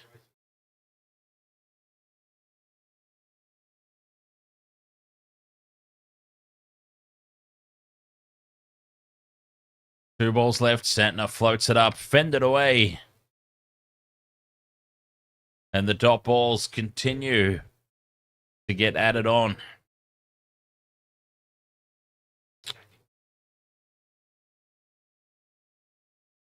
Reverse sweep. Kushtul gets it into the gap. And it races away for 4. 10 off the over.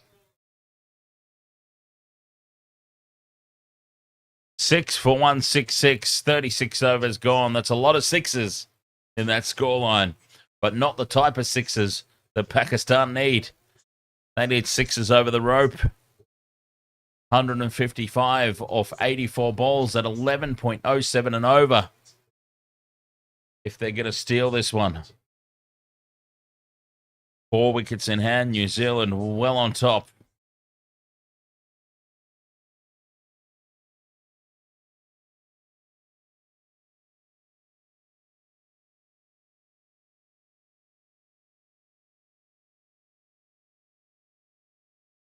Shaheen turns it off the pads. Bracewell in to bowl his 9th. Sticking with the spin, why not?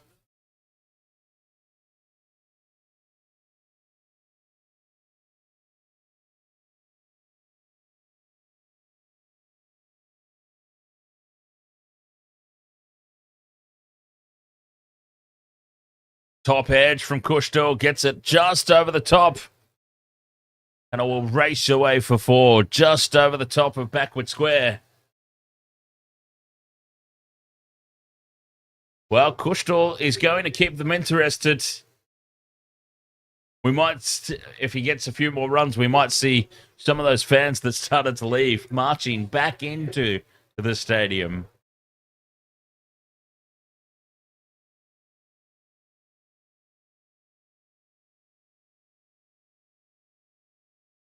Again, a good start to an over. Bracewell gets this one a bit straighter. And Kushtul just fends it back down the pitch. Nice response. Dot ball.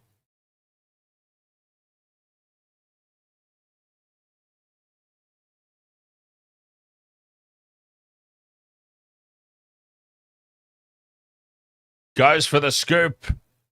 Kushtul misses it. Ambitious shout for LBW. But 2 dot balls to follow up. Good response from Bracewell. Lets that required run rate burn out a little bit more. 11.11 and over. That's what's needed. Pushed back down the ground to the offside. Mid-off is there. And a dot ball.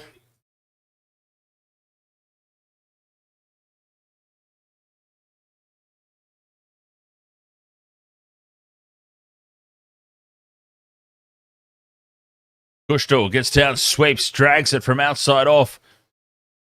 Beautiful shot. That's away for 4. 9 off the over. Not enough for Pakistan. The required run rate, 11.39 now. 6 for 175 after 37.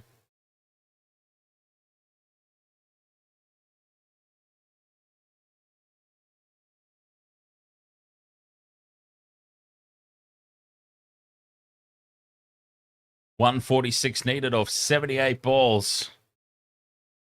And Phillips back into bowl, his 8th. Well, I mean, they just haven't had to do anything too much different. That's how it's been for New Zealand. They haven't really had to change it up. They've not been asked too many questions. And they've just raced through these spells of spin bowlers. As Shaheen Afridi advances down the wicket, launches it straight down the ground over the top of the sight screen for 6. Now that raises some questions of the bowlers.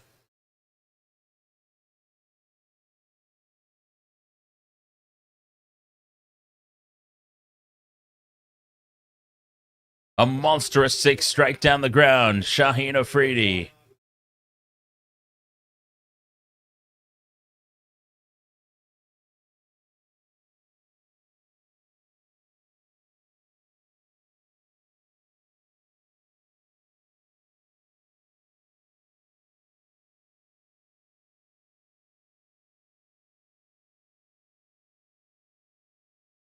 Good start to the over. Phillips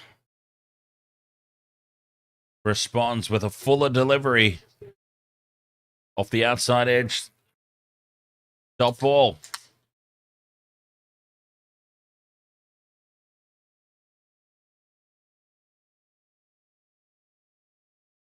The current run rate 4.85. The required is 11. Shaheen just jams the bat down on this one late.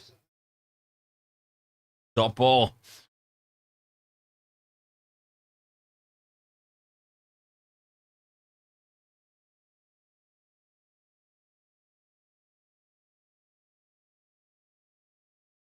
.140 of 75 balls. Phillips to Shaheen. Forward defense. Well bowled, I mean, but geez, he's just hit a big 6 straight down the ground. I mean, now is not the time for defending. 2 balls left in the over. Punched away to the offside. They'll come through for a single. The man at mid-off there does get a hand on it, knocks it down. 7 from the over. So they need a big hit here. Push still. Where can he go? Sweep for 4.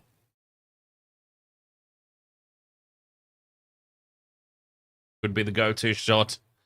So what does Phillips do, knowing that that's likely the case? Well, he drifts it onto the legs and gets away with it. As Kushtal just turns it away for 1. 6 for 183. 38 overs gone. 138 of 72 balls. Pakistan, are they going to get bowled out?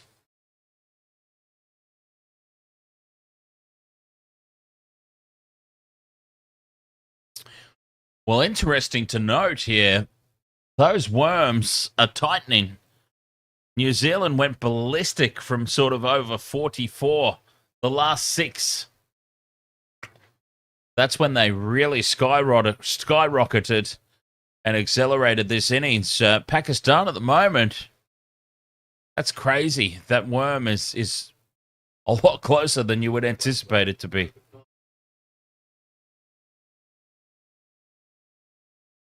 Phillips, 9 overs, 1 for 34. He's about to be bowled out.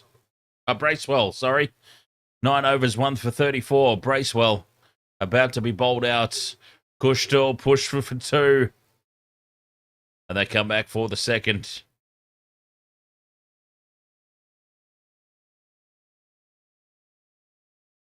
Well, 2 runs a ball would do it. 2 runs a ball would do it from here for Pakistan. New Zealand want wickets, dots, 1s. They'd be happy with 1s. Pakistan want 2s, 4s, 6s. Kushtal bangs this into the gap. So they come back for a second again. They do push hard for the second run.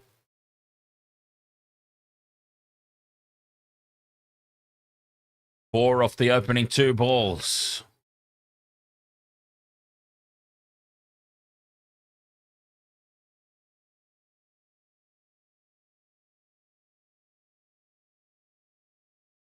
Bracewell into Kushtal. Swing and a miss outside off.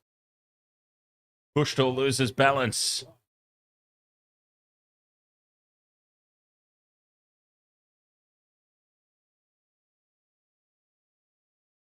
Despondent looking faces there in the pavilion.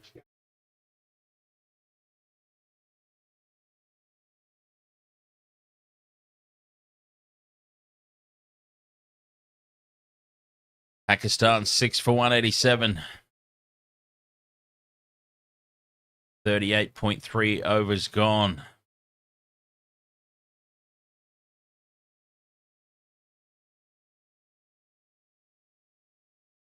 Reverse sweep, swing and a miss. Back-to-back dot balls.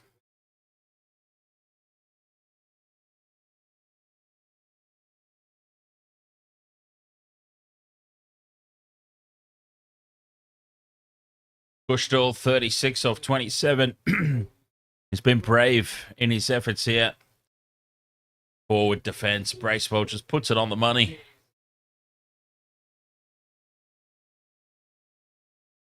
Well, they've had lots of forward defensive practice tonight, Pakistan. So once test season rolls around again, they won't need as many net sessions. Reverse sweep. Can't beat the man.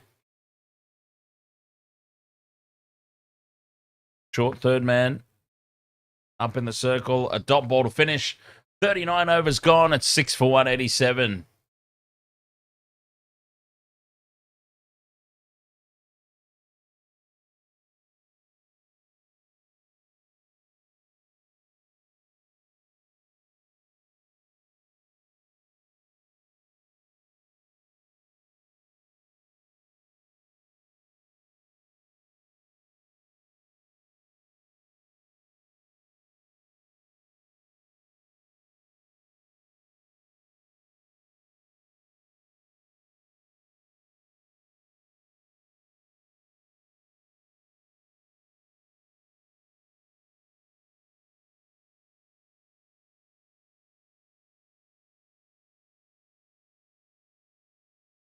Phillips to bowl his last.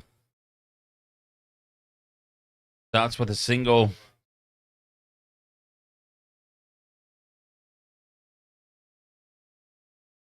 Six for 188. That required run rate now 12.27. You would surely think it is done, Geordie Aussie. Yes. Pakistan kind of out of batsman. Kushtal. It's probably the last glimmer of hope. I mean, we've seen that Shaheen can hit big. But, I mean, geez, 12.27 runs and over required. You would have to think it's done.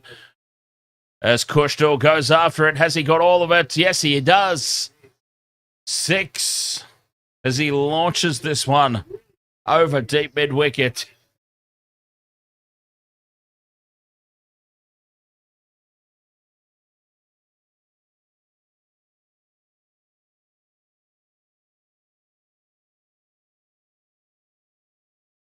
You're watching these 11 overs and then bed. Oh, man, tell you what, I might do the same. Even though I've got some work to do, I'm going to have a power nap, I think, and just rest for a little bit. As long as my work is done by around about 8 a.m., I'll be all good. So I reckon I could probably sneak in an hour or two's power nap and be good to go. 7 off this over. Kushtal goes on the sweep. He's 42 off 32. He's played well, Kushtal. Forming the rear guard. Just trying to keep his team interested, keep the fans interested. 6 for 195. 126 of 61 balls. Phillips with his last ball. Shaheen cuts away. Protection out on the rope. Just a single. Shaheen will retain the strike.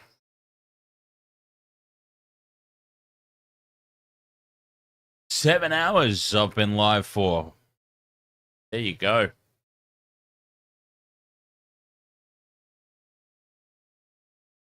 I don't know how many more 50 over games I'll be doing.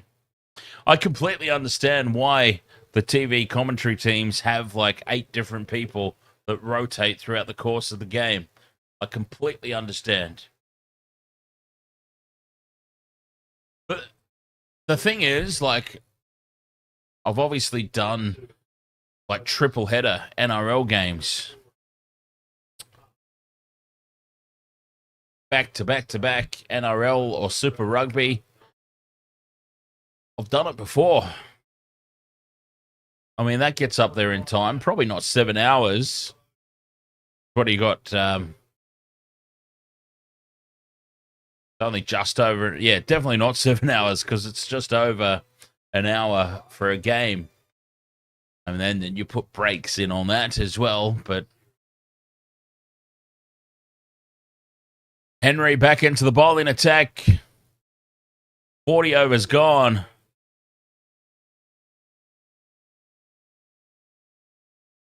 And Henry's got 5 overs available to bowl if he needs it. Shaheen pulls this one away straight into the turf. Bounces away out to deep square leg. Just a single. And Kushtal, 43. I'd like to see him get his 50. We've got to cheer on Kushtal to get his 50. He has performed very bravely. And I would like to see him get his 50 here. Henry into Kushtal, cuts it away, but picks out the man at backward point.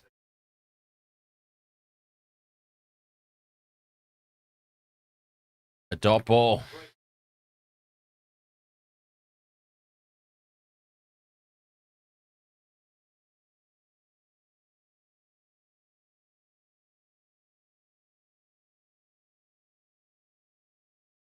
Henry in again, drops it in short. Kushtal hooks it away on the bounce out to deep square leg. Kushtal moves to 44. Shaheen back on strike. Geordie Aussie says New Zealand bowl faster. And I couldn't help but notice an interesting stat that popped up on the screen before. New Zealand have actually turned the ball more. Their spinners have got more turn on the ball.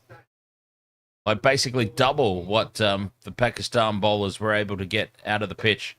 As Shaheen scoops this down the ground, it's in the air and just lands in between the man at long off and the man running backwards at mid off. They'll come through for a single.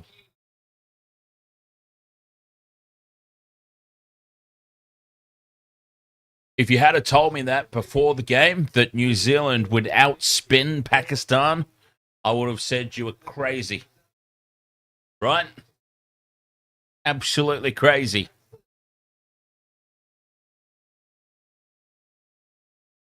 Henry with 2 balls left. Kushtal tries to just guide it down fine to the third man boundary, but can't beat the man in the circle.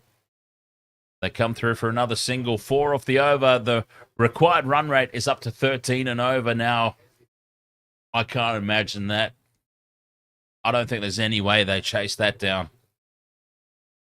Not with 4 wickets left.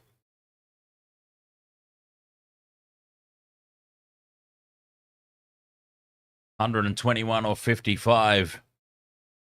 Edged, taken. That's the end of Shaheen Afridi. Henry dropped it in a little shorter. Shaheen tries to pull it from the outside off. Square on the leg side. He just manages to get a feathered nick through to the keeper. Latham takes the catch, and the 7th wicket falls.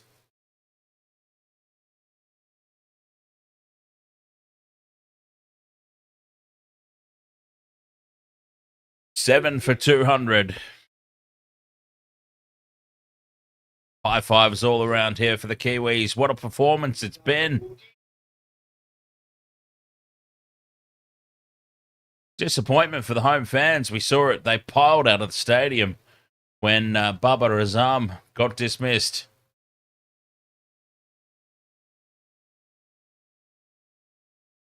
Naseem, the standout with the ball. Well, can he deliver a minor miracle here with the bat? Naseem in at 9. Pakistan 41 overs, 7 for 200.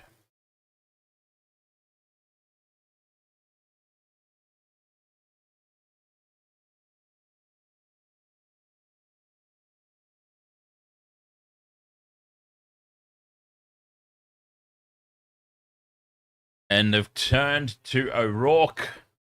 So it's pace from both ends now that we're down into the tail. And O'Rourke, who is 2 for 22 at the moment after 6 2 for 22, Richie.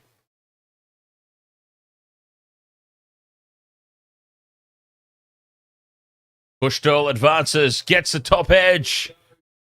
And one bounce, third man covers it off. And just a single. Bushdoll goes to 46.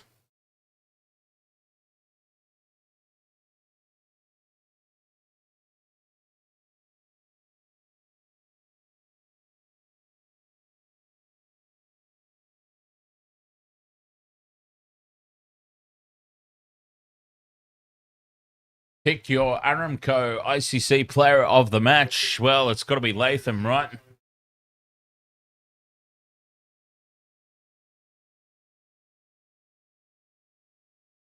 Bottom edge from Naseem through to the keeper. I'm actually from Australia. Is that a watermelon? A watermelon.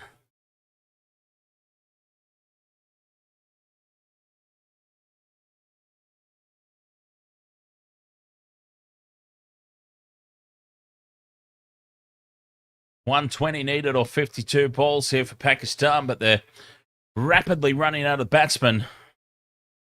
Bushdoll seemed quite comfortable to give Naseem the strike here, though. And back-to-back dot balls. O'Rourke drops another one in short. Well, it's been called a wide. This one's been called wide. O'Rourke shakes his head. I don't know if he's shaking his head at himself, frustration over the delivery, or if he's shaking his head at the call of wide in the first place. Not so sure about that one. But 7 for 202.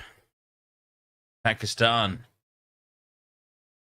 They may as well go for it. There's no point fluffing about like this. Naseem just fends it down to the offside. Misfield again. There would have been an opportunity at a run out, but misfield again.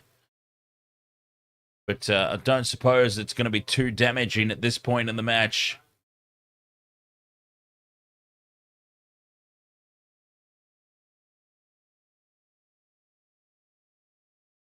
Seven for 203.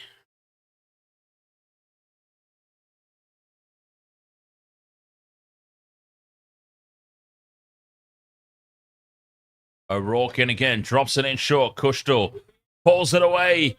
And it bounces past the fielder who's diving forward again to try and take the catch out on that square leg boundary. We've seen it before tonight.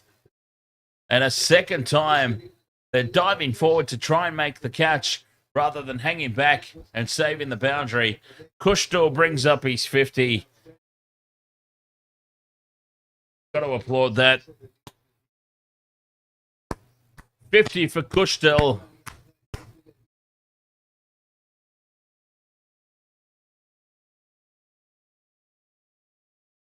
Credit to New Zealand, though. They're attacking those balls in the outfield. And Bushdoll pulls this one away for 4 more back-to-back boundaries.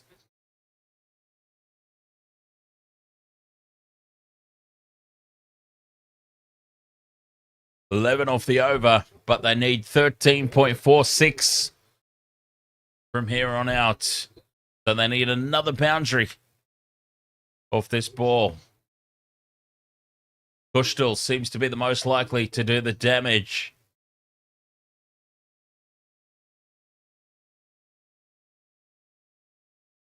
O'Rourke drops it in short, wide. This should be called wide and will be. He's going to have to bowl it again. Well, that's a gift for Pakistan. They just left themselves too much to do here in the back end, you would have to think. But New Zealand moving forward in this tournament. And they can't be this loose in the back end of an innings. Geordie Aussie asked if I know England's former coach. Remind me who their former coach is. Oh, you're asking me. I've just realized you might actually be asking me. Not specifically, do I know them personally? You might actually be asking. I don't know. It's 2:30 a.m. I don't know what I'm talking about anymore. It's 2:30 a.m. I've been streaming for 7 hours. I don't know what's what anymore. Pakistan need 108 or 48 balls, 3 wickets in hand. It seems pretty safe to say that that's impossible. Kushtal pulls this one away into the gap perfectly, and another boundary. Well, is Kushtal about to make a fool out of me for just saying it's impossible? What an absolute miracle it would be.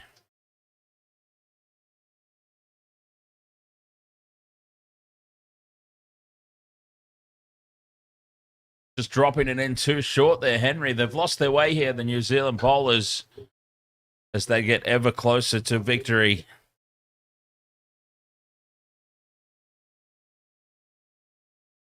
Kushtal put that into the gap perfectly.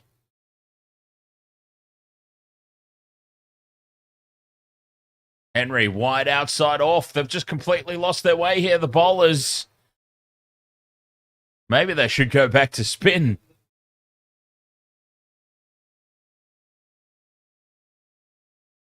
They've got to be very careful here in New Zealand. They don't want to get a bit too loose, right? And before you know it, too many free runs.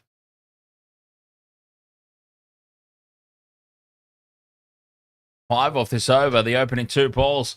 Kushtal over the top, a bit off. 2 bounces over the rope for 4. 9 off this over. Only 2 legal deliveries bowled.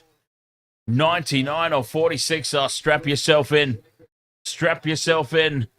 It can't possibly happen, can it? Surely not. Well, Kushtal is going to give everybody a little bit of a tease of belief.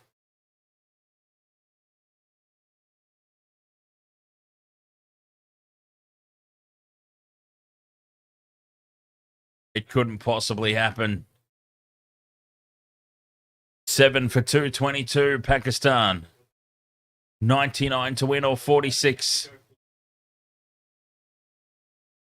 Cuts it away, Kushtal into the gap, but protection out on the rope. The man out at deep point, just a single. Naseem back on strike.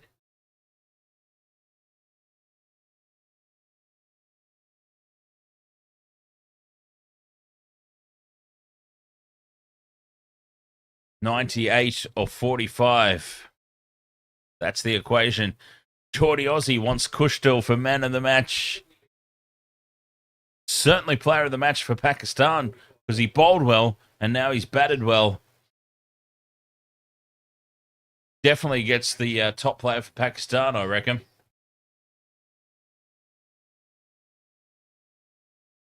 Guided away down to third man for a single. Kushtal back on strike. Ofa Katoa. Bookies had Pakistan as favourites. They certainly did. And I did a little preview video on TikTok and on YouTube. Just a quick 2.5 minute preview of this match. And I actually predicted New Zealand to win. Couldn't quite understand, based on the form leading into the tournament, how Pakistan were the bookmakers' favourites, personally. 2 balls left in this over. Henry, full Yorker length, right on the toes. Beautiful delivery. 6.5 overs, 1 for 24.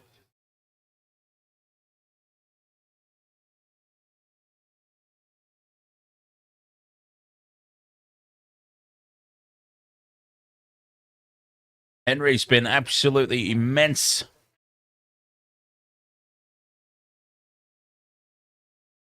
.5 overs, 1 for 24. Final ball, drops it in short. Kushtal pulls it away, square of the wicket. Man out there on the rope. A single to finish. Decent over that one for Pakistan, but nowhere near enough. 97 to win, or 43 balls. Or 42 now, it'd be. 96 or 42. 13.71. The required run rate per over. With 3 wickets left in hand.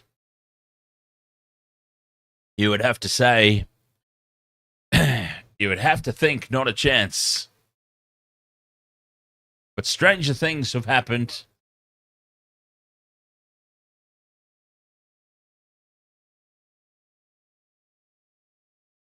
O'Rourke back into the attack. 2 for 35 off his 7.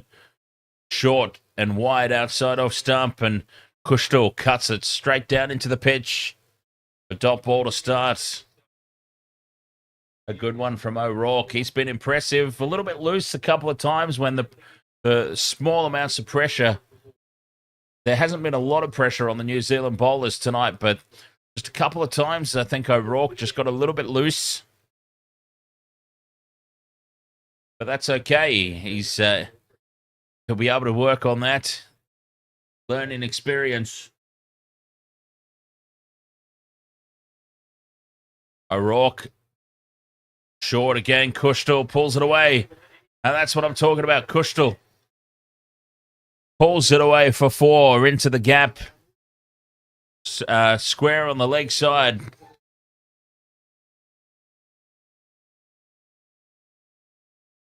Wasif Jan says Pakistan team is just heroes and media. In reality, they are nothing.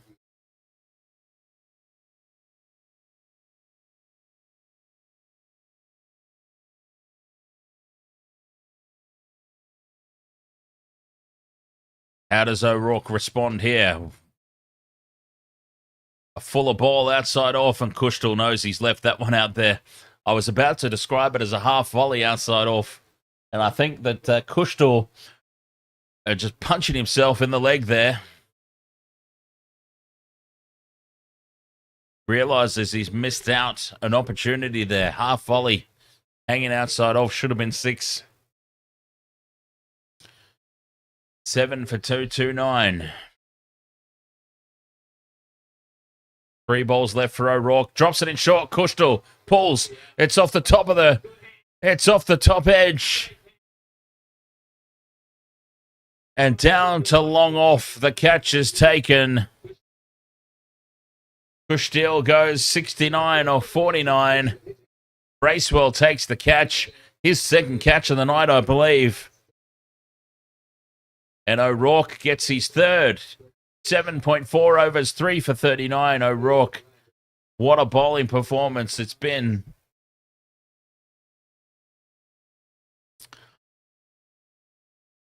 High on the bat, and Bracewell doesn't have to move. Simple catch.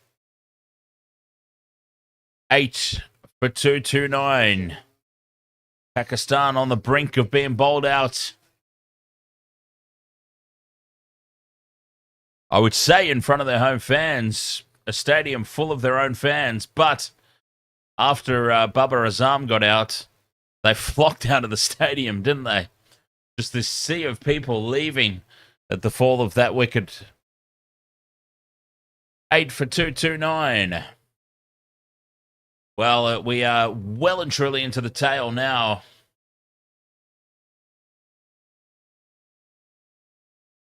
There's just quite simply no batsman left for Pakistan to chase down a 14.52 required run rate. They're just out of batsmen. Simple as that.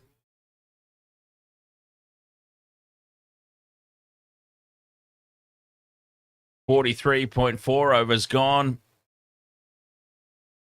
O'Rourke in again. Beats the bat. Half-hearted appeal for LBW as there's height was the issue. And down the leg side as well.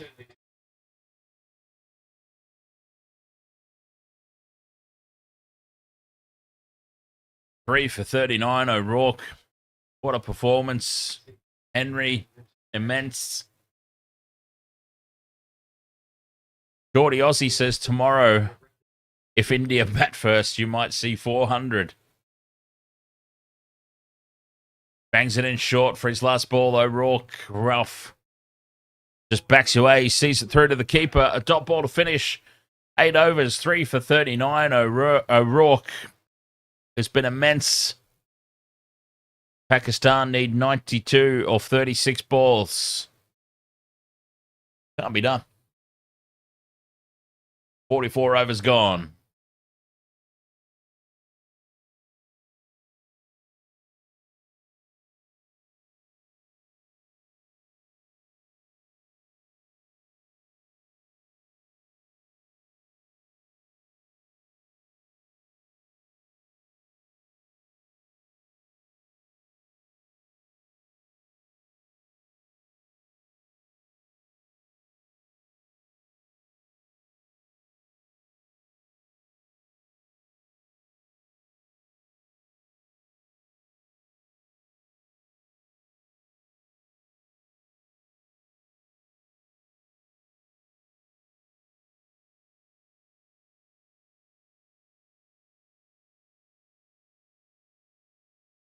Cheesy.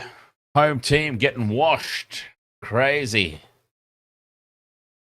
8 for 229, 44.2 overs gone.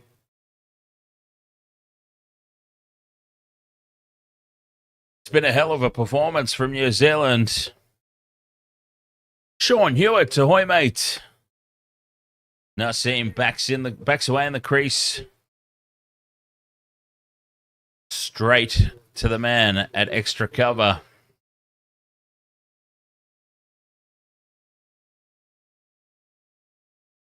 Three-dot balls to start here for Santner.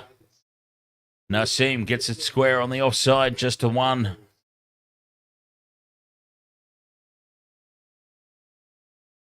Fabulous figures from all the New Zealand bowlers. Just a single off this over. That required run rate now 17.06 and over.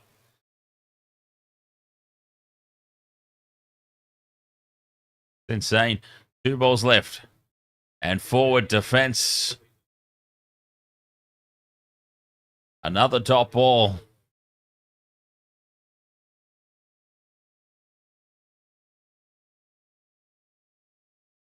Santner. Ralph advances, skies it high. It's gone. Has it got enough on it? Yes, it does. It just carries over the long on fence for 6. Mitchell had a good attempt at it on the rope. But Ralph just gets enough on it. A 6 to finish the over. But unfortunately, they need 17 and over, so they needed 3 more of them throughout the course of that, or 2 more. 8 for 236, 45 overs gone. We were talking during New Zealand's innings about how it looked like they might only be on for 270, 280. Might have been a score good enough to win. Looking back, O'Rourke straight into it. Leg buys from Naseem to start. Sean Hewitt says Nathan Smith has been the surprise bowler.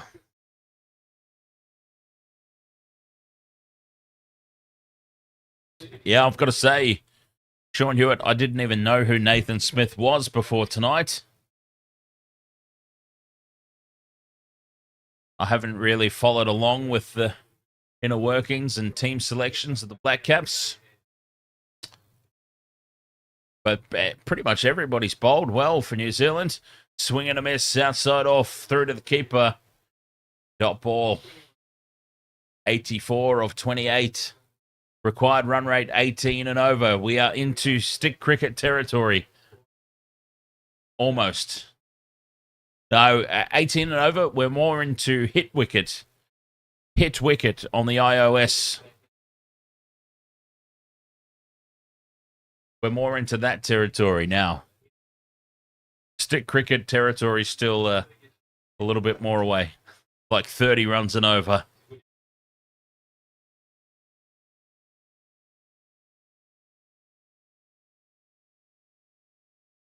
As this game just creeps towards its conclusion, New Zealand surely in an unlosable position.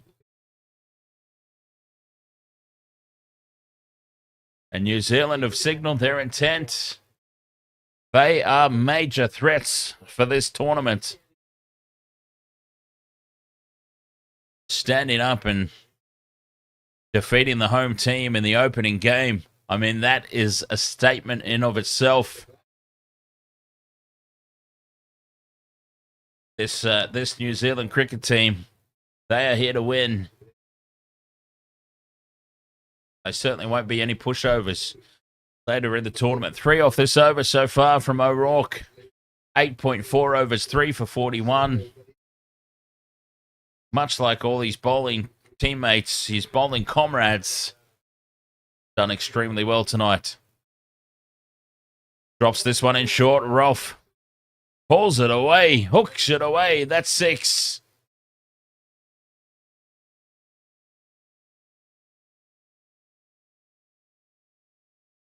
From a long way outside off, he's pulled that one. Geordie Aussie, no, there's nothing on tomorrow night apart from the cricket. Super Rugby's not on till Friday.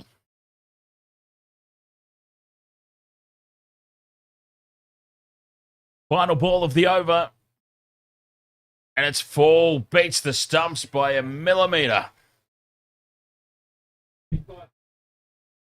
8 for 245. 46 overs gone.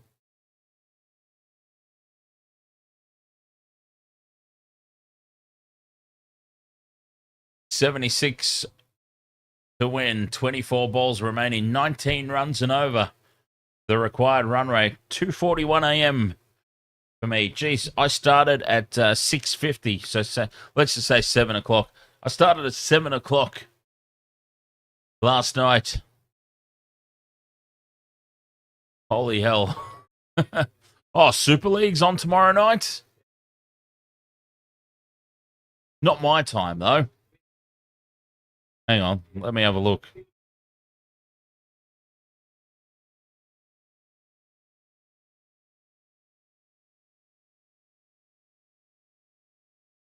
Yeah, not my time.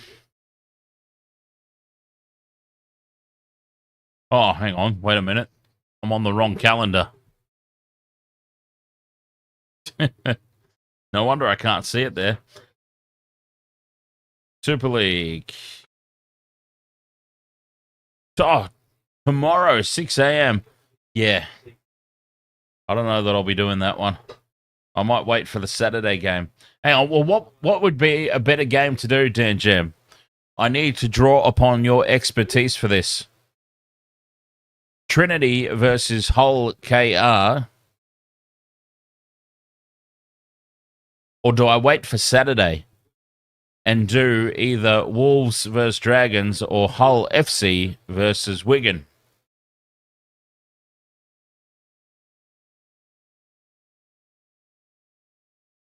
Naseem hits this one for 6.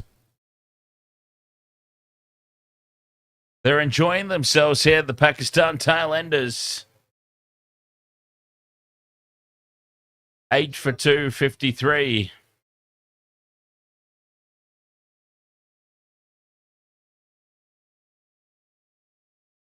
$68 to win off 21 balls, 19.4 to an over.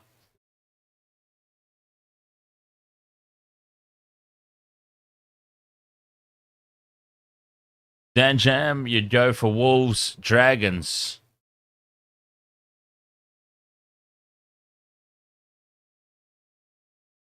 I wonder if there'd be a way. Well, first of all, I have to see which game is even available to me on KO Sports. I might be bound by whichever one they decide to show. Pakistan go again. 6 more. 15 off this over.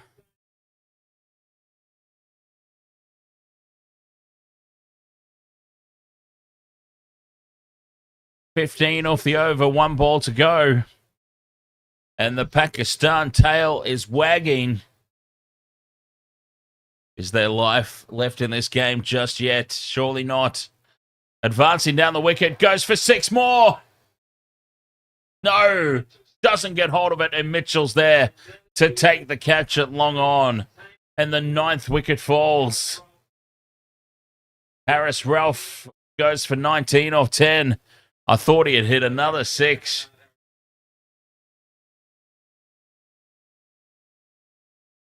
$61 to win off the last 3 overs. I've got a feeling the wicket might fall before that.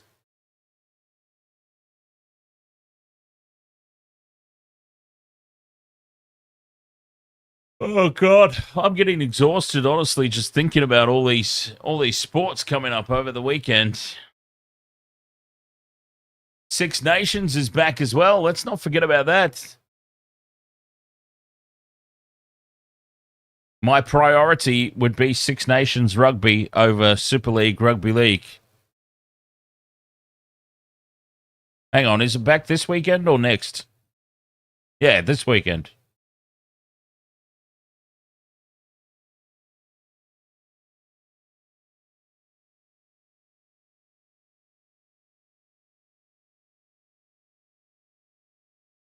Six Nations, Super Rugby. It's all happening here on the Wasted World of Sports, live on YouTube, live on TikTok, live on Facebook, live on Twitch. Naseem tries to get a ramp shot going. Henry followed him, and he got all discombobulated. And the ball ends up trickling through to the keeper. Well, this game certainly wasn't the intense blockbuster finish that I was anticipating, but it's been very enjoyable nonetheless. Bowled him, that's the end. Henry ends with 2 for 25. Pakistan have been bowled out for 260. And New Zealand, against the bookmakers' odds, win the opening game by 60 runs. A dream start to the Champions Trophy for the Black Caps.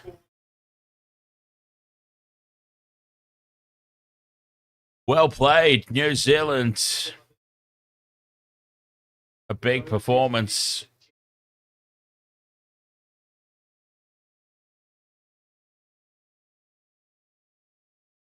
Solid effort.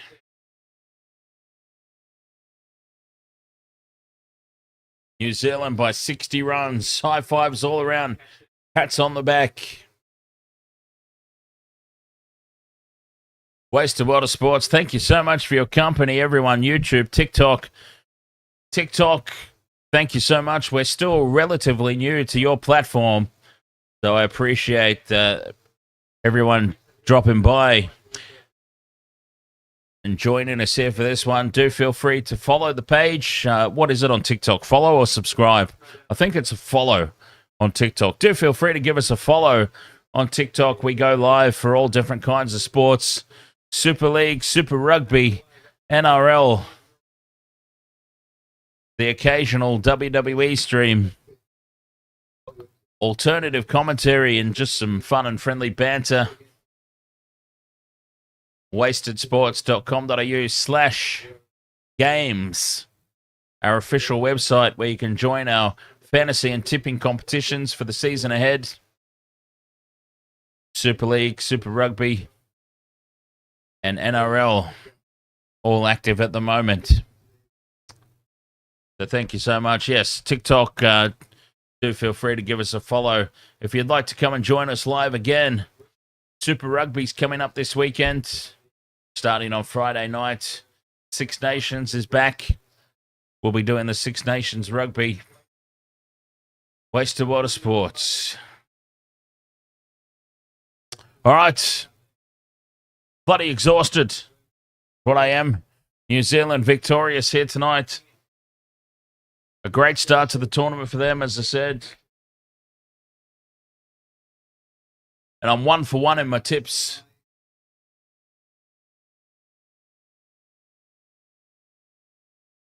I'm going to go have a power nap, and then I've got to get down to work. Thank you so much. TikTok, once again, give us a follow if you've enjoyed spending your time here tonight.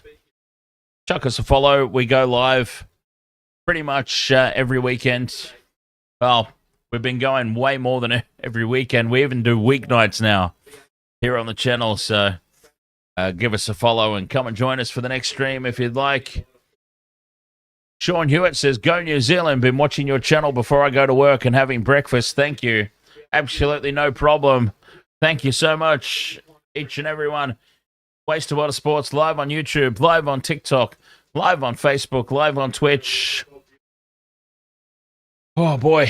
8 hours I think that stream went for. That's a full day's work. Bloody hell. I need to go have a lie down. Thank you so much. Congratulations, New Zealand, on the victory. A big one over the hosts. And we will be back on Friday for Super Rugby. Until then, cheers.